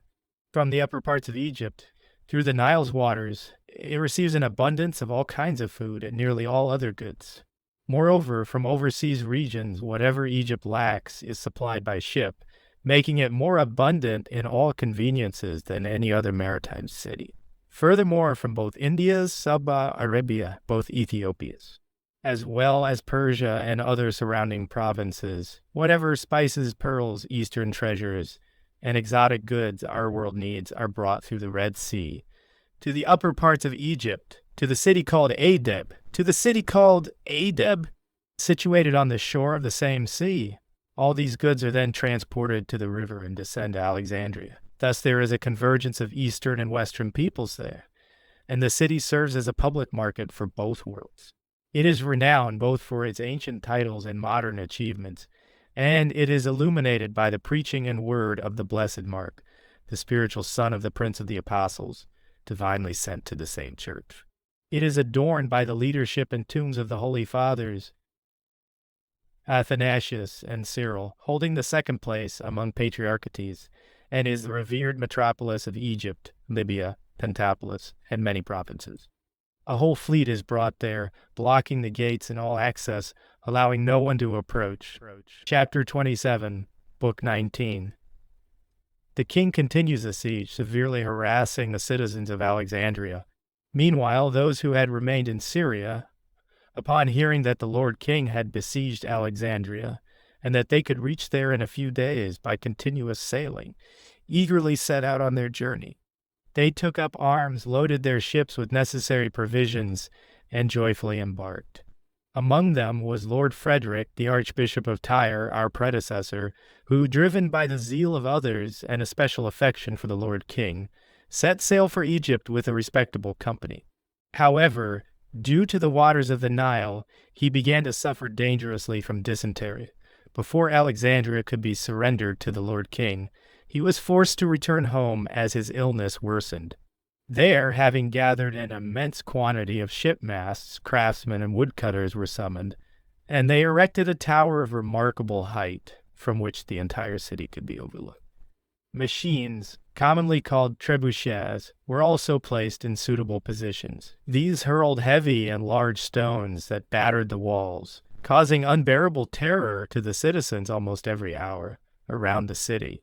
There were orchards resembling forests and leafy groves, planted with fruitful trees and filled with beneficial herbs, which, by their pleasant appearance, rightfully invited passers-by to enter and encouraged those who entered to rest. Our army entered these orchards, initially under the pretext of gathering materials for building machines, and then with the sole intent of causing harm and inflicting damage.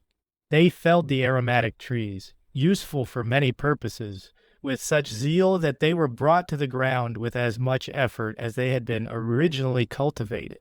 Suddenly, with the ground leveled, no trace of their former state remained. This was the chief complaint of the city and its inhabitants after peace treaties were secured.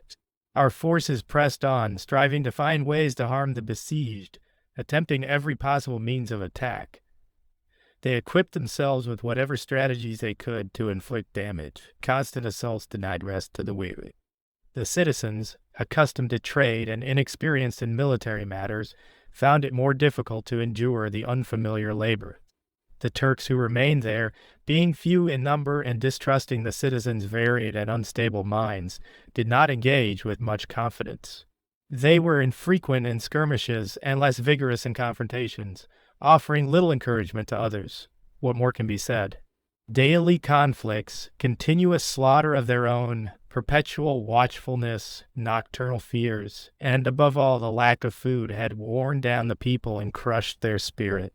They preferred to abandon the city and, forgetting their freedom, submit to any people rather than be consumed by the harshness of famine with their children and wives at home. Thus, murmurs spread among the people, and soon open discussions circulated widely. The pestilent guests who had brought such affliction upon the citizens must be expelled from the city. They must find a way by any means to free the city from the pressing troubles, lift the siege, and restore it to its former comforts and usual liberty. Saladin sensed this, and through secret and swift messengers informed his uncle of the city's miserable state, the people's intention to defect, and the extreme scarcity of food. He implored him to urgently find a remedy for the desperate situation, and to assist those perishing by all means possible. Meanwhile, he addressed the people and their leaders, urging them to fight to the death for their wives and children.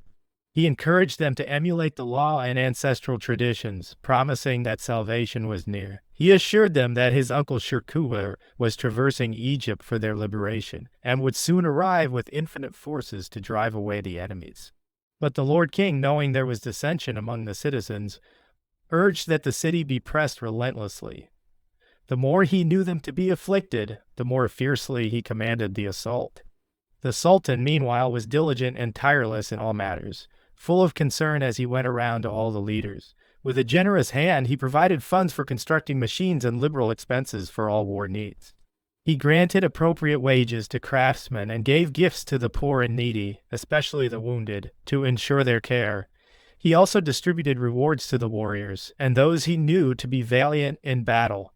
Chapter 28, Book 19. Syracusus, upon hearing this, discusses peace with Hugh of Caesarea. While these events were unfolding in Alexandria, Syracusus traversed the upper regions of Egypt. Reaching as far as Chus, he attempted to capture the city. Seeing that he was making no progress and that such endeavors would require more time, and being pressed by other matters concerning his nephew, he took money from those cities and hastened his return, calling back the army he had led to the lower regions. As he was returning and reached Babylon, he saw that the king of Cairo had appointed Hugh of Ibelin as guardian, and that everything was far different from what he had expected. He then engaged Hugh of Caesarea, whom he held captive, in a familiar conversation. Being eloquent and urbane, he began to address him with a composed speech. "You are a great prince, noble, and most renowned among your people. There is no one among your leaders, if I were given the choice, with whom I would more eagerly share this secret of mine and make a participant in this discourse. Fortune has spontaneously offered, and the outcome of war has granted, what would otherwise require many efforts to obtain, access to your experience for my present need. I confess truly, driven by a desire for glory, as often happens to mortals, and enticed by the wealth of the kingdom, also trusting in the weakness of the natives, I once conceived the hope that this kingdom might one day be delivered into my hands. Therefore, with infinite expenses and labors, though fruitless as I now see, with a large cavalry of nobles, all drawn by the same ambition, I descended into Egypt through so many dangers, expecting a different outcome than what occurred. I see now that I entered under adverse fortune. Would that I might return under more favorable conditions. You are a noble man, as I said, dear to the king, powerful in speech indeed. Be a mediator of peace between us. May the word prosper in your hand. Tell the Lord King, we waste time, and the days pass without fruit. Much remains to be done at home. The king's presence is greatly needed in his own kingdom. Now he expends his efforts elsewhere. For after he has driven us away, he leaves the wealth of this kingdom to wretched citizens, scarcely worthy of life. Let him reclaim his own, whom I hold in chains. He too, upon lifting the siege, should restore those he holds in chains, and those confined in the city of Alexandria.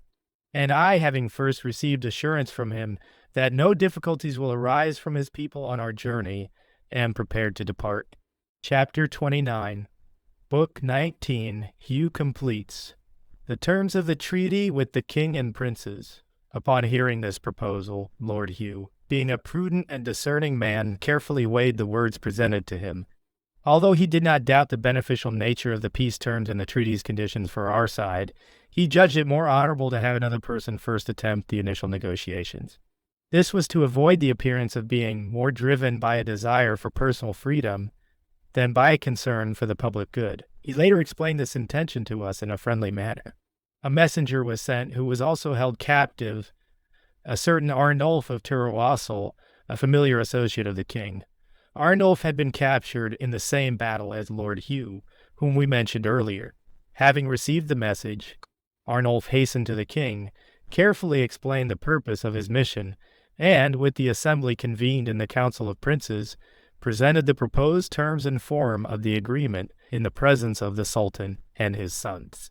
The terms of peace pleased everyone and seemed sufficient for glory and for the full faith of the agreements made between the king and the caliph. It was agreed that the city would be surrendered into the power of the Lord King. Both those enemies who were besieged and those who had followed Shirkuh and were scattered across the borders of Egypt, along with the release of captives they held from our side, would be compelled to leave all the territories of Egypt, while also reclaiming their own. Savar, the Sultan, along with all the Egyptian leaders, approved the pact and willingly embraced the harmony of the treaty, provided that the most suspect enemy and rival of the kingdom was excluded, declaring himself fully satisfied. Finally, Lord Hugh, presenting himself, engaged in discussions from both sides and put the final touches and agreeable conclusion to the agreement. Chapter 30, Book 19. The city is surrendered to the king, and peace is declared to the Alexandrians. A proclamation was made to each cohort and to all in general, announcing the end of the battle, and an edict was issued forbidding any harassment of the Alexandrians. Thus, with peace granted, those who had been worn down by the long siege emerged joyfully. Tired of the hardships they had endured, they eagerly sought and desired the freedom to walk about to relieve their wounds. With an abundance of food found and the freedom of trade allowed, they strove to restore their bodies, weakened by starvation, and to revive their spirits, which were already failing. They took pleasure in seeing the peaceful troops whom they had recently feared and hated, and enjoyed conversing with those whom they had shortly before dreaded, As agents of their peril and death, our forces, no less eagerly, entered the desired city, and with free movement they explored the streets, ports, and walls, carefully observing so that upon returning home they might weave stories for their people and delight the listeners with pleasant tales. Overlooking this splendid city is a tower of remarkable height called the Pharos. To this tower, with torches lit and a great fire blazing, like a star shining, those unfamiliar with the area direct their nocturnal voyages. For Alexandria is approached by a treacherous sea with a very dangerous access and deceptive shoals. Before sailors enter, they are guided by the fires, which are continuously maintained with fuel and public expense to avoid imminent shipwrecks and to set their course safely. Upon this tower, the banner of victory, the king's standard, is raised, and what was previously known to few becomes evident to all at the sight of this sign. Seeing this, those who had cautiously hesitated to trust our forces at the first words of the treaty, now assured of peace, no longer feared to join us and relied on the sincerity of our faith. They marveled above all at how such a small army had easily contained such a vast multitude of citizens and numerous foreigners, all of whom had faithfully worked for the city's defense within the city's walls and compelled them to a shameful surrender at will. For there were scarcely 500 knights and 4,000 or 5,000 foot soldiers among us, while the besieged, who could bear arms, numbered over 50,000. Chapter 31, Book 19. The king, having achieved victory and recovered his forces, returns home. After Saladin departed to meet with the Lord King, he remained in the camp until he began his journey back, with a guard assigned to him to treat him honorably and protect him from the insults of reckless individuals. Meanwhile, the Sultan, accompanied by the sound of trumpets, drums, and choirs, and all kinds of musical instruments, entered the city gates triumphantly, as if a victor, surrounded by his troops and preceded by an innumerable host of attendants, with armed bands shouting. He struck terror into the citizens.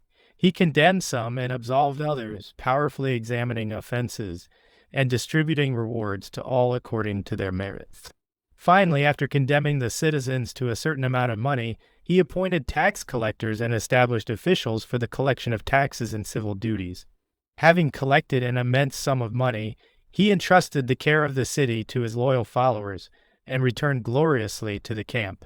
Meanwhile, our forces eager to return, those who had come by sea, took the necessary provisions for the journey, boarded their ships, and entrusted themselves to the winds, returning home with joy. The king, after setting fire to the siege engines and packing up his belongings, set out towards Babylon. Having joined those he had left there, confirmed the Sultan in his administration, expelled the enemies, and recovered those of his men who had been captured. He entered Ascalon on the 21st of August, in the 4th year of his reign, which was the year of our Lord 1167. Chapter 1, Book 20. Archbishop Hernesius of Caesarea and Odo of Saint Amand returned from Constantinople, bringing the future queen for the king.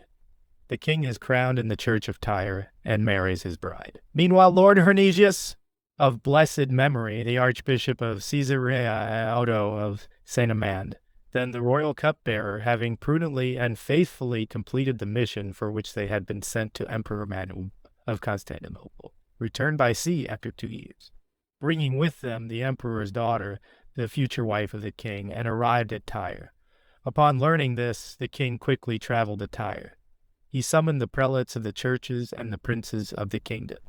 And there Mary, having received the gift of royal anointing and consecration, and the king himself, adorned in royal attire, and crowned with the ancestral diadem, were united in marriage by the hand of Patriarch Amalric of blessed memory, in the church of Tyre with due magnificence on the 29th of August.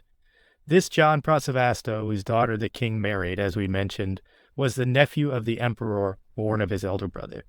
The emperor sent with his niece illustrious and magnificent men, familiar with the imperial eminence, Lord Palaeologus and Manuel Sebastian, his kinsman, along with many others, to deliver her magnificently to the king and to ensure that none of the prescribed ceremonies were omitted. The church of Tyre, where these events took place, was presided over by Lord Frederick, who had been transferred from the Church of Acre.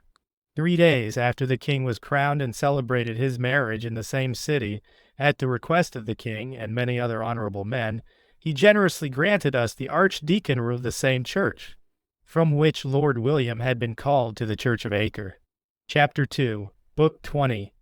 A certain Andronicus, a relative of the emperor, abducts Theodora, the widow of King Baldwin, through enemy lands.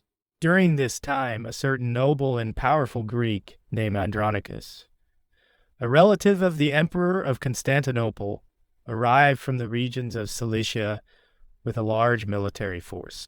While the Lord King was still detained in Egypt, Andronicus stayed with us until the king's return, providing us with consoling company. However, like a serpent in the bosom or a mouse in the bag, he repaid his host poorly, proving true the saying of Maro, "I fear the Greeks, even when they bring gifts." Upon the king's return, he granted Andronicus the city of Beirut.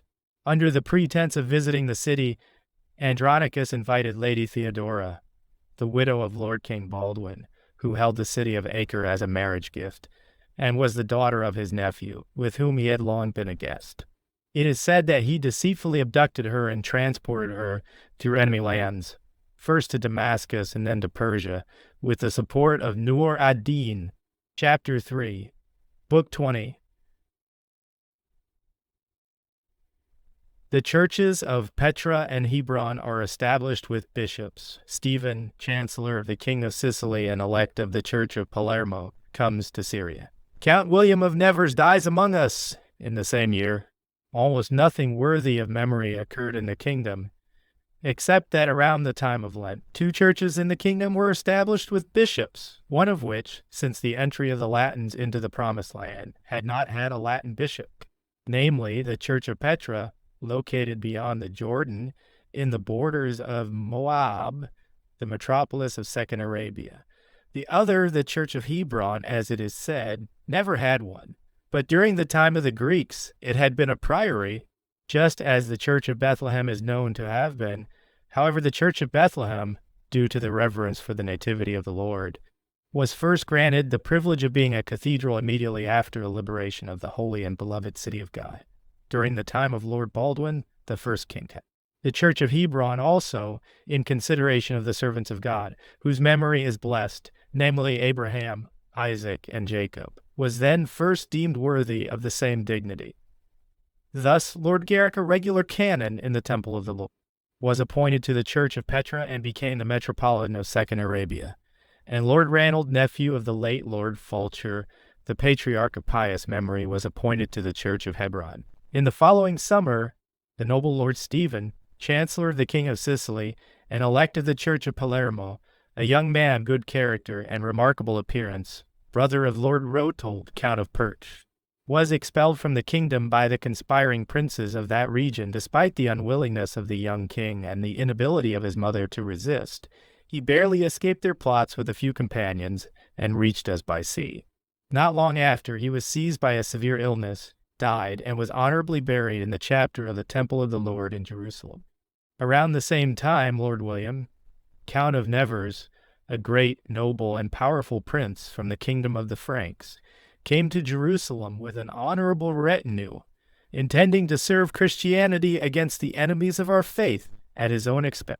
But his pious and honorable intentions were miserably thwarted by an untimely death, which, envious of his fortunate deeds, intervened, for he was suddenly struck by a prolonged illness, and after enduring long bodily suffering, ended his life in the prime of his most delightful youth, amidst the sighs and lamentations of all. Chapter 4, Book 20. The emperor's envoys approached the king, requesting certain agreements from the Lord King. The Archdeacon of Tyre is sent, and the proposed agreements with the emperor are completed. In the same summer, Count Alexander of Gravina and a certain Michael of Hydrantum, close associates and envoys of the emperor of Constantinople, were sent to the Lord King. Arriving in Tyre, they met with the Lord King in private, along with those whom the king wished to include in the discussion. They explained the reasons for their journey and presented imperial documents on all these matters. The main point of their mission was this: The Lord Emperor had perceived that the kingdom of Egypt, which had been very powerful and exceedingly wealthy, had fallen into the hands of weak and effeminate rulers.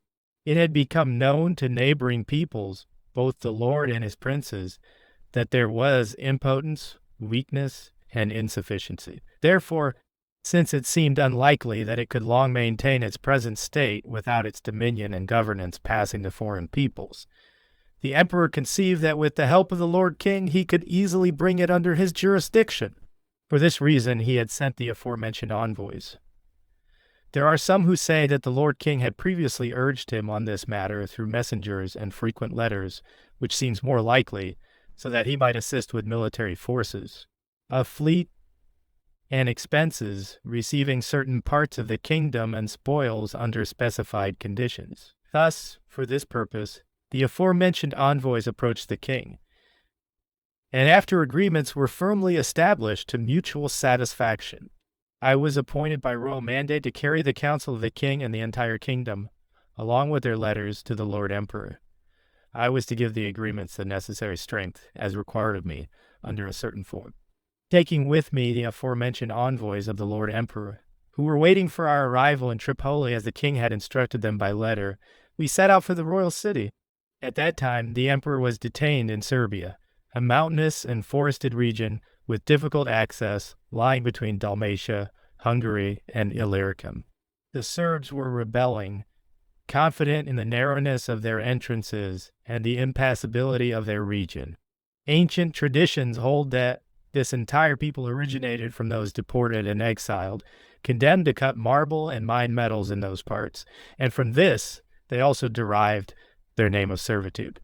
They are an uncultivated people, without discipline, inhabitants of mountains and forests, ignorant of agriculture. They are rich in flocks and herds, abundantly supplied with milk, cheese, butter, meat, honey, and wax. They have magistrates whom they call Sapanos, and sometimes they serve the Lord Emperor. At other times, emerging from the mountains and forest, they ravage the entire region around them, being bold and warlike men. Because of these intolerable wrongs to their neighbors, the Lord Emperor had entered their land with great strength and an innumerable force. After subduing them and capturing their chief leader, we met the returning Lord Emperor. After many labors of the journey, in the province of Pelagonia, in the city commonly called Butella, near the ancient homeland of the most fortunate, invincible, and wise Lord Augustus, the city of the Lord Justinian, namely Justiniana Prima, which is commonly called Acreta today. There we were honorably received by the Lord Emperor, treated kindly and with imperial clemency. We carefully explained the purpose of our mission and the form of the agreements, all of which he received with a joyful mind and gladly embraced, approving what had been preordained. Therefore, with oaths physically sworn on both sides and his authority interposed, what had previously been arranged through messengers was confirmed. Having received the imperial letters which contained the full form of the agreements, and having successfully completed the mission, we were most generously dismissed in the usual manner, and on the 1st of October, we began our return journey. Chapter 5, Book 20. The king descends into Egypt and wages war against the terms of the treaty made with the Egyptians. Meanwhile, immediately after our departure, before we returned to our own lands and before the king was certain of the emperor's assistance through our embassy, a public rumor spread, as it is said, that Shawar, the Egyptian sultan, was frequently sending envoys to Nur ad-Din and secretly seeking his support. He claimed that he wished to withdraw from the agreements he had made with the king, and that he was unwillingly bound by any peace treaty with an enemy people. He stated that if he were assured of Nur ad-Din's support, he would break the agreements and completely withdraw from them. Thus, it is said the king, moved by just indignation, summoned the entire kingdom and, gathering a force of knights and foot soldiers, hastened to descend into Egypt. There are those who say that all these claims were fabricated, and that war was unjustly and impiously waged against Shawar, an innocent sultan who had not deserved such treatment, and who was faithfully upholding the terms of the agreements. They suggest that this pretext was sought to excuse such a notable action, and they assert that the Lord, the just judge of secrets and consciences, withdrew all favor from our endeavors and denied success to these efforts. which were devoid of justice. Moreover, they claimed that the cause and incentive for this wrongdoing was provided by Gerard, surnamed Asalat, the master of the hospital of Jerusalem, a man of great spirit and a certain liberality in giving, yet unstable and fickle in mind. He expended all the treasures of the same house, and taking on an immense amount of borrowed money, distributed everything to the soldiers he could attract to his cause. As a result, he burdened the house with such a massive debt that there was no hope of repayment. Despairing afterward, he abandoned his office and resigned from his administration, leaving the house indebted to the sum of 100,000 gold coins. However, it is said that he incurred such great expenses with the consideration that, once Egypt was captured and subdued, Belbais, formerly known as Pelusium, along with its entire territory, would be ceded in perpetuity to the jurisdiction of the same house, according to a pact previously made with the king. The brothers of the Knights Templar, however, withdrew from this action, either because it seemed contrary to their conscience, or because the master of the rival house appeared to be the author and leader of this affair. They refused to provide any strength, or to follow the king, as it seemed harsh to them to declare war on a friendly kingdom, trusting in our faith against the terms of the agreements and against the justice of religion. Upon those undeserving and faithful, Chapter 6, Book 20.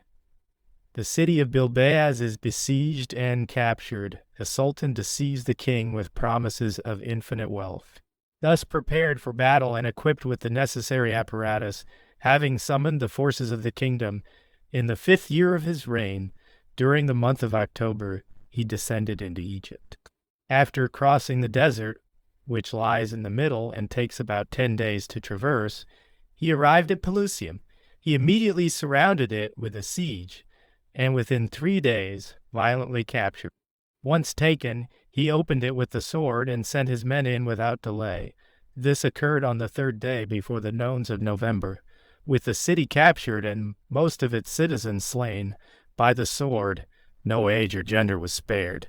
Those who managed to escape death by any chance fell into the loss of liberty, which is more feared by honorable men than any kind of death, and were subjected to miserable servitude.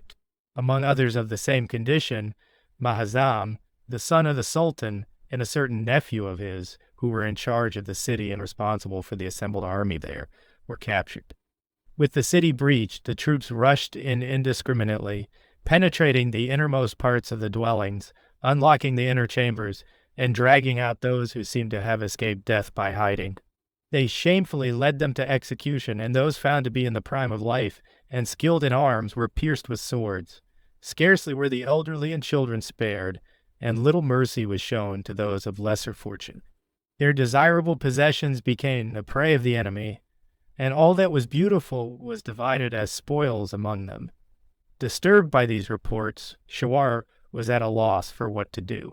He deliberated as much as the pressing circumstances allowed, whether to attempt to appease the king with gifts and soften his anger with money, or to solicit the neighboring leaders of his faith for assistance through prayers and payment. Finally, he decided to attempt both with prompt provision. Therefore, he sent an embassy to Nur ad-Din, imploring and obtaining the requested aid. Summoning Shirkuh, whom we have mentioned frequently, he entrusted him with a portion of the army and a considerable number of his nobles, along with satraps, to share the burden of responsibility. With provisions necessary for the journey and camels sufficient to carry the loads, he dispatched them to Egypt. Chapter 7, Book 20. The king camps before Cairo, awaiting the Sultan's promised money. After the fall of Pelusium, the king directed his entire army towards Cairo, but at a very slow pace, taking 10 days to cover what should have been a single day's journey. Finally, he set up camp before the city, preparing siege engines, erecting barriers, and arranging other necessary equipment for such operations. The preparations outside seemed to promise imminent attacks, instilling fear in the besieged and presenting a grim image of death. However, those who knew the secrets of the situation claimed that the reason for this delay was that the Sultan, shaken by the terror of the approaching army, needed more time to deliberate and negotiate a payment to remove the army. The king's entire intention was to extract money from the Sultan, preferring to leave with a ransom rather than expose those cities to plunder, as had happened with Pelusium, as will be explained more clearly later. Meanwhile, the Sultan, through his agents and the king's associates, explored every possible approach and means of infiltration. Eventually, he weakened the king's avaricious resolve with promises, pledging an immense sum of money that the entire kingdom could scarcely gather, even with all its resources. It is said he promised 2 million gold coins on the condition that his son and grandson be returned to him and the army withdrawn. However, as later became evident, this was not done with the intention of ever fulfilling the promised sum. Rather, it was to prevent the king from suddenly attacking Cairo, finding it unprepared and undefended, and capturing it through sudden assaults. Those who were present assert confidently that if our army had reached Cairo swiftly after capturing Pelusium, while the Egyptians were still demoralized and stunned by the recent disaster and the unexpected calamity of such a great city, this would have happened. It seems likely that men who were soft and effeminate, long accustomed to luxury and inexperienced in military matters, would have been terrified by the nearby cities burning and the immense loss of their people, hearing for themselves what they saw happen to others, and lacking the courage or strength to resist. Chapter 8, Book 20. Our fleet enters the Nile and attempts to join our army, but returns home unsuccessful. While these events were unfolding around Cairo, our fleet, which the king had ordered to set sail from our lands, is reported to have arrived, aided by favorable winds, and entered through the river's mouth, commonly known as Caribs. They violently seized the ancient city, situated on the riverbank, named Tapnis, which was immediately given over to our forces for plunder and spoils. As our men hurried along the river's course to join the king, the Egyptians blocked the river with their ships, denying passage. Therefore, the king sent Humphrey of Toron, his constable, with a select force to seize at least one bank of the river by force, so that a free passage could be secured for them. This would have been accomplished swiftly had not the rumor of Shirkuh's approach forced a change in plans. They were then ordered to descend to the sea and hasten their return home, which they did, though they imprudently lost one galley. Chapter 9, Book 20. The king besieges the city of Cairo, awaiting the money promised by the Sultan.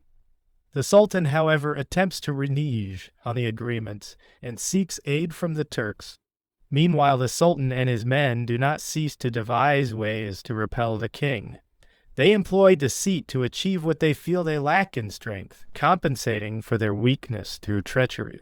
Having promised the money, they request a truce for its payment, arguing that the amount is excessively large and cannot be gathered in one place. They ask for more time to fulfill the agreement. However, the Sultan, upon immediately receiving 100,000, takes back his son and grandson, offering 2 of his young grandsons as hostages for the remaining sum. The king, lifting the siege, withdraws about a mile and sets up camp near the Balsam Garden. There, for 8 days, he endures the Sultan's frequent but futile envoys. Finally, he moves his army to a place known as Syracuse. Meanwhile, the Sultan, through frequent messengers, stirs up the entire kingdom, gathering all available arms, summoning aid from everywhere, bringing in supplies, inspecting and fortifying the city's weak points, and exploring every means of resistance. He urges his people to fight for their lives, their freedom, their wives, and their children with persuasive speeches. He places before their eyes the lamentable fall of the nearby city, describing the bitterness of captivity, the unbearable yoke of masters, and the most extreme condition of servitude. Chapter 10, Book 20. Milo de Planchi corrupts the king's mind with sinister counsel.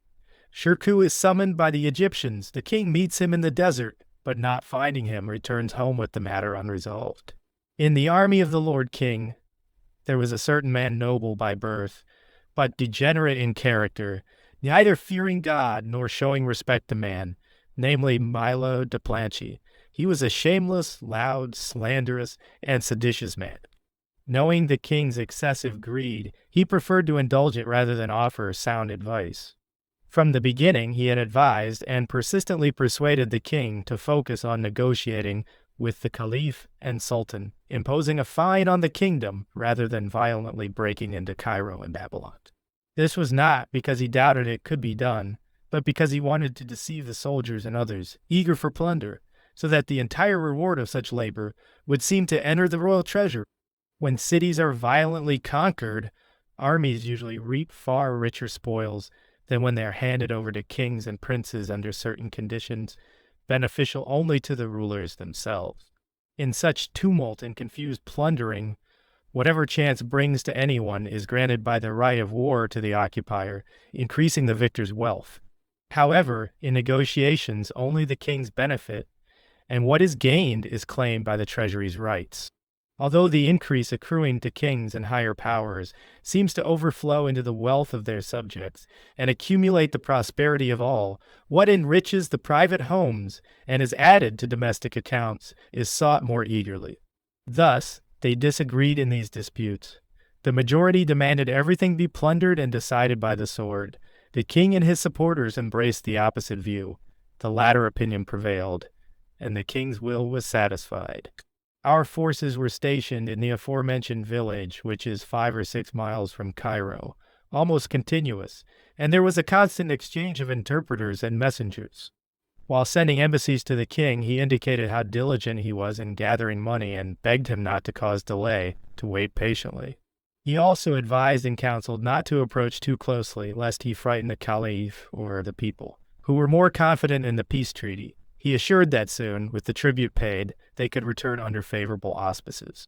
While thus deceiving our preparations with such delusive tricks, and nullifying the sound advice and healthier suggestions of those offering better counsel, suddenly a rumor spread that Shirkuh was approaching, bringing with him an innumerable multitude of Turks. Upon learning this, the king broke camp, packed up, and returned to Pelusium. There, after taking provisions for the journey and leaving forces of both cavalry and infantry to defend the city on the 8th day before the kalends of January, he set out to meet Shirkuh in the desert. When they had advanced a little into the wilderness, scouts familiar with the area and trustworthy informed the king that Shirkuh had already passed with his legions. Now, a new plan was needed. With the enemy's forces doubled, it was not safe to linger longer. Delay carried enormous danger. It seemed neither safe to engage them in battle, nor did the Sultan wish to adhere to the terms of the agreements any longer, nor could we compel him to observe the peace terms. It seemed he had deliberately and studiously prolonged the matter with delaying tactics, so that with the Turks arriving, we would be forced to withdraw. Thus, our forces returned to Pelusium, and there, after reuniting with the part of the army left to defend the city, on the day after the kalends of January, they organized their ranks and began the journey back to Syria. Chapter 11, Book 20. Syrakinus occupies Egypt, kills the Sultan, and soon after dies.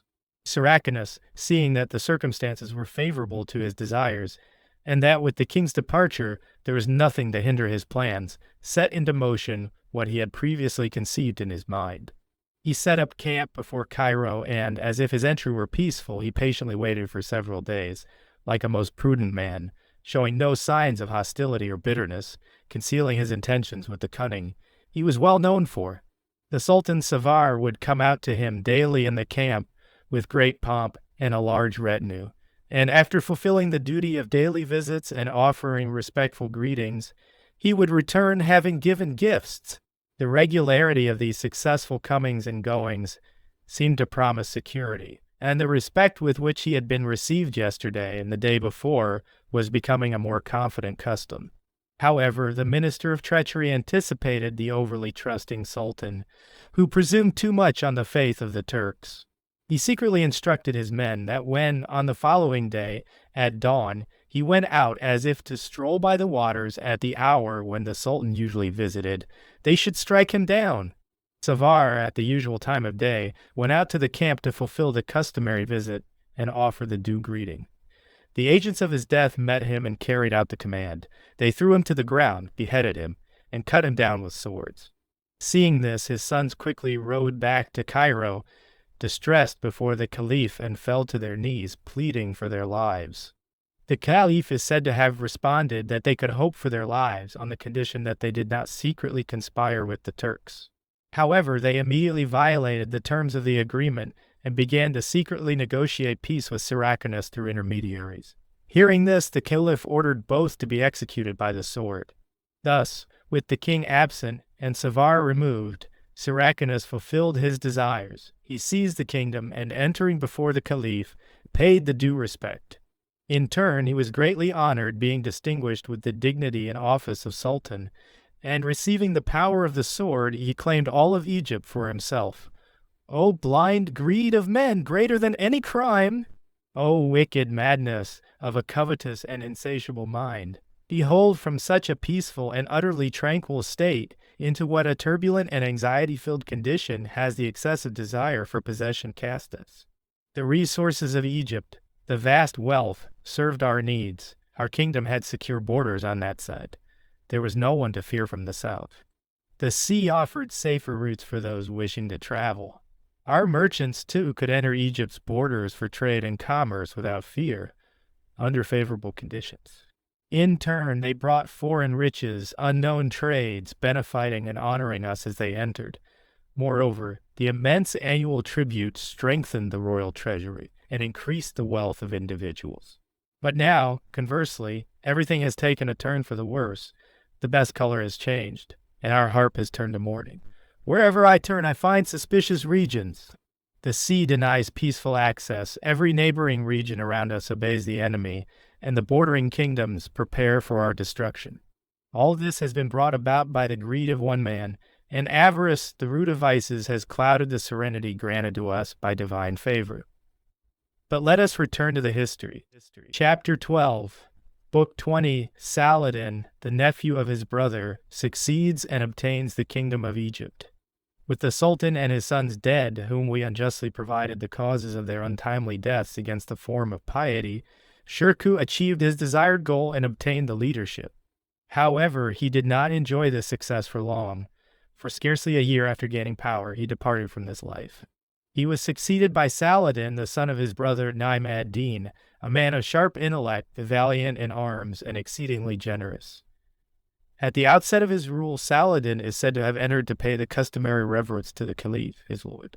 However, with the club he held in his hands, he reportedly struck the Caliph down to the ground and killed him, slaughtering his entire lineage with the sword. This was so that, having no superior to regard, he might be both Caliph and Sultan himself. He feared that the Caliph, because the Turks were already held in disdain by the people, might one day order him to be killed upon entering.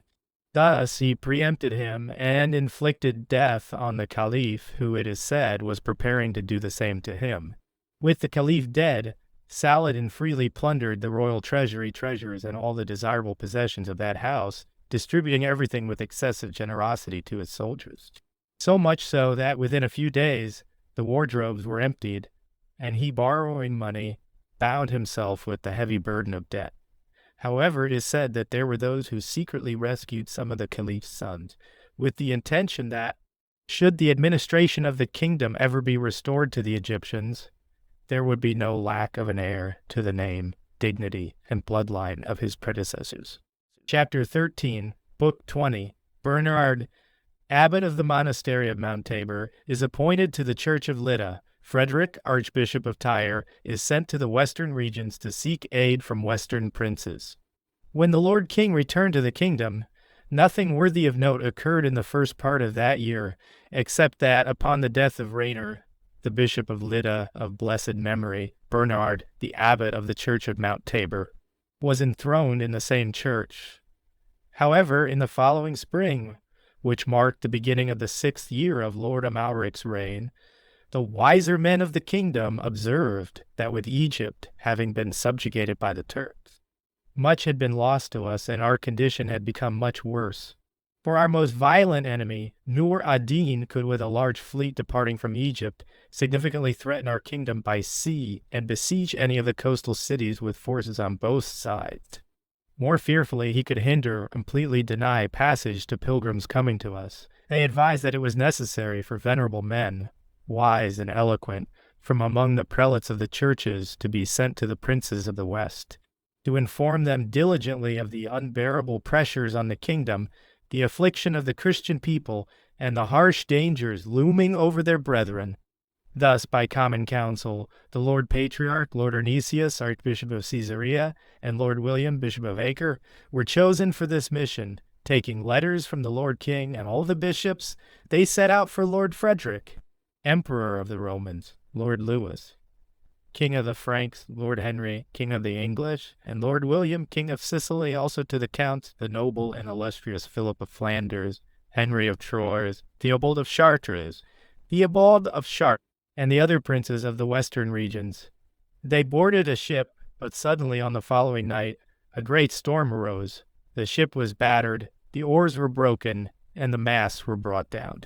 Greatly troubled, they narrowly escaped shipwreck after 3 days and returned. In their place, Lord Frederick, Archbishop of Tyre, succeeded in the same mission, persuaded by the earnest pleas of the Lord King and the princes. He took with him Lord John, Bishop of Panias, a suffragan of the same church.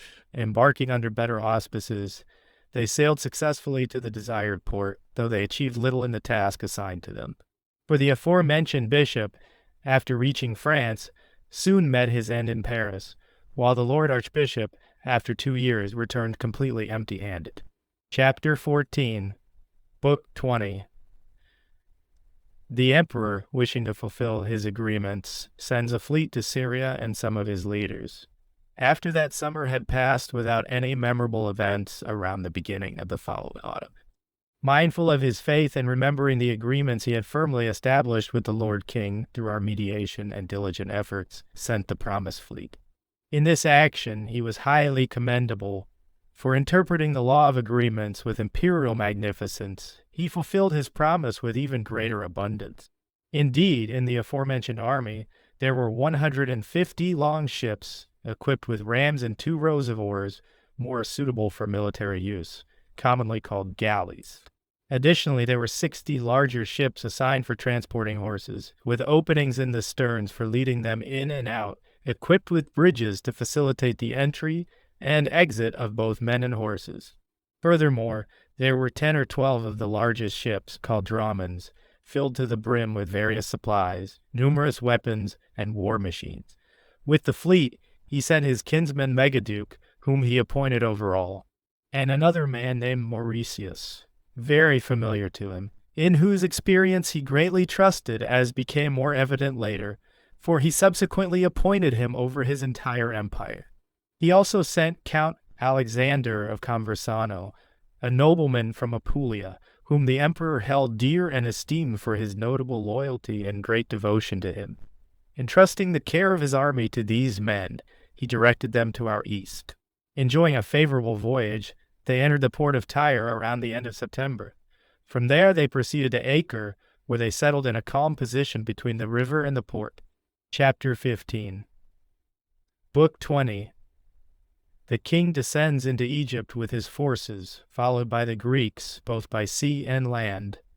In the year of our Lord 1169, the 68th year since the liberation of the city, and the 6th year of King Amalric's reign, on the Ides of October, after settling the affairs of the kingdom and leaving behind a military force to protect the realm from the plots and raids of Nur ad-Din, who remained near Damascus, the entire army of both Latins and Greeks gathered at Ascalon. The fleet had already set sail from the port of Acre several days earlier, making its way towards the Egyptian borders. On the 17th day before the calends of September, departing from the aforementioned city, they traveled through suitable stations where water was readily available, and to avoid overburdening the infantry, they proceeded at a moderate pace. After 9 days they reached the ancient city of Pelusium. A recent event had made this coastal route longer for those wishing to follow it. Certain sandbanks, which lay between some flat areas and the nearby sea, had been worn down by constant waves and nearly continuous assaults. The sea, having broken through these barriers, had forced its way through and claimed free access to the further plain. Flowing freely, it had formed a lagoon with a narrow mouth but wide fields within. From that day, such a multitude of fish has been enclosed by the sea's influx that it provides abundant and unheard-of supplies of fish, not only to nearby cities, but also to distant ones, with the sea flooding the areas closest to the shore. Those wishing to travel along the coast and descend into Egypt faced the inconvenience of having to circumvent the lagoon, compelled by necessity to travel 10 miles or more before returning to the shore. We have included this account of a remarkable miracle and the newly formed breach, noting that a part of the desert once exposed to the sun's heat is now subject to the waves familiar to swimmers, open to ships, filling fishermen's nets, and more fruitful than before, yielding previously unknown harvests. Pelusium, which we mentioned earlier, is a deserted city that was once densely populated. It is located near the first mouth of the Nile, where it meets the sea, commonly called Karabias, adjacent to the desert, situated between the river, the sea, and the wilderness. However, it is 3 miles from the river's mouth. Upon reaching it, our forces found that our fleet had arrived. There, after preparing the ships with the necessary crew, the entire army was transported to the further bank. Leaving Tanis to the left, once a distinguished metropolis but now reduced to the size of a very small town, they traveled between marshy areas and the seashore for about 20 miles, reaching Damietta in 2 days. Chapter 16, Book 20. The king besieges Damietta. The futile efforts of the Latin and Greek armies in its assault. Damietta is among the ancient and most noble cities of Egypt, situated on the nearer bank of the Nile, where the river enters the sea through its second mouth. It is positioned between the river's channel and the sea in a very advantageous location, though about a mile from the sea. Our army arrived there on the 27th of October and set up camp between the city and the sea, awaiting the fleet, which was delayed by the sea's harshness and contrary winds. After 3 days, with the sea calmed and the winds favorable, the fleet entered the river's channel and anchored between the city and the sea along the bank in a suitable position.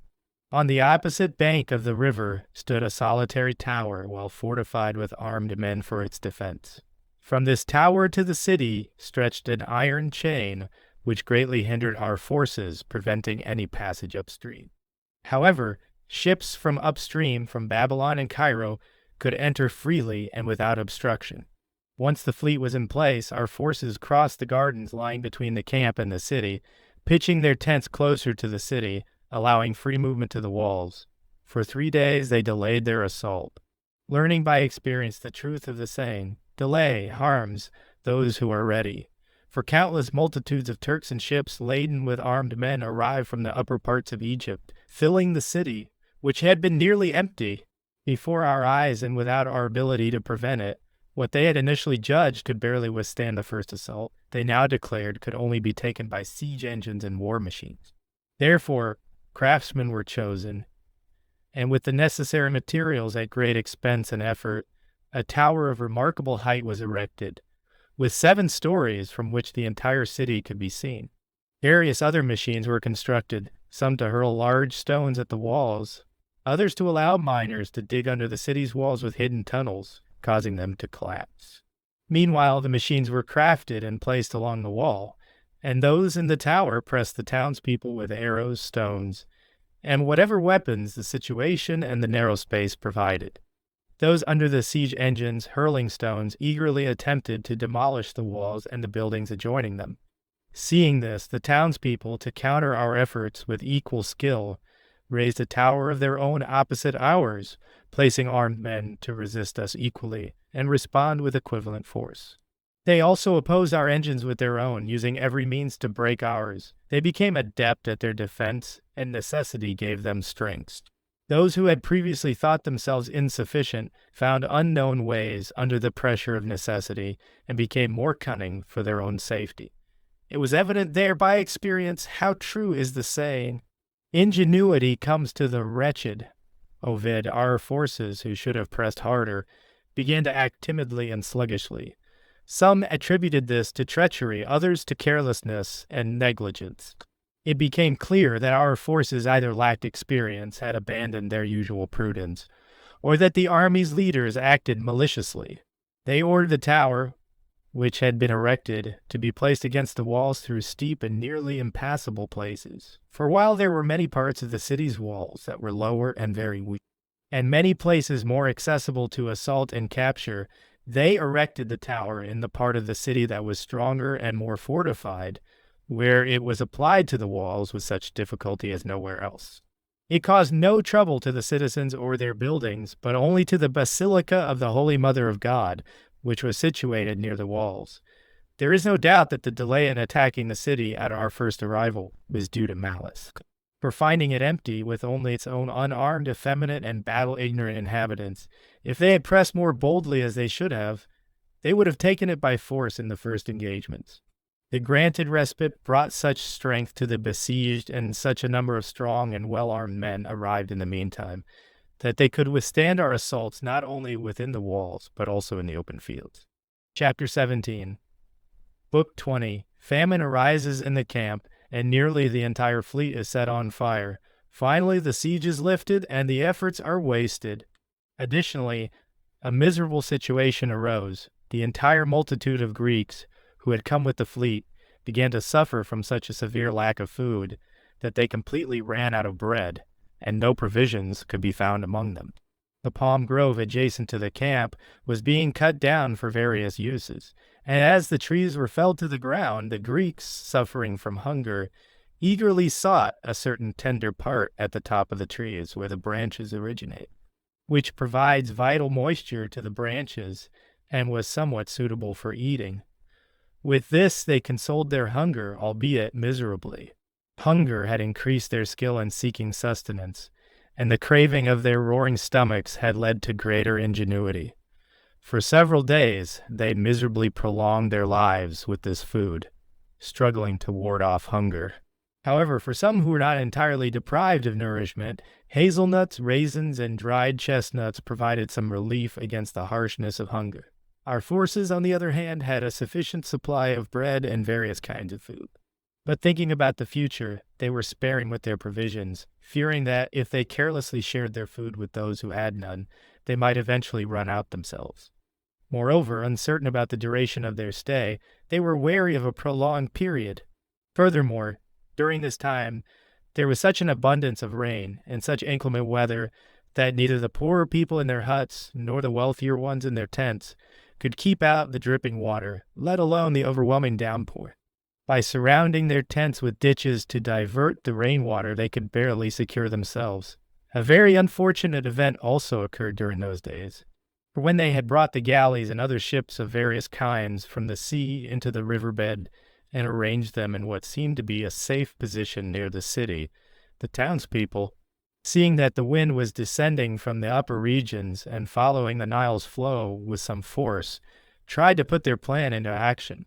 Taking a medium-sized boat, they filled it to the brim with dry wood, pitch, and other materials that typically fuel fires, set it ablaze, and directed it towards our fleet, with the river freely carrying it and the southern wind providing encouragement to the flames, taking advantage of the materials below. The burning boat descended into the fleet, and finding it almost contiguous, unable to pass through, it got stuck among the ships, and by spreading the fire, it carried and burned 6 of the big ships, called galleys, down to ashes.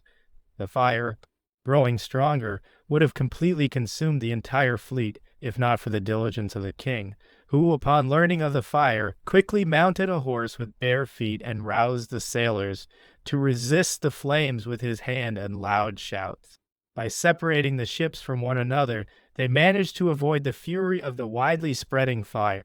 Those ships that began to catch fire from the nearby smell of burning, dragging the fuel of the fire with them, either in ashes or in another way, found relief through the benefit of the river and the sprinkling of nearby waters. Moreover, assaults on the city were made, though at intervals, in which, as is often the uncertain outcome of wars, sometimes our forces, sometimes the enemy, suffered the worst fate, yet our forces more frequently provided opportunities for combat. For the enemy rarely engaged in battle unless provoked. However, sometimes through a hidden gate facing the Greek camp, the townspeople made sudden attacks on them, driven by some unknown conflict, either because they had heard that our forces were naturally weaker, or because being endangered by hunger, they considered them less capable of withstanding attacks. Nevertheless, their leaders, the Megaduke and others, fought bravely and vigorously in battle whenever necessary. Inspired by their example, the lower ranks often pressed harder and resisted more courageously than usual. Meanwhile, military reinforcements for the citizens increased both by land and by sea, so that now those within the walls were more feared by our forces and those besieged were troubled.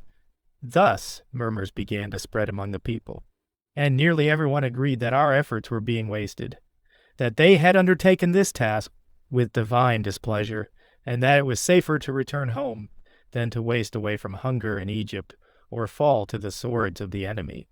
Therefore, through the mediation of our forces and some of the Turkish leaders, especially a certain prince among them, Javelin, who faithfully assisted, and with the Greeks agreeing to the same, a treaty was secretly made under certain conditions. Soon, peace was proclaimed by the voice of a herald.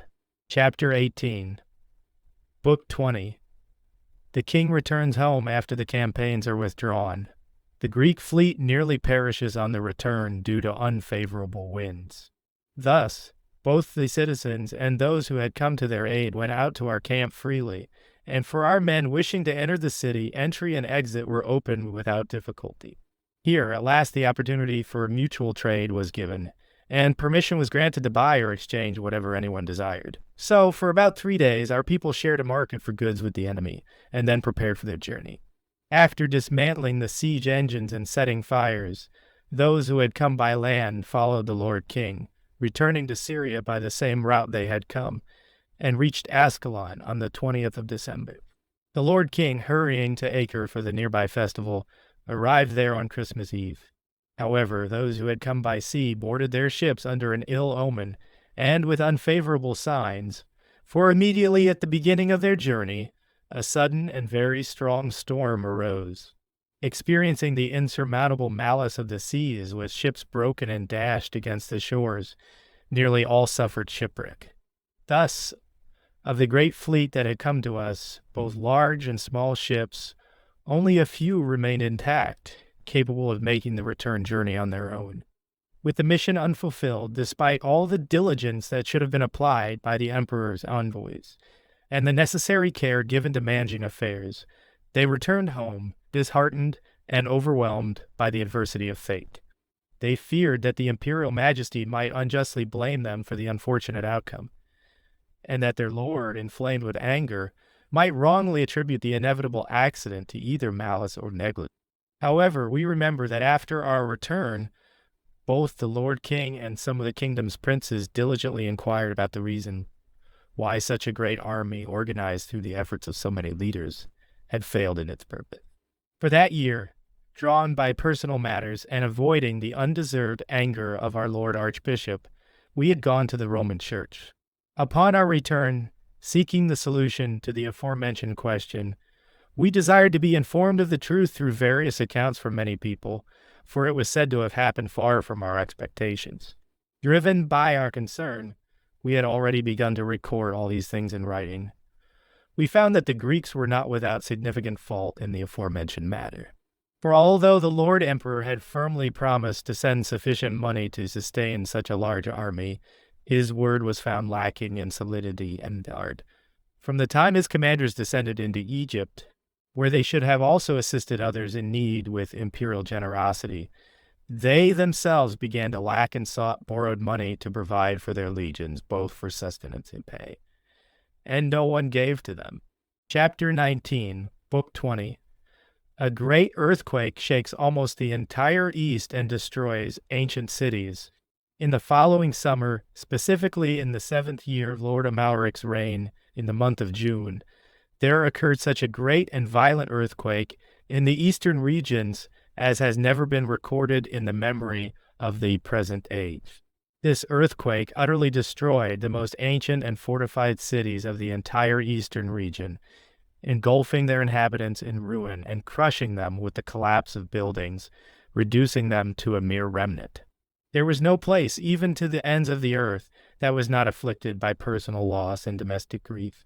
Everywhere there was mourning, everywhere funeral rites were conducted.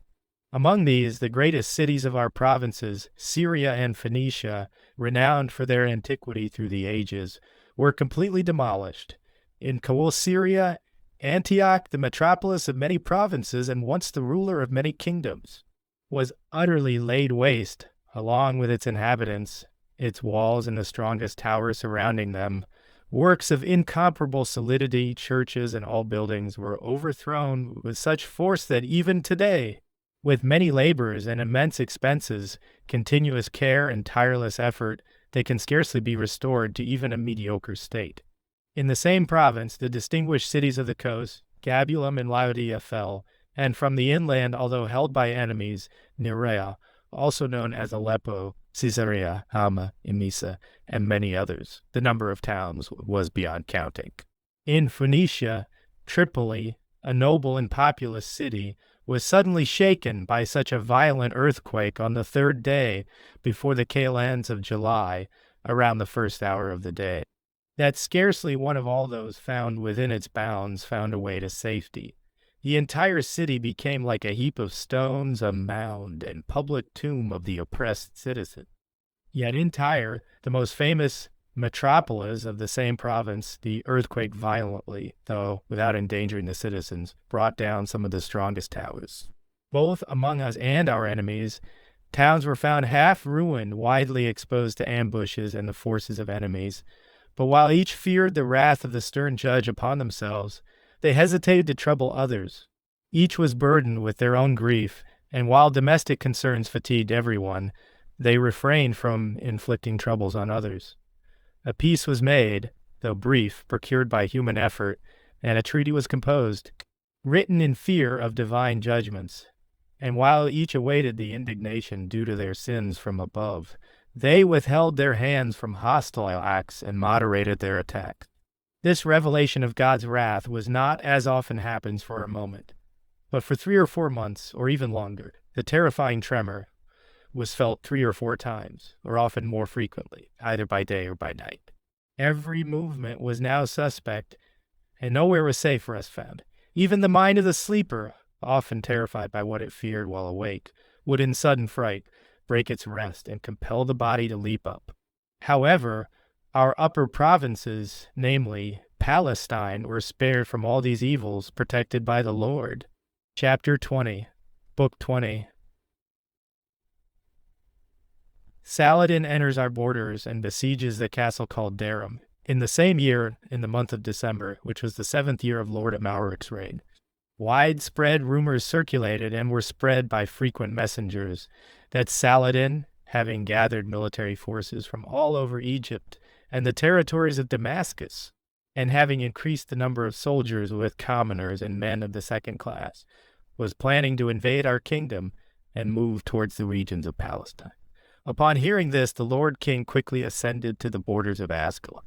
There, through the reliable reports of his men, he learned for certain that the aforementioned great and powerful prince, with a very large and unusually expanded army, had besieged the castle named Darum for 2 days. During those 2 days, he had inflicted such great distress on the besieged, giving them no respite, and had harassed those in the garrison with such frequent volleys of arrows that, with almost everyone wounded, few could take up arms to defend the place. The wall had also been undermined and violently breached, and he had already occupied part of the town, forcing the townspeople to retreat into the citadel, which seemed more fortified. They had also violently broken into the lower part of the tower, having smashed and set fire to the door, while the soldiers inside still defended its upper parts. This was reported to the Lord King, and indeed it was true. The commander and guardian assigned to this garrison was a noble and valiant man in arms, religious and God-fearing, Lord Anselm of Pass. Had the castle not had his presence that day, it would undoubtedly have fallen into the hands of the enemy. Upon learning this, the king, deeply pained and inflamed with anger, gathered as many horsemen and foot soldiers as the urgency of the time and the proximity of the enemy allowed. He left the city of Ascalon, and on the 18th day of the aforementioned month he headed to Gaza.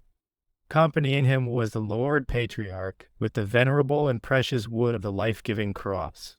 Also present were the venerable men, Lord Ralph, the Bishop of Bethlehem and Chancellor of the Kingdom, and Lord Bernard, the Bishop of Lydda, along with very few of the kingdom's princes. After reviewing their numbers, they found scarcely 250 horsemen and about 2,000 foot soldiers. Spending that night in the aforementioned place, sleepless due to the weight of their concerns and worries, they joined with the brothers of the temple, who had gathered there for the defense of the place, and at sunrise they unanimously set out from the city, directing their march towards the aforementioned castle. The castle, as we believe, is situated in Idumea, which is Edom, across the stream called the River of Egypt, which is also the boundary between Palestine and the aforementioned region. Lord Amalric had founded this very castle a few years earlier on a slightly elevated site, taking advantage of the remnants of ancient buildings, some traces of which still remain there.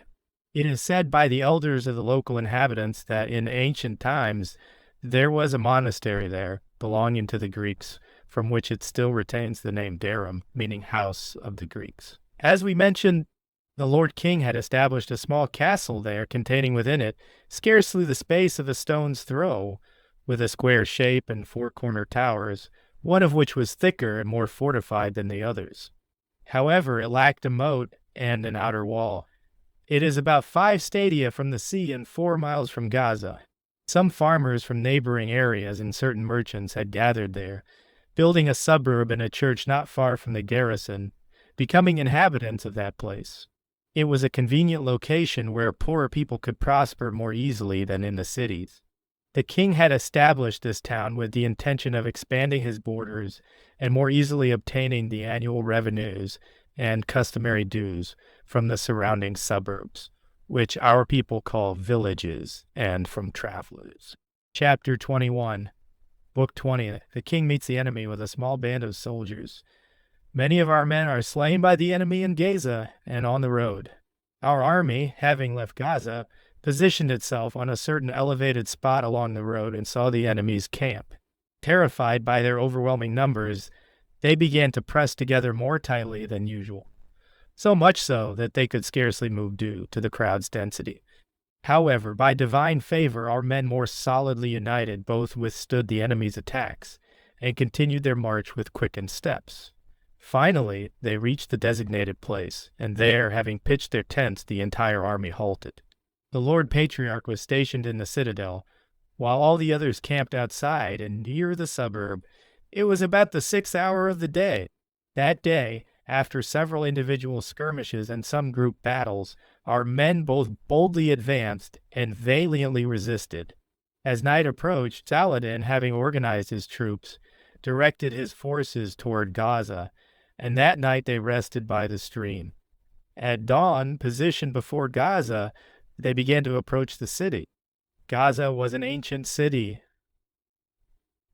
a distinguished metropolis of the Philistines frequently mentioned in both ecclesiastical and secular histories. Even today, many signs of its ancient nobility remain in its noble buildings. It had lain deserted for many years without a single inhabitant, until Lord Baldwin, the illustrious 4th king of Jerusalem, before the capture of Ascalon, gathered the kingdom's forces and public funds to build a well-fortified castle in a part of the city, which he immediately granted to the Knights Templar to hold in perpetuity. The castle could not occupy the entire hill upon which the city was founded, as we mentioned earlier. However, some people gathered to inhabit the place, hoping to dwell there more safely, and attempted to fortify the remaining part of the hill with gates and a wall, albeit low and weak. Upon hearing of the enemy's approach, the inhabitants of that place, with their wives and children, decided to enter the fortress, for they were unarmed men, farmers, unaccustomed to such matters, and intended to expose the rest of the city, as it was unfortified to the enemy. But Milo de Planchi, one of the kingdom's nobles, though a wicked man wanting to encourage the people, completely forbade them from entering, and urged them to defend the weaker part of the city. There were, moreover, 65 young men, agile and ready for arms, from the parts of Jerusalem, from a village called Machameria. These men, hastening to the army, happened to arrive in the same city that night. Following the command of the aforementioned Milo, they fought bravely near the outer city gate for freedom and country, and strongly resisted the enemy trying to force their way with swords. However, the enemy, entering the city from another side, found them between the fortress and the said gate, still denying entry to the enemy. Attacking from behind, they surrounded the unsuspecting men on all sides, and unable to resist any longer, they were cut down by swords. Yet, despite many of them being killed and many wounded, they inflicted a bloody victory upon the enemy. The inhabitants of the place, wishing to enter the fortress again, were not allowed to do so, as the enemy had already entered within the walls, and were indiscriminately putting them to death. No other path to safety was available. The Turks, having seized the city, spared neither age nor gender. Even infants were dashed against stones, and their fury was scarcely satisfied. Those in the fortress, keeping the enemy at bay with stones thrown from the towers and walls, and frequent volleys of missiles, preserved the castle intact by the Lord's favor. Thus, having taken the city and slaughtered its citizens, the enemy, as if holding a victory, returned toward Durham. As they advanced, they encountered about 50 of our foot soldiers who were carelessly hurrying to join our army. These men, defending themselves bravely and resisting strongly, were all slain by the sword. Chapter 22, Book 20, Saladin returns home. The king also returns to Ascalon after repairing the castle. After organizing their troops and arranging them in battle formation as military discipline requires, they formed 42 cohorts. Of these, they ordered 22 to follow the coastline, advancing between Durham and the sea, while the remaining cohorts were instructed to take the inland route until they passed the castle and regrouped into a single force. Observing the enemy returning in orderly ranks, our forces prepared for battle. Although they were few in number, they placed their trust in the Lord's mercy. Calling upon divine aid, they girded themselves for combat, with the Lord granting them strength and steadfastness of spirit, convinced that the enemy was returning to engage them. However, the enemy had a different intention entirely. Without veering to the right or left, they hastened back to Egypt, once it was confirmed to the king, through reliable messengers, that the enemy had set out on a journey not intending to return. He left behind those who would rebuild the partially destroyed castle, fortify it further once rebuilt, and guard it faithfully. Then, with the Lord guiding him, he returned to Ascalon with his forces. Those who had frequently witnessed campaigns in the kingdom remarked that they had never heard of such a large gathering of Turks in any age. The enemy's numbers, consisting solely of cavalry, were estimated to be around 40,000. Chapter 23, Book 20. In the same year, the glorious martyr of Christ, Thomas, Archbishop of Canterbury, is killed in his own church. During this time, on the 29th of December, in England at Canterbury, the noble and distinguished metropolis of that province, the passion of the most blessed and glorious martyr Thomas, the Archbishop of that city, was celebrated. He was a native of London, and under Theobald of blessed memory, the Bishop of the city of Canterbury, he earned promotion to Archdeacon of the same church. Subsequently, he was called by Henry II, the king of that province, to share in the royal concerns, and became his chancellor, a faithful, wise, and foremost steward of the entire kingdom. Finally, with his merits supporting him, and after the death of the aforementioned Blessed Father, he was called by the Lord's ordinance to the Church of Canterbury. While he valiantly and steadfastly contended for the justice of his church against tyrannical impieties, fleeing the same king who persecuted him, he was compelled to endure exile, which he bore in France for 7 continuous years with remarkable and commendable patience. While he awaited the promised peace upon returning, he was struck down by the swords of the impious within the same church over which he presided by the Lord's authority. Suffering insults, praying for his persecutors, he was beheaded, crowned with his own blood, and through a blessed exchange, he was crowned with martyrdom. Through him, the pious and merciful Lord deigns to work so many and such great miracles almost daily in the aforementioned church, and throughout the entire province, that it seems as if the times of the apostles have been renewed. Chapter 24, Book 20. The king, accompanied by some of his princes, travels to Constantinople. The emperor strives to honor him in many ways. In the following year, which was the 7th of King Amalric's reign, the aforementioned king saw how the kingdom was daily beset by troubles, and that the number of enemies was constantly increasing, their strength growing and their resources and wealth multiplying immensely. Meanwhile, the wise and discerning leaders of our kingdom had completely failed, and in their place a harmful generation was rising, occupying the positions of such great men uselessly, and squandering their ancestral goods on detestable pursuits. As a result, the kingdom had fallen into such weakness that even those with less practiced senses could perceive it. He summoned all the princes of the kingdom, and in their presence revealed the kingdom's needs and sought their counsel on how to counter these evils, so that the kingdom might not perish. After deliberation, they unanimously responded as if from a single mind.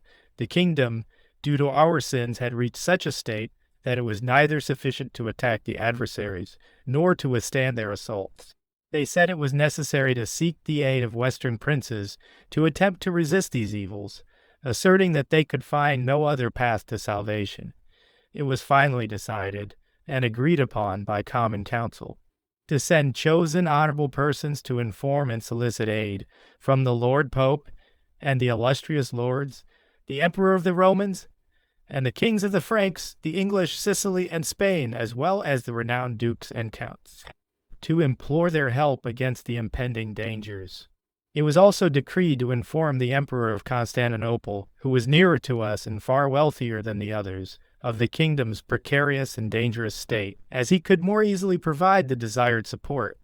They also added that a person should be sent to him who, with prudence, eloquence, and authority, could know and be able to incline such a prince's mind to our desires.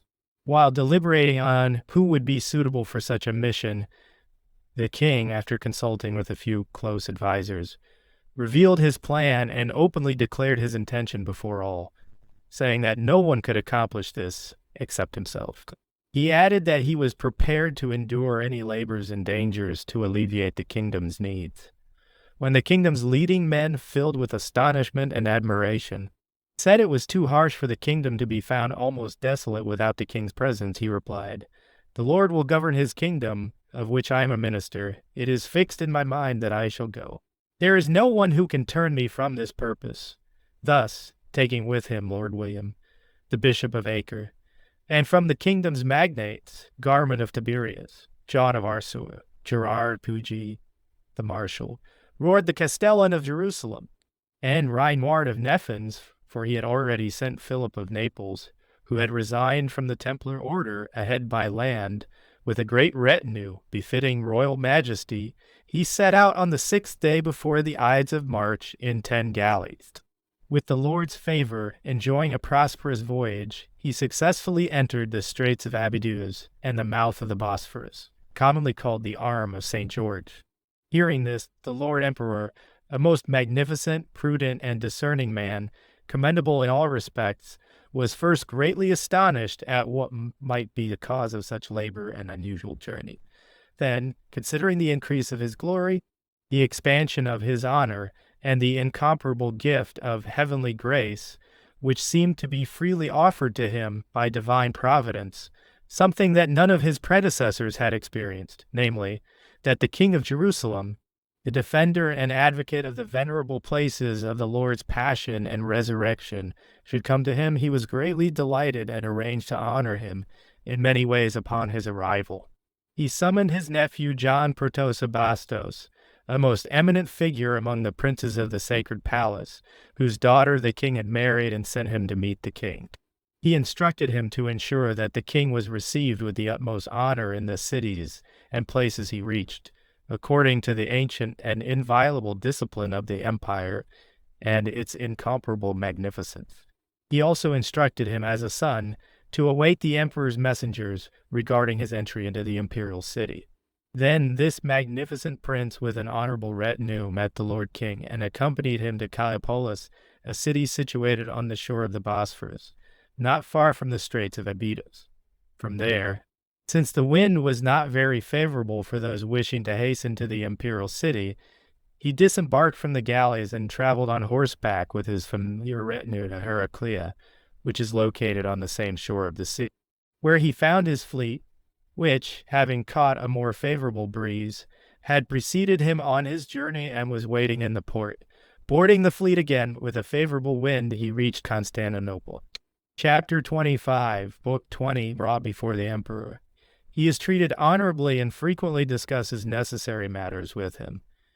In the city itself, on the seashore facing east, there is an imperial palace called the Constantinian Palace. It has an entrance to the sea with a marvelous and magnificent platform, marble steps leading directly into the sea, and lions and columns erected with regal splendor from the same material.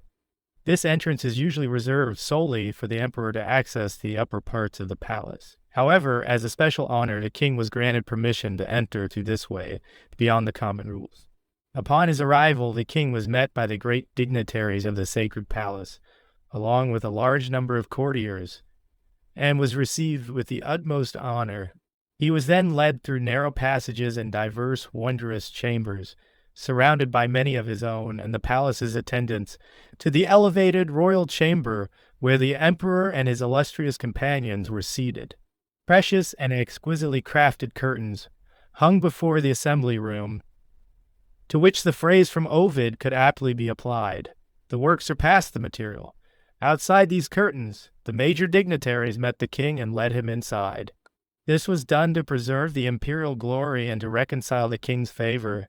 It is said that in the assembly of his nobles, with only the illustrious present, the emperor rose to greet him familiarly.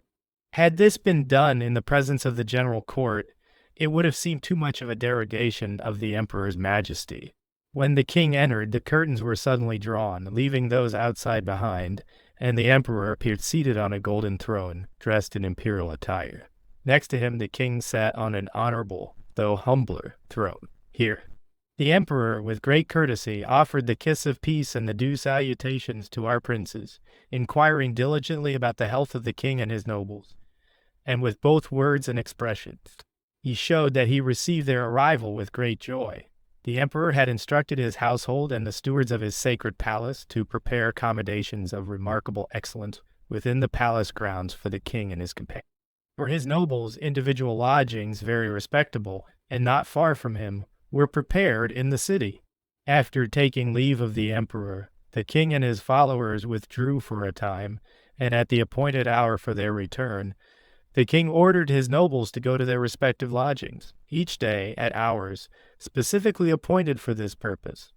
They engaged in diligent discussions with the emperor and among themselves about the matters for which they had come, striving with all their efforts to complete the purpose of such a great labor and journey, so they might return home with the desired outcome, frequently having private conversations with the emperor, both separately and in the assembly of his illustrious companions. The king explained the purpose of their journey, the needs of the kingdom, and elaborated on the immortal fame the emperor could achieve by subjugating the kingdom of Egypt. He also presented clear arguments for the ease of achieving this goal. Persuaded by these, the emperor lent a favorable ear to his assertions and promised to fulfill his desires completely and satisfactorily. Meanwhile, with immense gifts, in accordance with imperial magnificence, he honored both the king and his nobles in many ways. He showed concern for their well-being and safety through frequent visits. He ordered that the inner parts of the palace, the chambers accessible only to his household, the private quarters, the basilicas inaccessible to the common people, the treasures, and the ancestral repositories of all desirable things be open to them, as if they were his own family. He also commanded the display of the relics of the saints and the most precious artifacts of the dispensation of our Lord Jesus Christ, namely the cross, nails, spear, sponge, reed, crown of thorns, shroud, and sandals. There was no secret or mystery stored since the times of the blessed emperors Constantine, Theodosius, and Justinian in the hidden places of the sacred chamber that was not revealed to them familiarly. Sometimes, even during breaks from official duties, he invited the king and his companions to entertainments and new games that would not compromise the dignity of either party. There, various kinds of musical instruments and songs of admirable sweetness, distinguished by harmonious arrangements, were presented. He also ordered the display of dances by maidens and the gestures of performers, worthy of admiration while maintaining decorum. Additionally, he commanded the exhibition of public spectacles, which we customarily call theatrical or circus games, with urban elegance, for the king's pleasure with great expense and customary magnificence. Chapter 26. Book 20. With business completed and laden with gifts, both the king and his princes return home. After spending several days at the Constantinople palace, to introduce some variety which often alleviates tedium, the emperor moved himself and the Lord King to the new palace called Blachernae. There, within the private chambers of his ancestors, he hosted the king graciously for several days, adhering to the full laws of hospitality. He also arranged for his own people to have respectable and comfortable lodgings not far from the same palace. As before, the stewards and those assigned to this duty continued to provide not only the necessary, but also the luxurious provisions in a magnificent and abundant manner. The Lord King toured the entire city, both inside and outside, including the churches and monasteries, which are almost innumerable, as well as the columns of trophies and triumphal arches. Guided by great nobles and knowledgeable locals, he inquired about the history and purpose of each from the most ancient and wise men, gaining fuller understanding.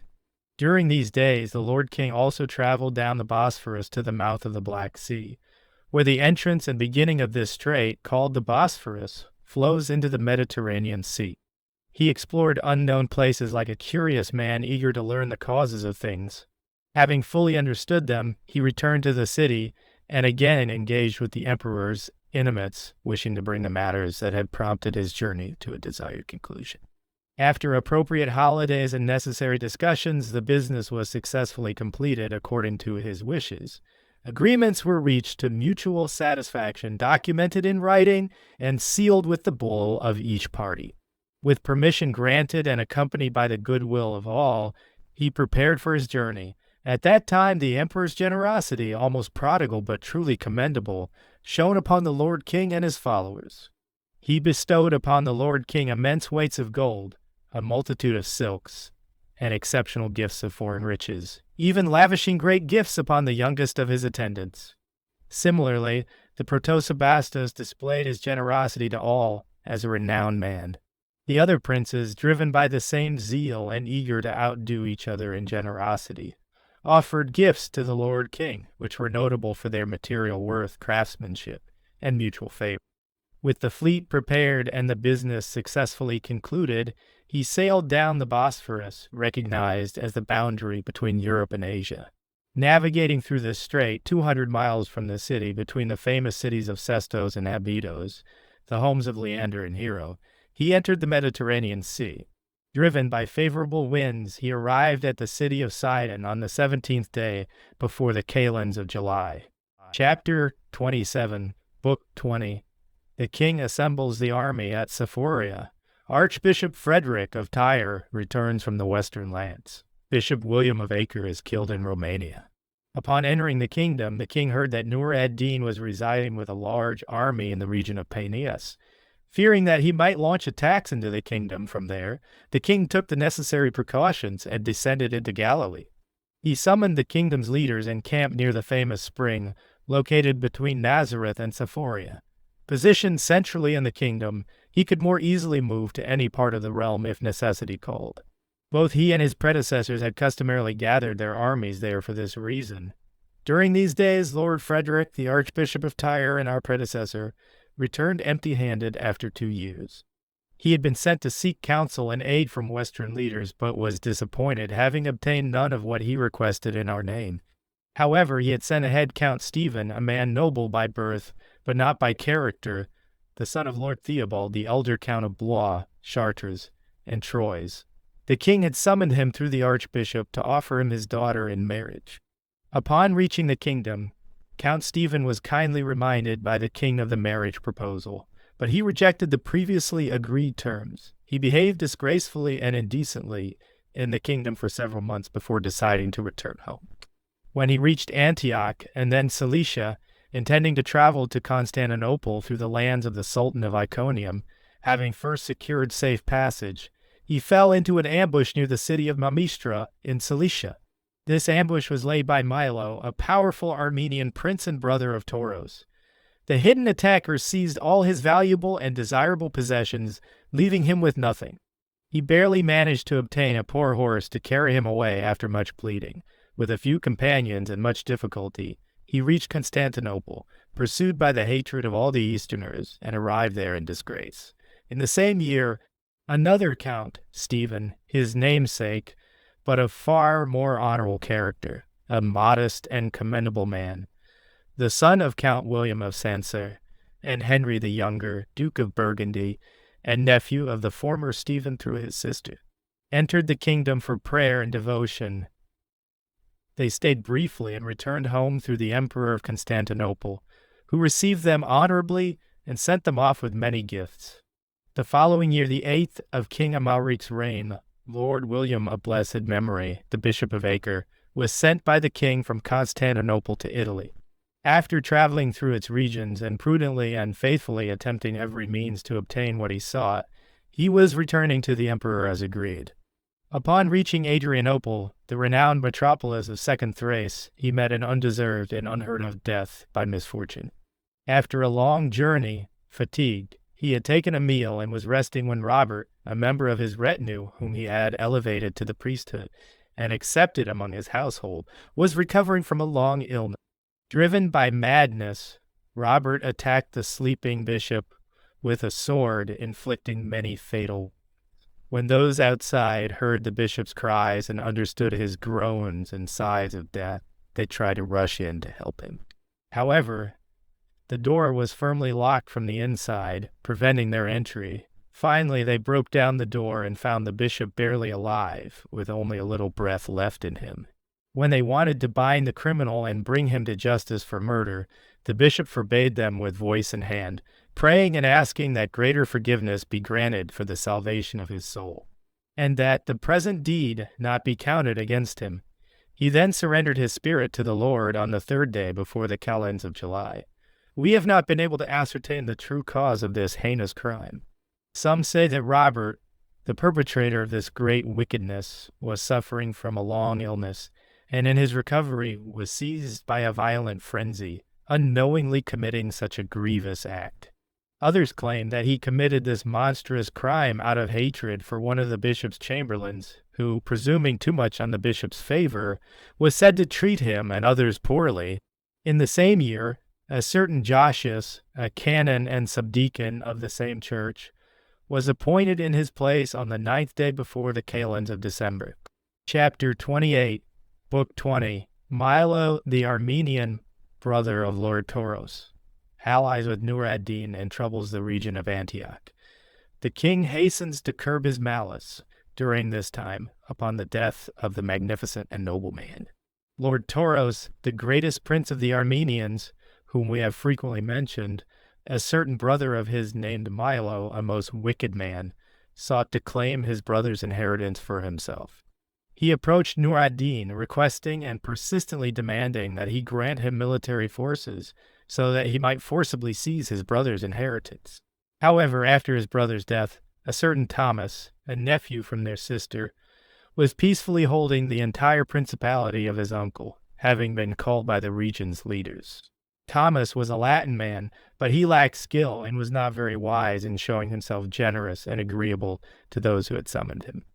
Thus, after negotiating terms that seemed pleasing to Nur ad-Din, Milo obtained a considerable portion of his military forces. Relying on this support, he was the first to introduce infidels into his paternal and ancestral inheritance, contrary to the custom of his forefathers. Having violently entered his father's land, he expelled his nephew and claimed the entire region for himself. Immediately upon gaining power, he seized everything the Knights Templar possessed in Cilicia, despite once being their brother, and formed such a strong alliance with Nur ad-Din and the Turks that it was scarcely less than the bond between brothers. Having become like an infidel neglecting the law of the Lord, he inflicted as much harm as he could on the Christians, taking those captured by chance or in battle or in conquered fortresses, and selling them into enemy lands. Therefore, the Prince of Antioch and the leading men of the region, seeing this wicked man raging more fiercely against the Christians than any other enemy, took up arms against him. although it is a dangerous precedent for the faithful to take up arms against those of the same profession, resembling a civil war. They could not ignore the harm done to their brethren. They declared war and proclaimed him a public enemy. Meanwhile, the king, hearing of the scandal that had arisen in those parts, wishing to intervene for peace, descended to the region of Antioch with a familiar retinue. From there he sent personal envoys to the aforementioned monstrous and godless Milo, requesting and earnestly asking him to come down for a conference at a place and time of his choosing. Although Milo seemed to accept this word gladly, his heart was far from it, even though the king attempted this through envoys 3 or 4 times. In the end, deceived by the cunning of the malicious man, he did not succeed in this matter. Finally, gathering military forces from the entire province, the entire Christian army of those parts descended into his land. In the plains of Cilicia, for ascending the mountains was harsh and difficult, they roamed the region, burning crops and attempting to storm fortresses. Behold, a messenger bearing sinister news approached the king, reporting, as was true, that Nur ad-Din had besieged Petra, the metropolis of Arabia Petraea, also known as Krakti. Upon hearing this, the king, greatly anxious with his familiar retinue, having obtained permission from the prince, returned with all speed.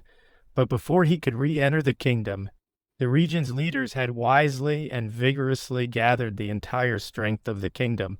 Lord Ralph, the Bishop of Bethlehem, carrying the Holy Cross, and Lord Humphrey, the constable, were entrusted with the care of the army. While they hastened diligently and without delay to the designated place, behold, a messenger met them on their journey, saying, as was true, that Nur ad-Din, with the city safe and the siege lifted, had returned to his own lands. Thus the king, arriving in the kingdom, found tranquility beyond his hope, yet in accordance with his wishes. Chapter 29. Book 20. Saladin besieges. The castle known as Mons Regalis beyond the Jordan failing to succeed, he returns home. In the following year, Saladin, with vast forces and an immense cavalry, prepared to enter our regions around the beginning of autumn, bringing countless troops from all of Egypt. After crossing the desert, he reached the place known as the Turkoman's camp. The king, anticipating his arrival, had gathered his armies and, accompanied by the Lord Patriarch, with the life-giving and venerable wood of the Lord's cross, had set up camp near Beersheba to more conveniently confront the approaching enemies. The location where Saladin was said to be with his forces was scarcely 16 miles from the royal camp. However, it was not yet confirmed to the king that Saladin had reached that place. Nevertheless, Saladin had camped there, following the convenience of water sources. After deliberating with his leaders, as if intentionally avoiding a direct encounter, they carefully took different routes. They directed their forces and all the people towards Ascalon, verbally seeking an encounter with him, which they had deliberately avoided despite his proximity. Then, coming to Darum, and from there leading the army back to the aforementioned location, they wasted their efforts and resources in vain.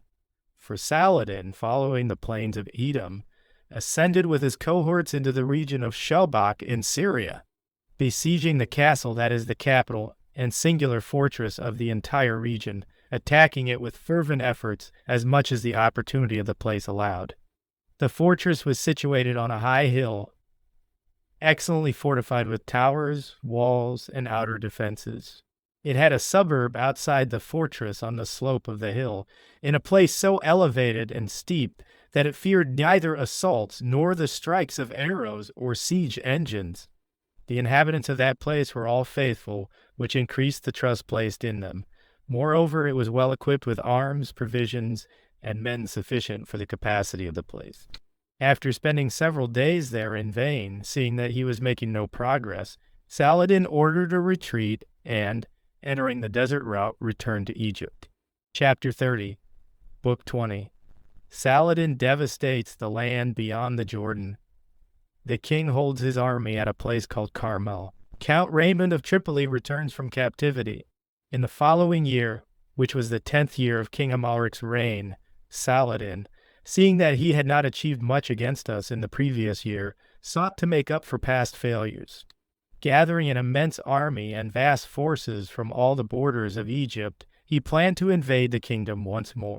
Entering the wilderness to approach more secretly and find greater opportunity to harm, He entered the same region in July that he had invaded with his armies the previous year. However, the king, having foreseen his arrival, brought the strength of the entire kingdom's military with him and met Saladin in the wilderness. When he was informed that Saladin had turned towards Syria Sobel as he had the previous year, the king feared to follow him there, lest Saladin, hearing of the king's pursuit, might enter the kingdom from the opposite side to devastate it. Therefore, he ascended a mountain and chose a suitable place for his camp, retreating to Carmel. This Carmel is not the mountain by the sea, familiar to Elijah, but a small village where the foolish Nabal is said to have once lived.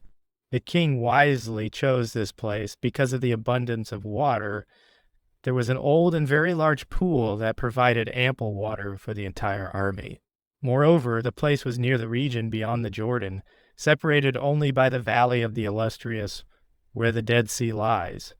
Thus, it was easier and more frequent for our forces to hear news of the enemy's actions and to learn of their condition.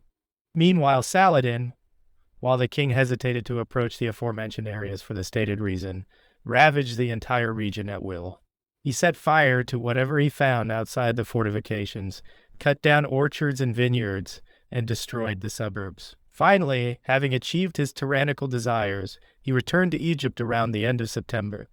Around the same time, Lord Raymond, the younger son of the elder Raymond, Count of Tripoli, in the 8th year of his captivity, during which he had been held in poverty and chains by the enemy, regained his former freedom by paying 80,000 gold coins for his ransom. He returned to his ancestral county, where the king graciously received him and restored his land, which he had preserved in the meantime without difficulty.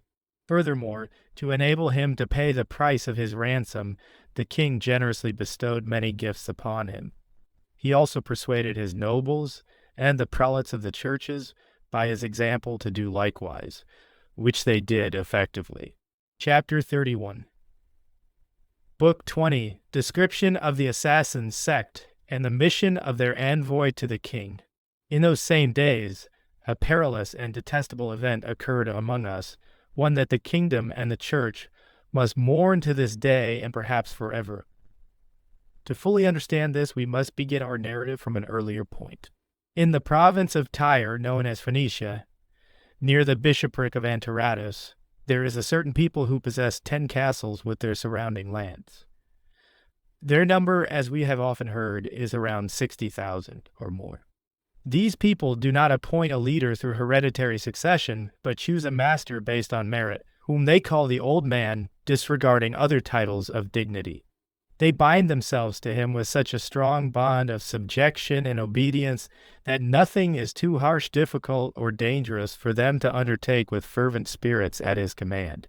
For instance, if they have any princes who are hateful or suspected by their nation, they give a dagger to one or more of their own, and without considering the outcome, whether they might escape or not, they go to where they are commanded. They anxiously strive and labor until by chance they fulfill the task assigned, satisfying the master's command. Both our people and the Saracens call them assassins, though we do not know the origin of the name. For 400 years they have observed the Saracen law and traditions with such zeal that compared to them all others were judged as transgressors, while they seemed to fulfill the law. However, in our days they appointed as their master a man of great eloquence, subtlety, and sharp intellect. Contrary to the custom of his ancestors, he began to keep with him the books of the Gospels and the apostolic writing. Diligently studying these, he had somewhat grasped the series of Christ's miracles and teachings, as well as the apostles' doctrine, through much effort.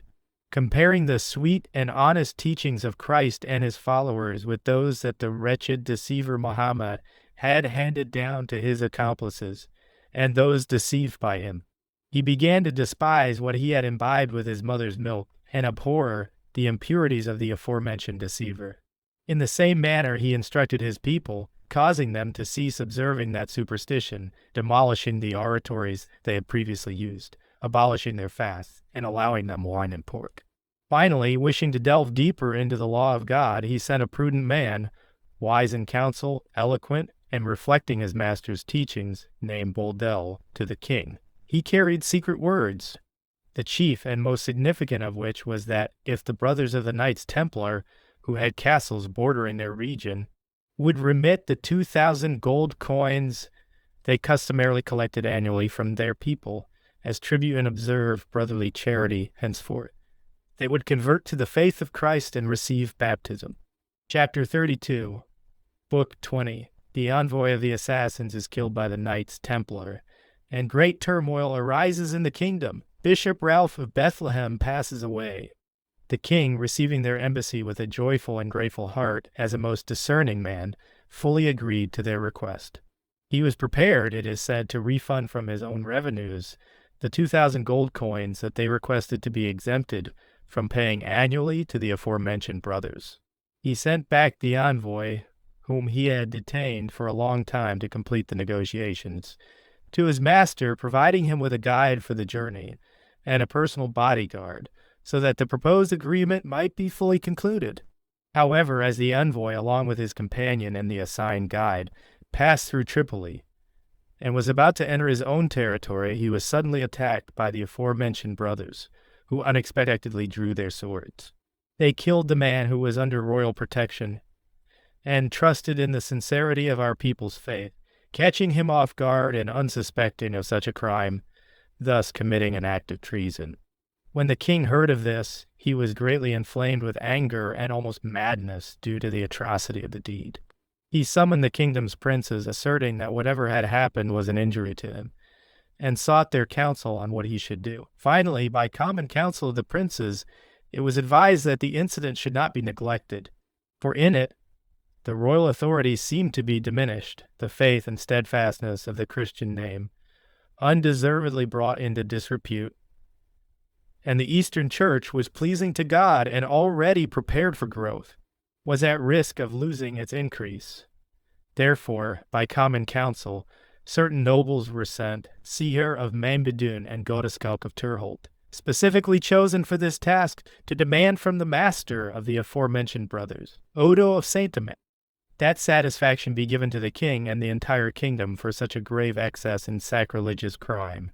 It was said that one of their brothers, namely Walter of Maesnil, a wicked and one-eyed man, whose spirit was in his nostrils, and who had no discretion at all, had done this with the knowledge of the brothers. Thus, it is said, sparing him beyond what was due, he informed the Lord King through messengers that he had imposed penance on the brother who committed this act, and that he intended to send him to the Lord Pope with the imposed penance, forbidding anyone, by the authority of the Lord Pope, to dare lay violent hands on the aforementioned brother. He also added other things dictated by the spirit of pride, with which he was greatly filled, which are not very necessary to insert into the present narration. The king, however, being at Sidon for the same matter, found the same master with many of his brothers and the same wrongdoer. After holding counsel with those who accompanied him there, he had the aforementioned traitor to the majesty forcibly taken from their house and brought to Tyre in chains, where he was imprisoned. Eventually, due to this incident, the entire kingdom nearly suffered an irreparable ruin. Nevertheless, the king, alleging his innocence to the master of the assassins, whose envoy had perished in such a sinister event, appeared blameless. And with the aforementioned brothers, he used a sufficiently tempered moderation, leaving the matter unresolved until his death. It is said, however, that if he had recovered from that final illness, he intended to discuss the matter more diligently with the kings and princes of the world through the most honorable envoys. Truly, shortly thereafter, the venerable brother Lord Ralph, of blessed memory, Bishop of Bethlehem and Royal Chancellor, a very generous and kind man, passed away and was honorably buried in the chapter of his church. While discussions were held in the same church about appointing a new pastor, they fell into difficult disputes due to differing opinions, which were scarcely resolved in the second year of Lord Baldwin, the successor of Lord Amalric, and his son. These disputes led the aforementioned church into many difficulties. Chapter 33, Book 20, Nur ad-Din dies. The king besieges Panias. After a truce is made, he withdraws. Stricken with illness, he travels to Jerusalem, where he dies within a few days, at the same time, scarcely a month having passed. Nur ad-Din, the greatest persecutor of the Christian name and faith, yet a just prince, cunning and prudent, and religious according to the traditions of his people, died in the 29th year of his reign, in the month of May. Hearing of his death, the king immediately, without delay, summoned all the forces of the kingdom and besieged the city of Peneus. The wife of the aforementioned prince, surpassing the strength of a woman, sent an embassy to the Lord King, asking him to withdraw from the siege and offering him a temporary peace with a promise of a large sum of money. The king, appearing at first to refuse in order to extort a greater amount, continued the siege nonetheless. After about 15 days of diligent and vigilant efforts to attack the besieged, using machines and other methods to inflict various troubles upon them, he saw them growing bolder each day in their resistance. Realizing he was making no progress, and with the noble lady's envoys pressing more vehemently for peace, he accepted the agreed sum of money and the release of 20 captive knights from our people. Conceiving greater plans, he lifted the siege and returned, complaining to his close companions that he was not in good health and not in a sound bodily condition. Dismissing the troops, he traveled with a small retinue to Tiberias, where he began to suffer dangerously from dysentery. Fearing the illness, he proceeded through Nazareth and Nablus, still on horseback and not entirely incapacitated, and entered Jerusalem. There, as his condition worsened, he began to suffer intensely from fever, while the dysentery ceased despite the efforts of the physicians. After being afflicted by the fever beyond his strength for several days, he ordered Greek, Syrian, and local doctors to be summoned, urgently requesting them to relieve his bowels with some concoction. When he could not obtain this from them, he subsequently called for Latin doctors, demanding the same from them, and adding that he would take full responsibility for the outcome. They gave him a concoction, and after taking it, he was able to relieve himself several times without difficulty, so much so that he felt better. However, before he could restore his body, exhausted by the medicine's force, with food, the usual fever returned, and he passed away. He died in the year of the Lord's incarnation, 1173, on the 9th of July, in the 12th year of his reign, in the 5th month, and in the 38th year of his age. He was buried among his predecessors, beside his brother, in the same line, before the place of Calvary, a prudent and discreet man, entirely suitable for the governance of the kingdom. At his request and insistence, we have proposed to commit to writing the deeds of both his predecessors and his own. Chapter 1, Book 21, on the early reign of Baldwin IV, the sixth king of Jerusalem, his character, age, and physical appearance. The sixth Latin king of Jerusalem was Lord Baldwin IV, son of the illustrious King Amalric, of whom we have spoken before, and Agnes, the countess, daughter of Jocelyn the Younger, Count of Edessa, whom we have often mentioned previously. As previously stated, when he was called to the ancestral kingdom, rightfully his by inheritance, he was compelled by Lord Amalric of blessed memory, then the Patriarch of Jerusalem, following in the footsteps of his predecessor Lord Fulcher, to dismiss her through ecclesiastical coercion. It was said, and indeed it was true, that they were related in a close line of consanguinity, as we have more thoroughly explained when discussing the reign of Lord Amalric. When Baldwin was still a boy, around 9 years old, and while I was administering the archdeaconry of Tyre, his father, very concerned for his education, entrusted him to me with many requests and under the promise of his faith, to be educated and instructed in the liberal arts. While he was with us, we devoted vigilant care and appropriate attention to him, both in the discipline of manners and in the study of letters.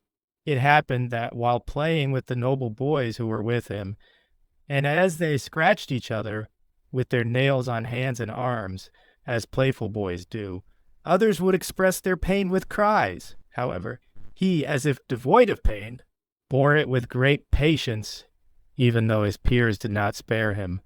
When this happened once and often, and it was reported to me, I initially believed it was due to the virtue of patience, and not from a defect of insensitivity.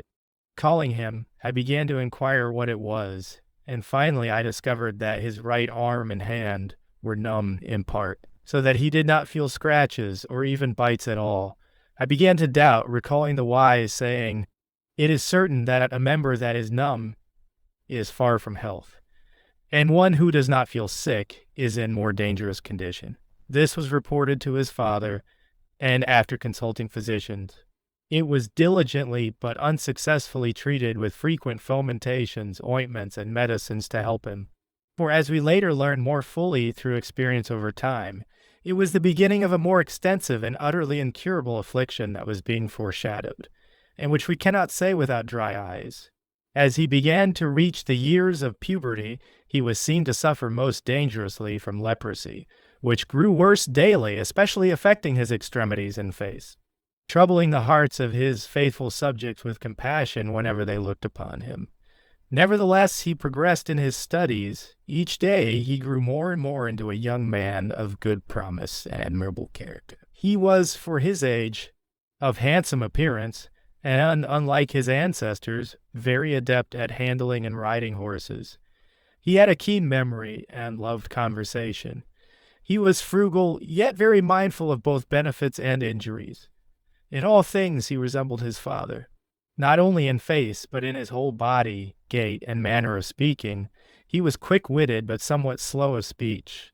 He was an eager listener to histories, like his father, and very obedient to wise counsel. Chapter 2, Book 21. The time of his anointing and coronation. At the time of his father's death, he was scarcely 13 years old. He had a sister named Sibylla, older than him from the same mother. She was being raised in the convent of St. Lazarus in Bethany, under the care of Lady Avetta, the abbess of that place and his father's aunt. After his father's death, all the princes of the kingdom, both ecclesiastical and secular, gathered together. With the unanimous desire of all, he was solemnly and customarily anointed and crowned in the Church of the Holy Sepulchre by Lord Amalric, of blessed memory, the Patriarch of Jerusalem, with archbishops, bishops, and other church prelates assisting, on the Ides of July, the 4th day after his father's death. At that time, Lord Alexander, the third Pope, presided over the Holy Roman Church, Lord Amalric over the Holy Church of Antioch, Lord Amalric over Jerusalem, and Lord Frederick over Tyre in Constantinople. The illustrious and pious Lord Manuel was emperor. Lord Frederick ruled the Romans. Lord Louis the Franks, Lord Henry, son of Count Geoffrey of Anjou, ruled in England, and in Sicily, Lord William II, son of the elder Lord William, reigned. In Antioch, Lord Bohemond, son of Prince Raymond, held power, and in Tripoli, Lord Raymond the Younger, son of Count Raymond the Elder, was in charge. Chapter 3, Book 21. In the first year of his reign, the fleet of the king of Sicily, arriving at Alexandria, suffers a great loss. The Count of Tripoli demands the guardianship of the kingdom and the king as the nearest relative. In the first year of Lord Baldwin's reign, around the beginning of August, a fleet of 200 ships sent by Lord William, King of the Sicilians, to attack Alexandria, carrying a respectable number of both foot soldiers and cavalry, landed in Egypt. However, while the commanders and leaders of this fleet acted incautiously, they suffered significant losses, with many from both ranks either captured or killed by the sword. After a delay of 5 or 6 days spent near the city, they retreated in disarray. Meanwhile, in our kingdom, as Milo de Planchi managed the affairs of the realm, serious hostilities arose between him and certain nobles of the kingdom. They were envious and deeply troubled that without their knowledge or consultation, he alone, presuming too much upon himself and disregarding others, was always at the king's side. He managed the kingdom's affairs without consulting them, excluding others from royal intimacy. During this time, the Count of Tripoli approached the king, and in the presence of the nobles who happened to be there, requested the management of the kingdom. He argued that the legitimate guardianship of the king, who was still in his minority, rightfully belonged to him by the law of kinship. He claimed this right for several reasons. First, because he was the closest of all the king's relatives. Second, because he was the wealthiest and most powerful of all the king's loyal subjects. He also added a very compelling third reason. When he had been captured, he had commanded his followers from prison, under the pretense of loyalty, to deliver all his lands, fortresses, and castles to Lord King Amalric, the father of the current king, and to submit everything to his commands and complete authority. He further added at the end of his speech that if he were to die in prison, he had appointed the aforementioned Lord King as his sole heir, because he was the closest of all his relatives. For all these reasons, he requested this honor to be granted to him more as a matter of honor than in hope of any future benefit. The response to the count's claims was postponed with the excuse that the Lord King had few of the kingdom's leading men with him at the time to consult.